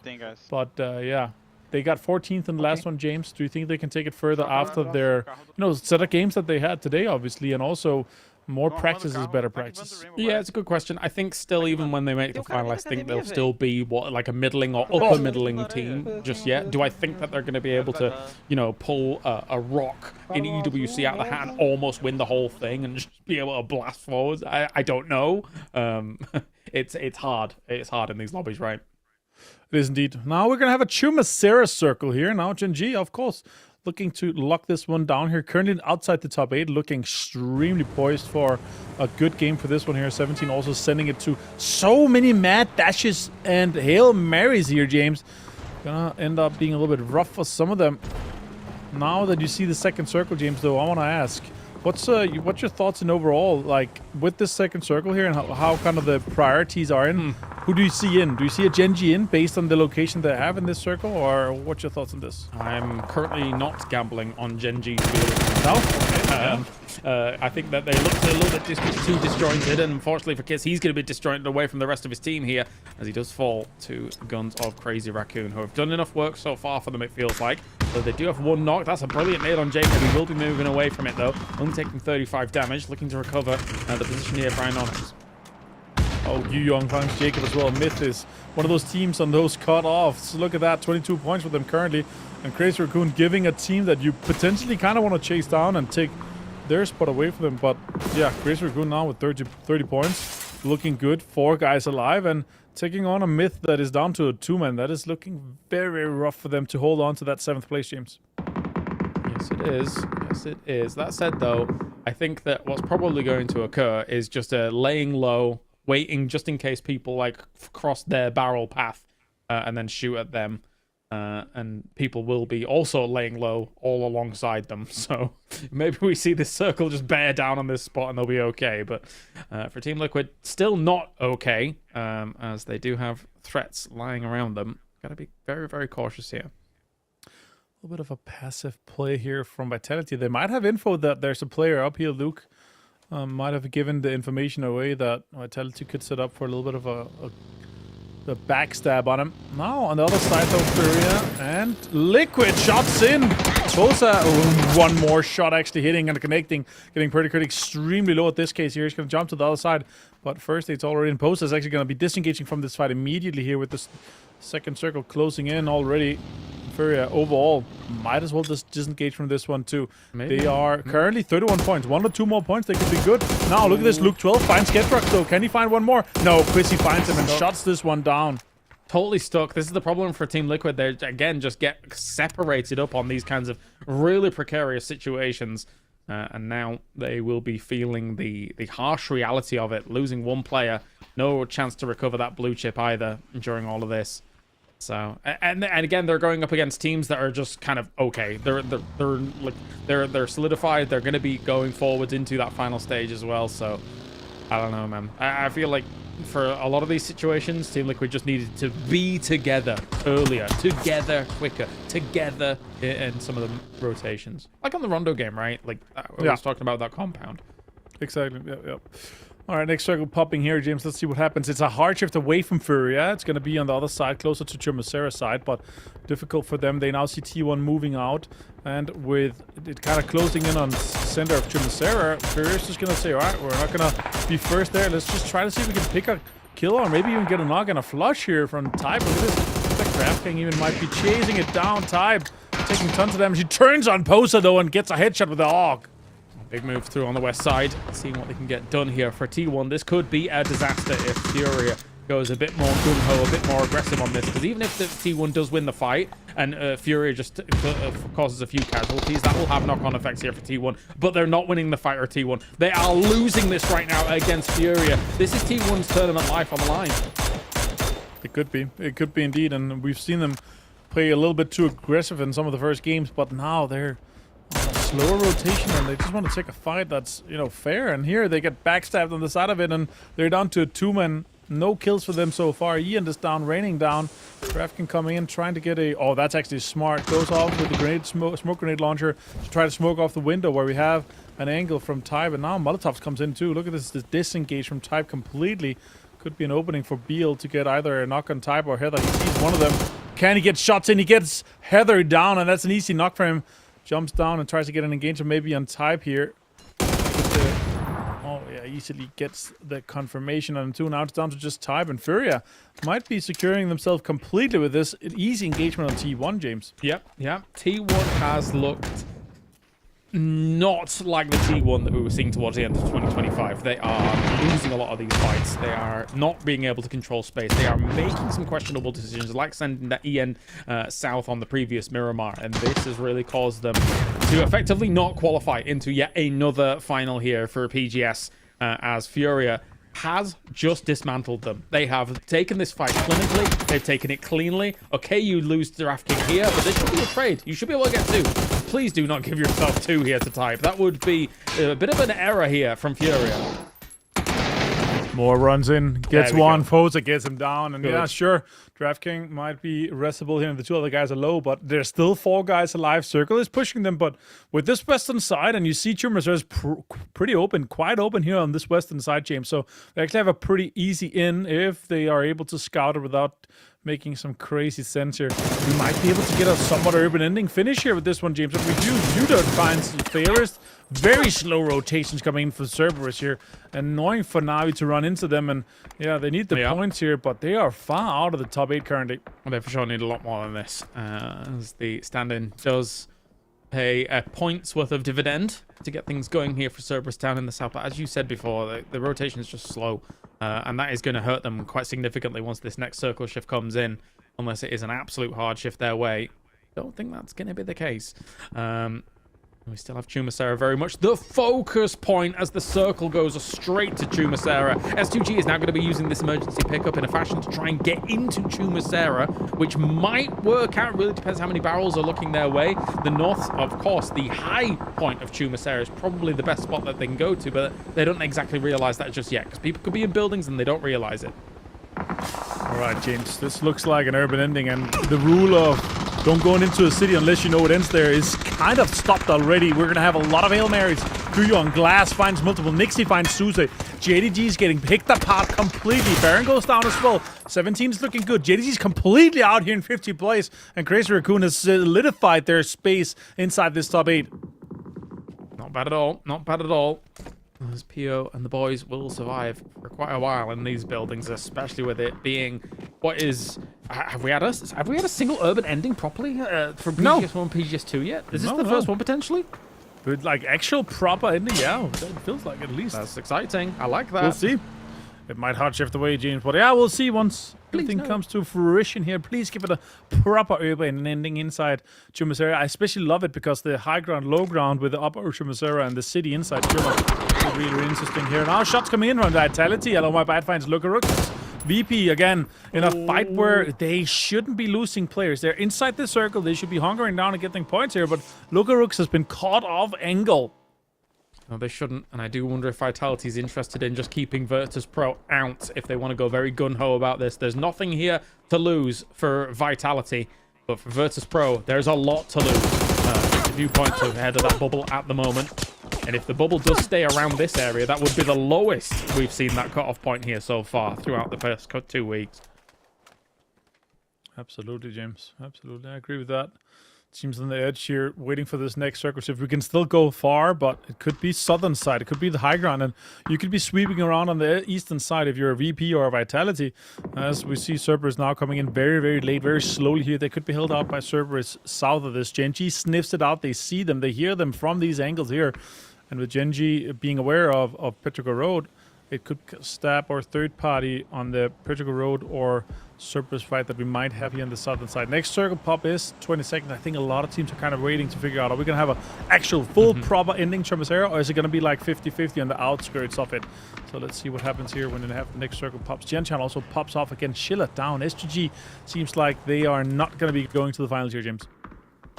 It's a funny one if it does actually go towards Chumacera, because it's not just... In a lot of city endings, oftentimes the main road becomes the big problem, like a Yasnaya finish or like anywhere else, like those Picardo finishes. But now with the circle on Chumacera, we have a situation where it's not just a main road that oftentimes becomes an annoyance like the one in the north, but it's this high ground, low ground dynamic that Chumacera has that makes it all the more problematic when you have to transition once the next circle actually moves away from you, right? So you've not only got to think about the buildings and how you're moving between them, you've got to think about that as well. It's so problematic. Also with the teams coming in from the north side, they're either going to have to make a big sweep, try to get on off the other side, or they're going to have an engagement or try to cross the road with smokes. Soul now finds Nixie.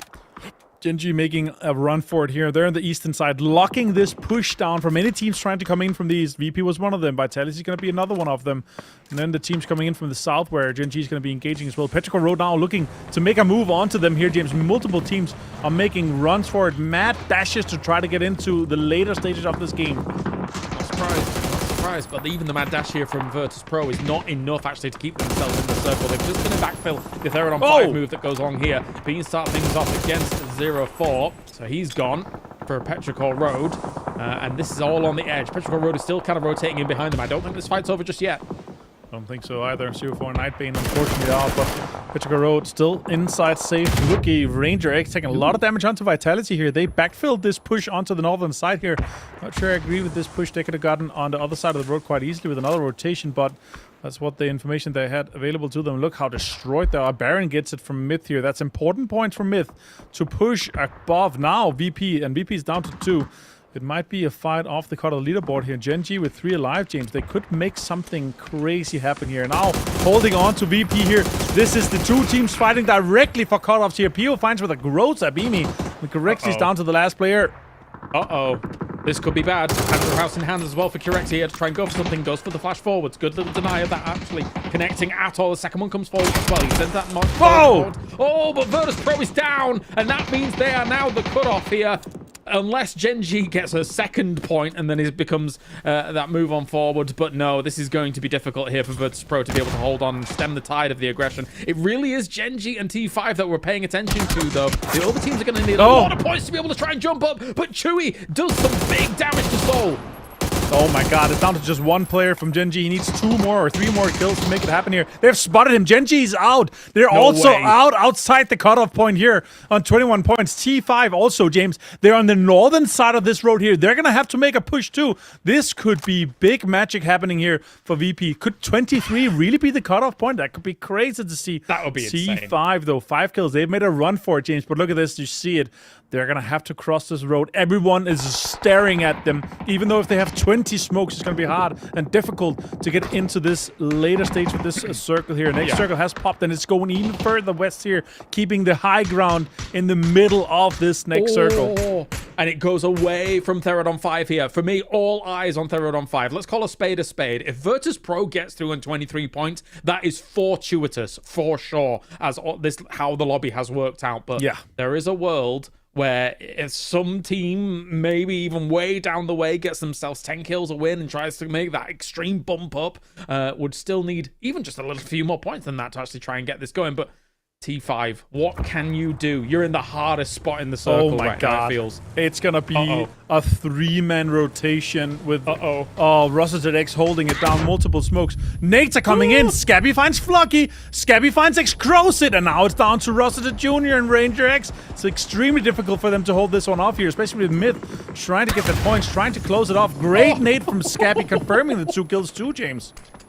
This is brutal. This is brutal. You're watching their lifeline fade away here as Ranger X finally gets himself into the building forward, still surviving, still holding on. Whilst Rossi Jr., as you mentioned before, trying to get himself even just that off angle just in case he can shoot at anything. But the fact that Myth is right on their doorstep, I don't think Rossi Jr. is making this cross. Surely not. There's no way he's surviving it, surely, with especially how much it's ticking. He has 4 first aid. Someone's going to be looking outside. Someone's going to be turning around, but Liquid's also on the receiving end, James. It could be a VP survival. He's been found. It's down to this one here. Yeah, Scappy's going to have to find 3 or 4 points here. I think the tiebreaker, they're both on 5, so it comes down to them having the better performance in the last game for the tiebreaker. So he needs to get to 23 points, James. That would be huge for him. If Scappy can kill all of Therod on 5, he has been the absolute bane of this team. What a performance from him to deny Therod on 5 from actually being able to move in. Team Liquid, though, looking for salvage themselves. 2 of them very low at the moment. They know that DraftKings are quite over both of them here. Tries to go for that airburst damage, but not oh in my the case. God. Purdy Curdy goes down on the turnaround. Alo goes for the trade, but still Team Liquid in absolute dire straits. Ranger X, he's being held out now as well by the blue zone. Multiple players looking at him. Scappy in the distance. Baron also over there. Now he's trying to make a run for it. It's actually inside the circle here, but there's multiple teams aware. Shot from the distance too here. He's got a little bit of cover now. Oh my God, it's ticking so hard. 5 first hits for him. He's just going to die to the blue here. No placement points are going to come in effect here. It's going to be impossible. The next one in line though, James, it's Cerberus. He's gone. He's gone. That's it. It's T5 out. Okay, so now Virtus Pro is holding on the lifeline of one of these teams below them, not getting a big game by the end of it. There's still quite a few kills on the board. There's still potential for a team to actually go for the win, but Team Liquid here is absolutely getting decimated by the fact that PO is holding on the line. Alo down. Crazy Raccoon is holding out Team Liquid strong here. No placement points are coming in too. Look at this. Oh my God, the Gross is absolutely destroying everything here for PO. 4 kills for him. The Mad Dash Machine himself out in 8th place here for him. Also, we're going to have Maiden Thailand out in 7th place. Cerberus now is the next contender in line. They need to do 10 more points. They have 1 kill, James. They need to win this thing and get a few kills. It's the Chinese year of the horse, but it ain't working out for Team Liquid so far for the first 2 PGSs at all. Yeah, you're right. For CTG, for Cerberus, there needs to be a massive jump, a massive game. And now CTG is... Are they setting themselves on fire? Where did this molly come from? I'm not sure what I saw there. There's one player in there. I don't know if it's Spear that threw it. It looked like they threw it at each other. I didn't see exactly what happened there. But yeah, I was looking at the map as the molly was thrown here. But let's see. Can they turn this around? It's a very passive play right now. And now Cerberus has sent it to the middle, but they're going to have to take on a 17 that's firing all cylinders. They're going to have to take on a Fury that's already qualified. They're going to have to take on each other, CTG and if with Cerberus, Finhay Cerberus. In this case, it's going to be a difficult one here. Also, Spiro holding this one down here. He's not going to go down without fighting, James. I can't believe I'm saying it, but I think Virtus Pro is making this by the skin of their teeth. And again, it is an unbelievably fortuitous situation that we see. Nade goes forwards again against CTG here. Spiro doing some damage, and Spiro is being such a pain for this team. It's 4 versus 1 currently. They might not know exactly that it's the only one left alive here against them. But still, CTG is playing scared right now in a moment where you can't be. You have to, if you want to qualify right now, the only way is to go out blasting and try and get the win with a lot of kills. Yeah, for sure. Okay. I mean, they're inside the circle here, James, with phase 7. Next circle is gonna pop there. Almost no matter what inside the next circle here. Wenbo now with a big fight here. Furia, it's all the right teams that is fighting each other for Cerberus and CTG in this case here. If they eliminate each other, it could be a victory for either of them that's going to put them across this cutoff point. The seesaw of 17 Gaming's insane because they're on track to effectively equal what the performance was from the group stage, right? They're at 67 points in 5 games. Insane. Never mind what they might get off the back of this as well. That's akin to an 80.6 game day. So where was this in day 2 and 3 of what we were seeing in PGS 1? I don't know, but they're back, and I'm loving it, honestly, with this 17 and how Tian Tian has played today. He's been at an absolutely insane level here. Now we're going to be getting them up onto these crates here. They're not inside the next circle here, but the other side of the crates are. But look, we're having 4 guns staring down the drain of it. Spiro with the Uzi in hand, though, gets peeking down. Oh, Spiro's down, but that's 2 knocks, and could be a third party from Fury at this case here. They could be held out effectively, but We'll see now. We're down to the top 4, James. Resses are going to come out, and I think Change the Game might be able to survive this one here. Maybe, but will they win the war and get themselves an insane game to qualify? I need a camera in the coach room on VP immediately, James. That is what I need in my life, because that is some nail-biting action going on there. That's for sure. I've never seen a taller man sweat so much in Ibiza, probably, in that moment. He's basically creating his own waterfall. He's that tall. But anyway, we've got ourselves still a outside chance that one of these teams is able to make it happen here. I mean, technically, Cerberus, man, they have a very good central position. They do. If they're able to get kills off of this and then the win, I don't know. It's gonna end in between the 2 buildings where Cerberus and CTG is. Lilgos, meanwhile, does hit him with a little bit of a Dorito from flying from the top, but he's going to get the rest off. And with where 17 is, they need to push Cerberus. There's no other play. They could take the other building, but it's an inferior building for them to kind of lock this one down. I don't think it makes sense for them to push one, but obviously they don't have all the information probably. Suix King is there. He sees him. He sees the helmet on the TPP peak. Look at that. Look at that. He sees it. BL, but I don't think you can get a firing line with the LOS that is kind of coming into effect here.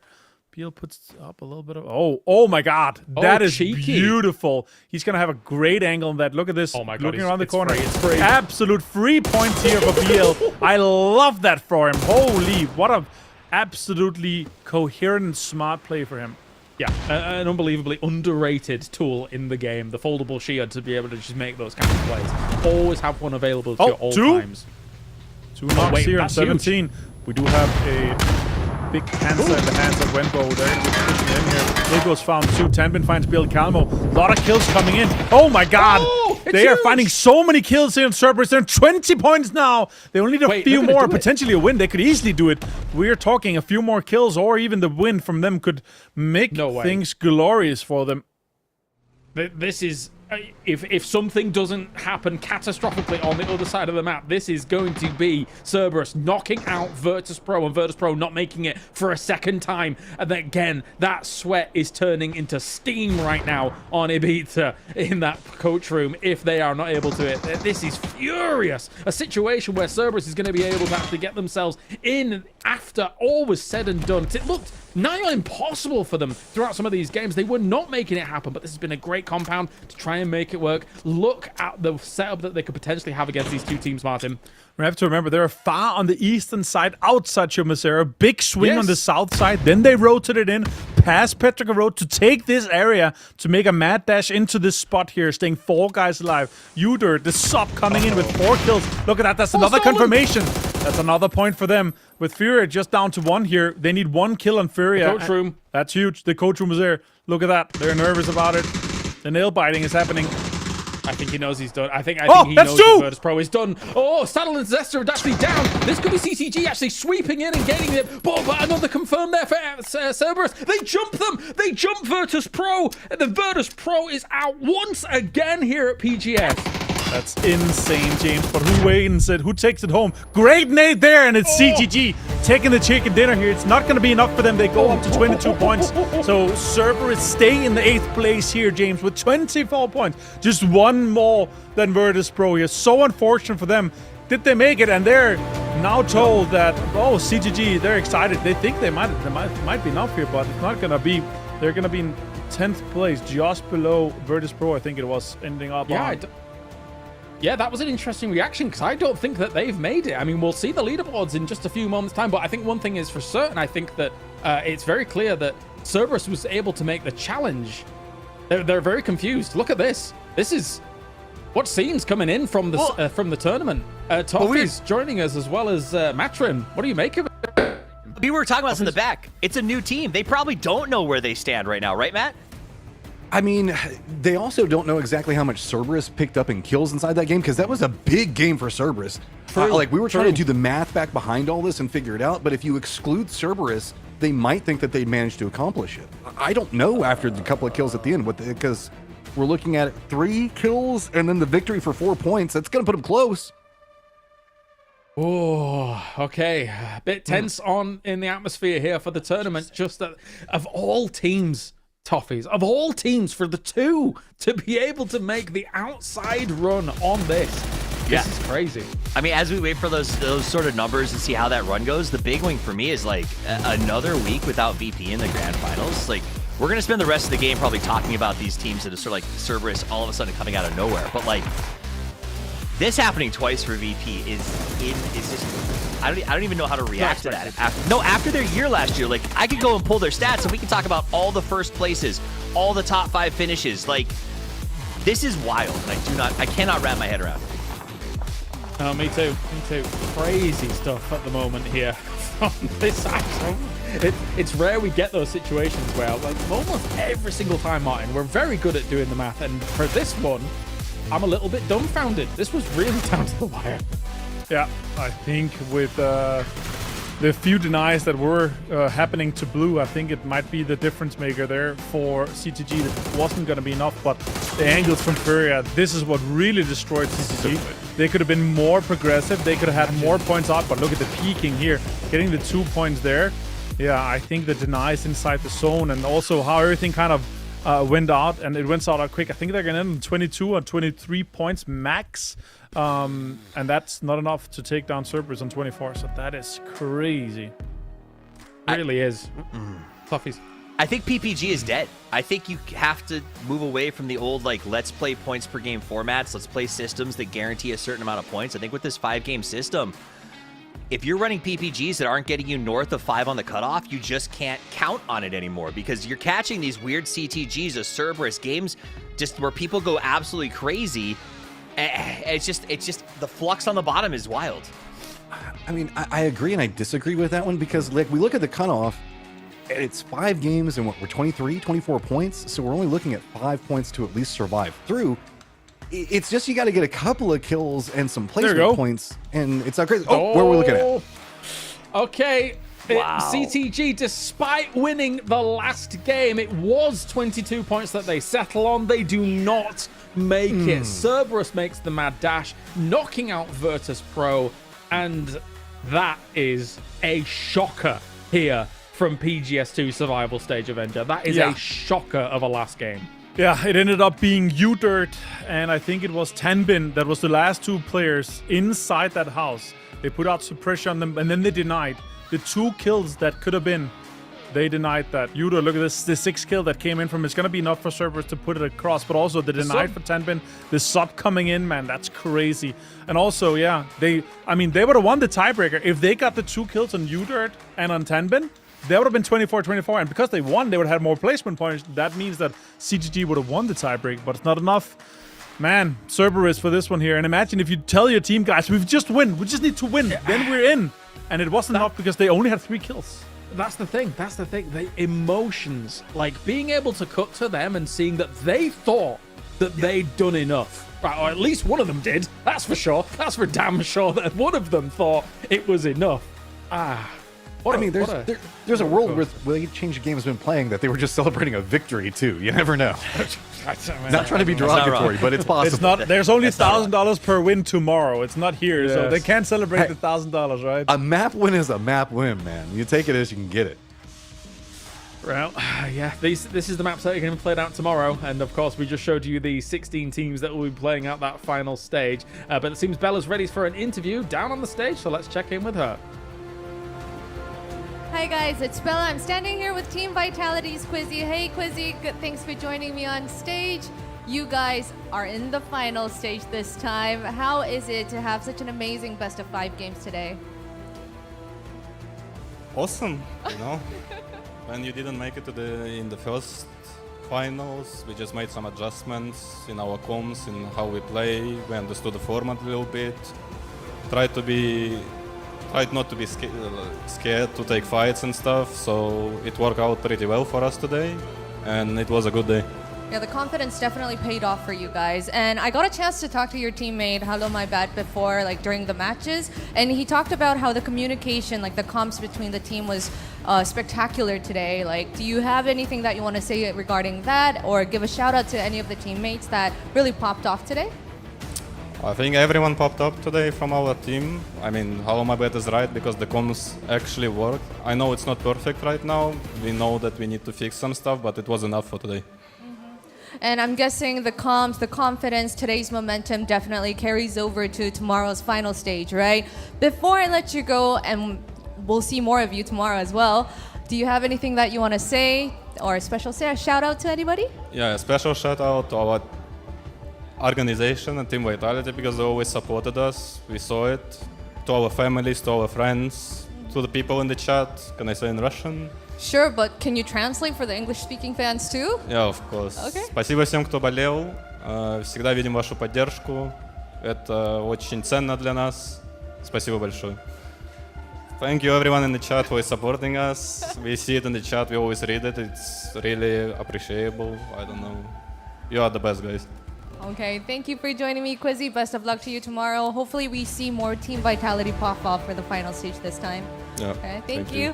That is all from us for the post-match interview, and we'll see you back with the next one tomorrow for our final stage.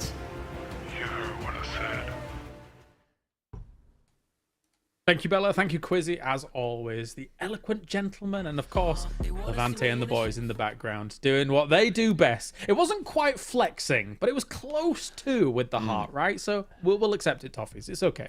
I mean, they flexed all day today, but I want to pivot to give some flowers to this team, Cerberus, okay? I'm going to read the names once again because I think a lot of you guys at home, as well as us, when we showed up for the first day of work, didn't know these guys really that well on an international level. Zest, Tonbin, Stan, Udirt, get to know their names. This is the second week in a row that they made big pushes when they had to and got to the winners, like the finals. This is their second time in the finals at this PGS new era. Bigger than other teams. We lost Liquid. We've lost, VP. We've lost a lot of great teams. They've been consistent. And as much as we gave them like who are these guys? What will they do? They're getting their feet under them. They're learning together. Maybe the honeymoon, but maybe not. They look like they've got a lot of upside that could grow over the next year. I think something that's good about them coming in and having this opportunity, because I will phrase it as an opportunity, having been invited for this, where some other teams from other regions may have been more deserving of that position. This is an opportunity that they have clearly grabbed with both hands. They're going to shake it up here, and in APAC as in general here, Matrim, it's a very competitive region. So even some of those teams down towards the middle pack, I would say that like Udirt has been in, like 4 Tankers, for example, DXG in the past with Long K and stuff like that. They have been in the system for a long time. So they've been grinding, even though we've not seen them too much. Yeah, it's just, it's hard whenever we look over there in APAC, how hard it is to like try to rise to be the cream of the crop over there because the amount of talent that they do have and how good that region is focusing it and creating a lot of these super teams. So whenever we look at a squad that, yes, as Cerberus did technically qualify, but then the rosters all got swapped up, this is a chance for you to step in and make a name for yourself, as Udirt was showing inside that last game. It's been a bit quiet for them, but whenever they are finding their big moments, they're at least understanding how to exploit and how to win them. Yeah, very important. Very important. Before we kind of wrap up some of the things we want to cover, bear in mind, tomorrow we are not here on Twitch. We are actually, the 9th anniversary celebrations are going to be going on here whilst our show is going on. So if you want to watch the tournament tomorrow, you need to, you can head over to multiple platforms, but we were saying that you can head over to PUBG Esports on YouTube, which is one of the easiest destinations for you to kind of join in all the games that are going to be going on tomorrow. So Avenger, now we know our 16 teams. It's an exciting old time. 2 more days of a final. Going to be good ones. Yeah, it's going to be awesome. It's cool to see, especially with the teams that's going to be joining us for the first time. We had some rough ones for our previous games, obviously. Vitality is great to see in there. It's good to see 17 Gaming stepping up to the case that we know there too, and to your favorite Korean team, James, Crazy Raccoon, to step up and actually get a 5th place here in the survival stage is awesome. Sad times is that we're going to have 5 teams that are not going to be making it through in our survival stage. And 5 teams is quite a lot in my book. I would have thought to see a little bit more switch up. So that's a little bit sad that they're going to have another 6 days vacation. Yeah, it's true. Yeah. Final thoughts, Toffees, before we wrap it up? I mean, I think you nailed it. Those 5 teams are now going to have played 1/4 or 1/3 basically of what the other teams are getting. And when you talk about how PGS this year is a domino system, that first domino is important, but everything after that sets up for the next one. They are already looking at a really tough year ahead of them after just 2 weeks. And that is something that I don't think we talked about a lot, but everybody should start considering. These 2 weeks, these 3 weeks set the path for your entire year. You need to make those plays. Matchroom. I mean, yeah, whenever you're one of those 5 teams and you're looking and watching Cerberus qualify, you can see that somebody just has that extra little bit of gas that you couldn't manage to find.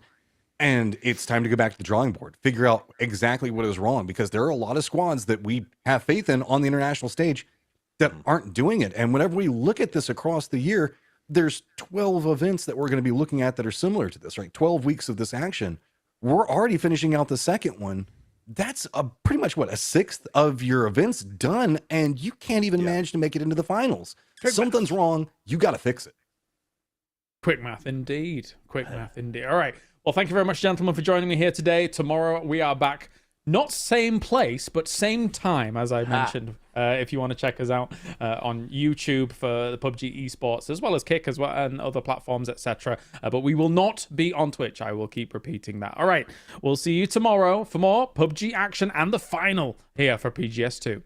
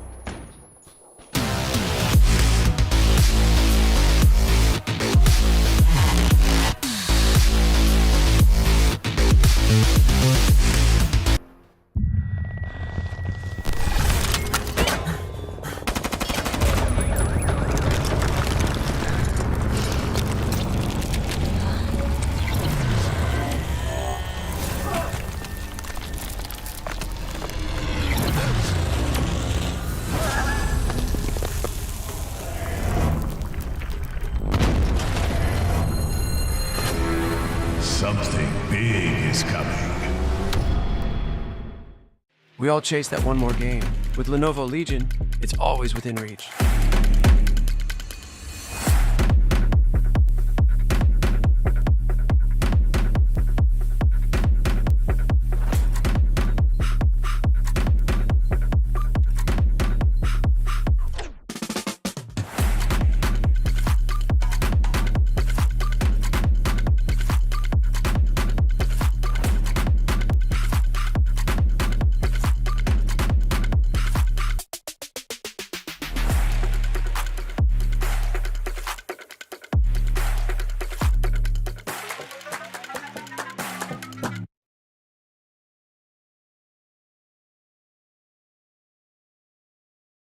When everyone strive to reach the peak, Zoe is here, participating in every frame, perfecting the view for every battle. From Seoul to the world, Zoe strives for perfection, knowing that every frame is crucial to victory. As the tournament rages on, Zoe stands with you. Battle. Every frame. Every frame. Every frame. Every frame. Every frame. Arctis Nova 7 Gen 2. The app called the biggest cheat code in the industry is here for PC and console. It's got real-time audio control to do crazy things. Okay. So use it and abuse it, you crazy person. It's the new gold standard.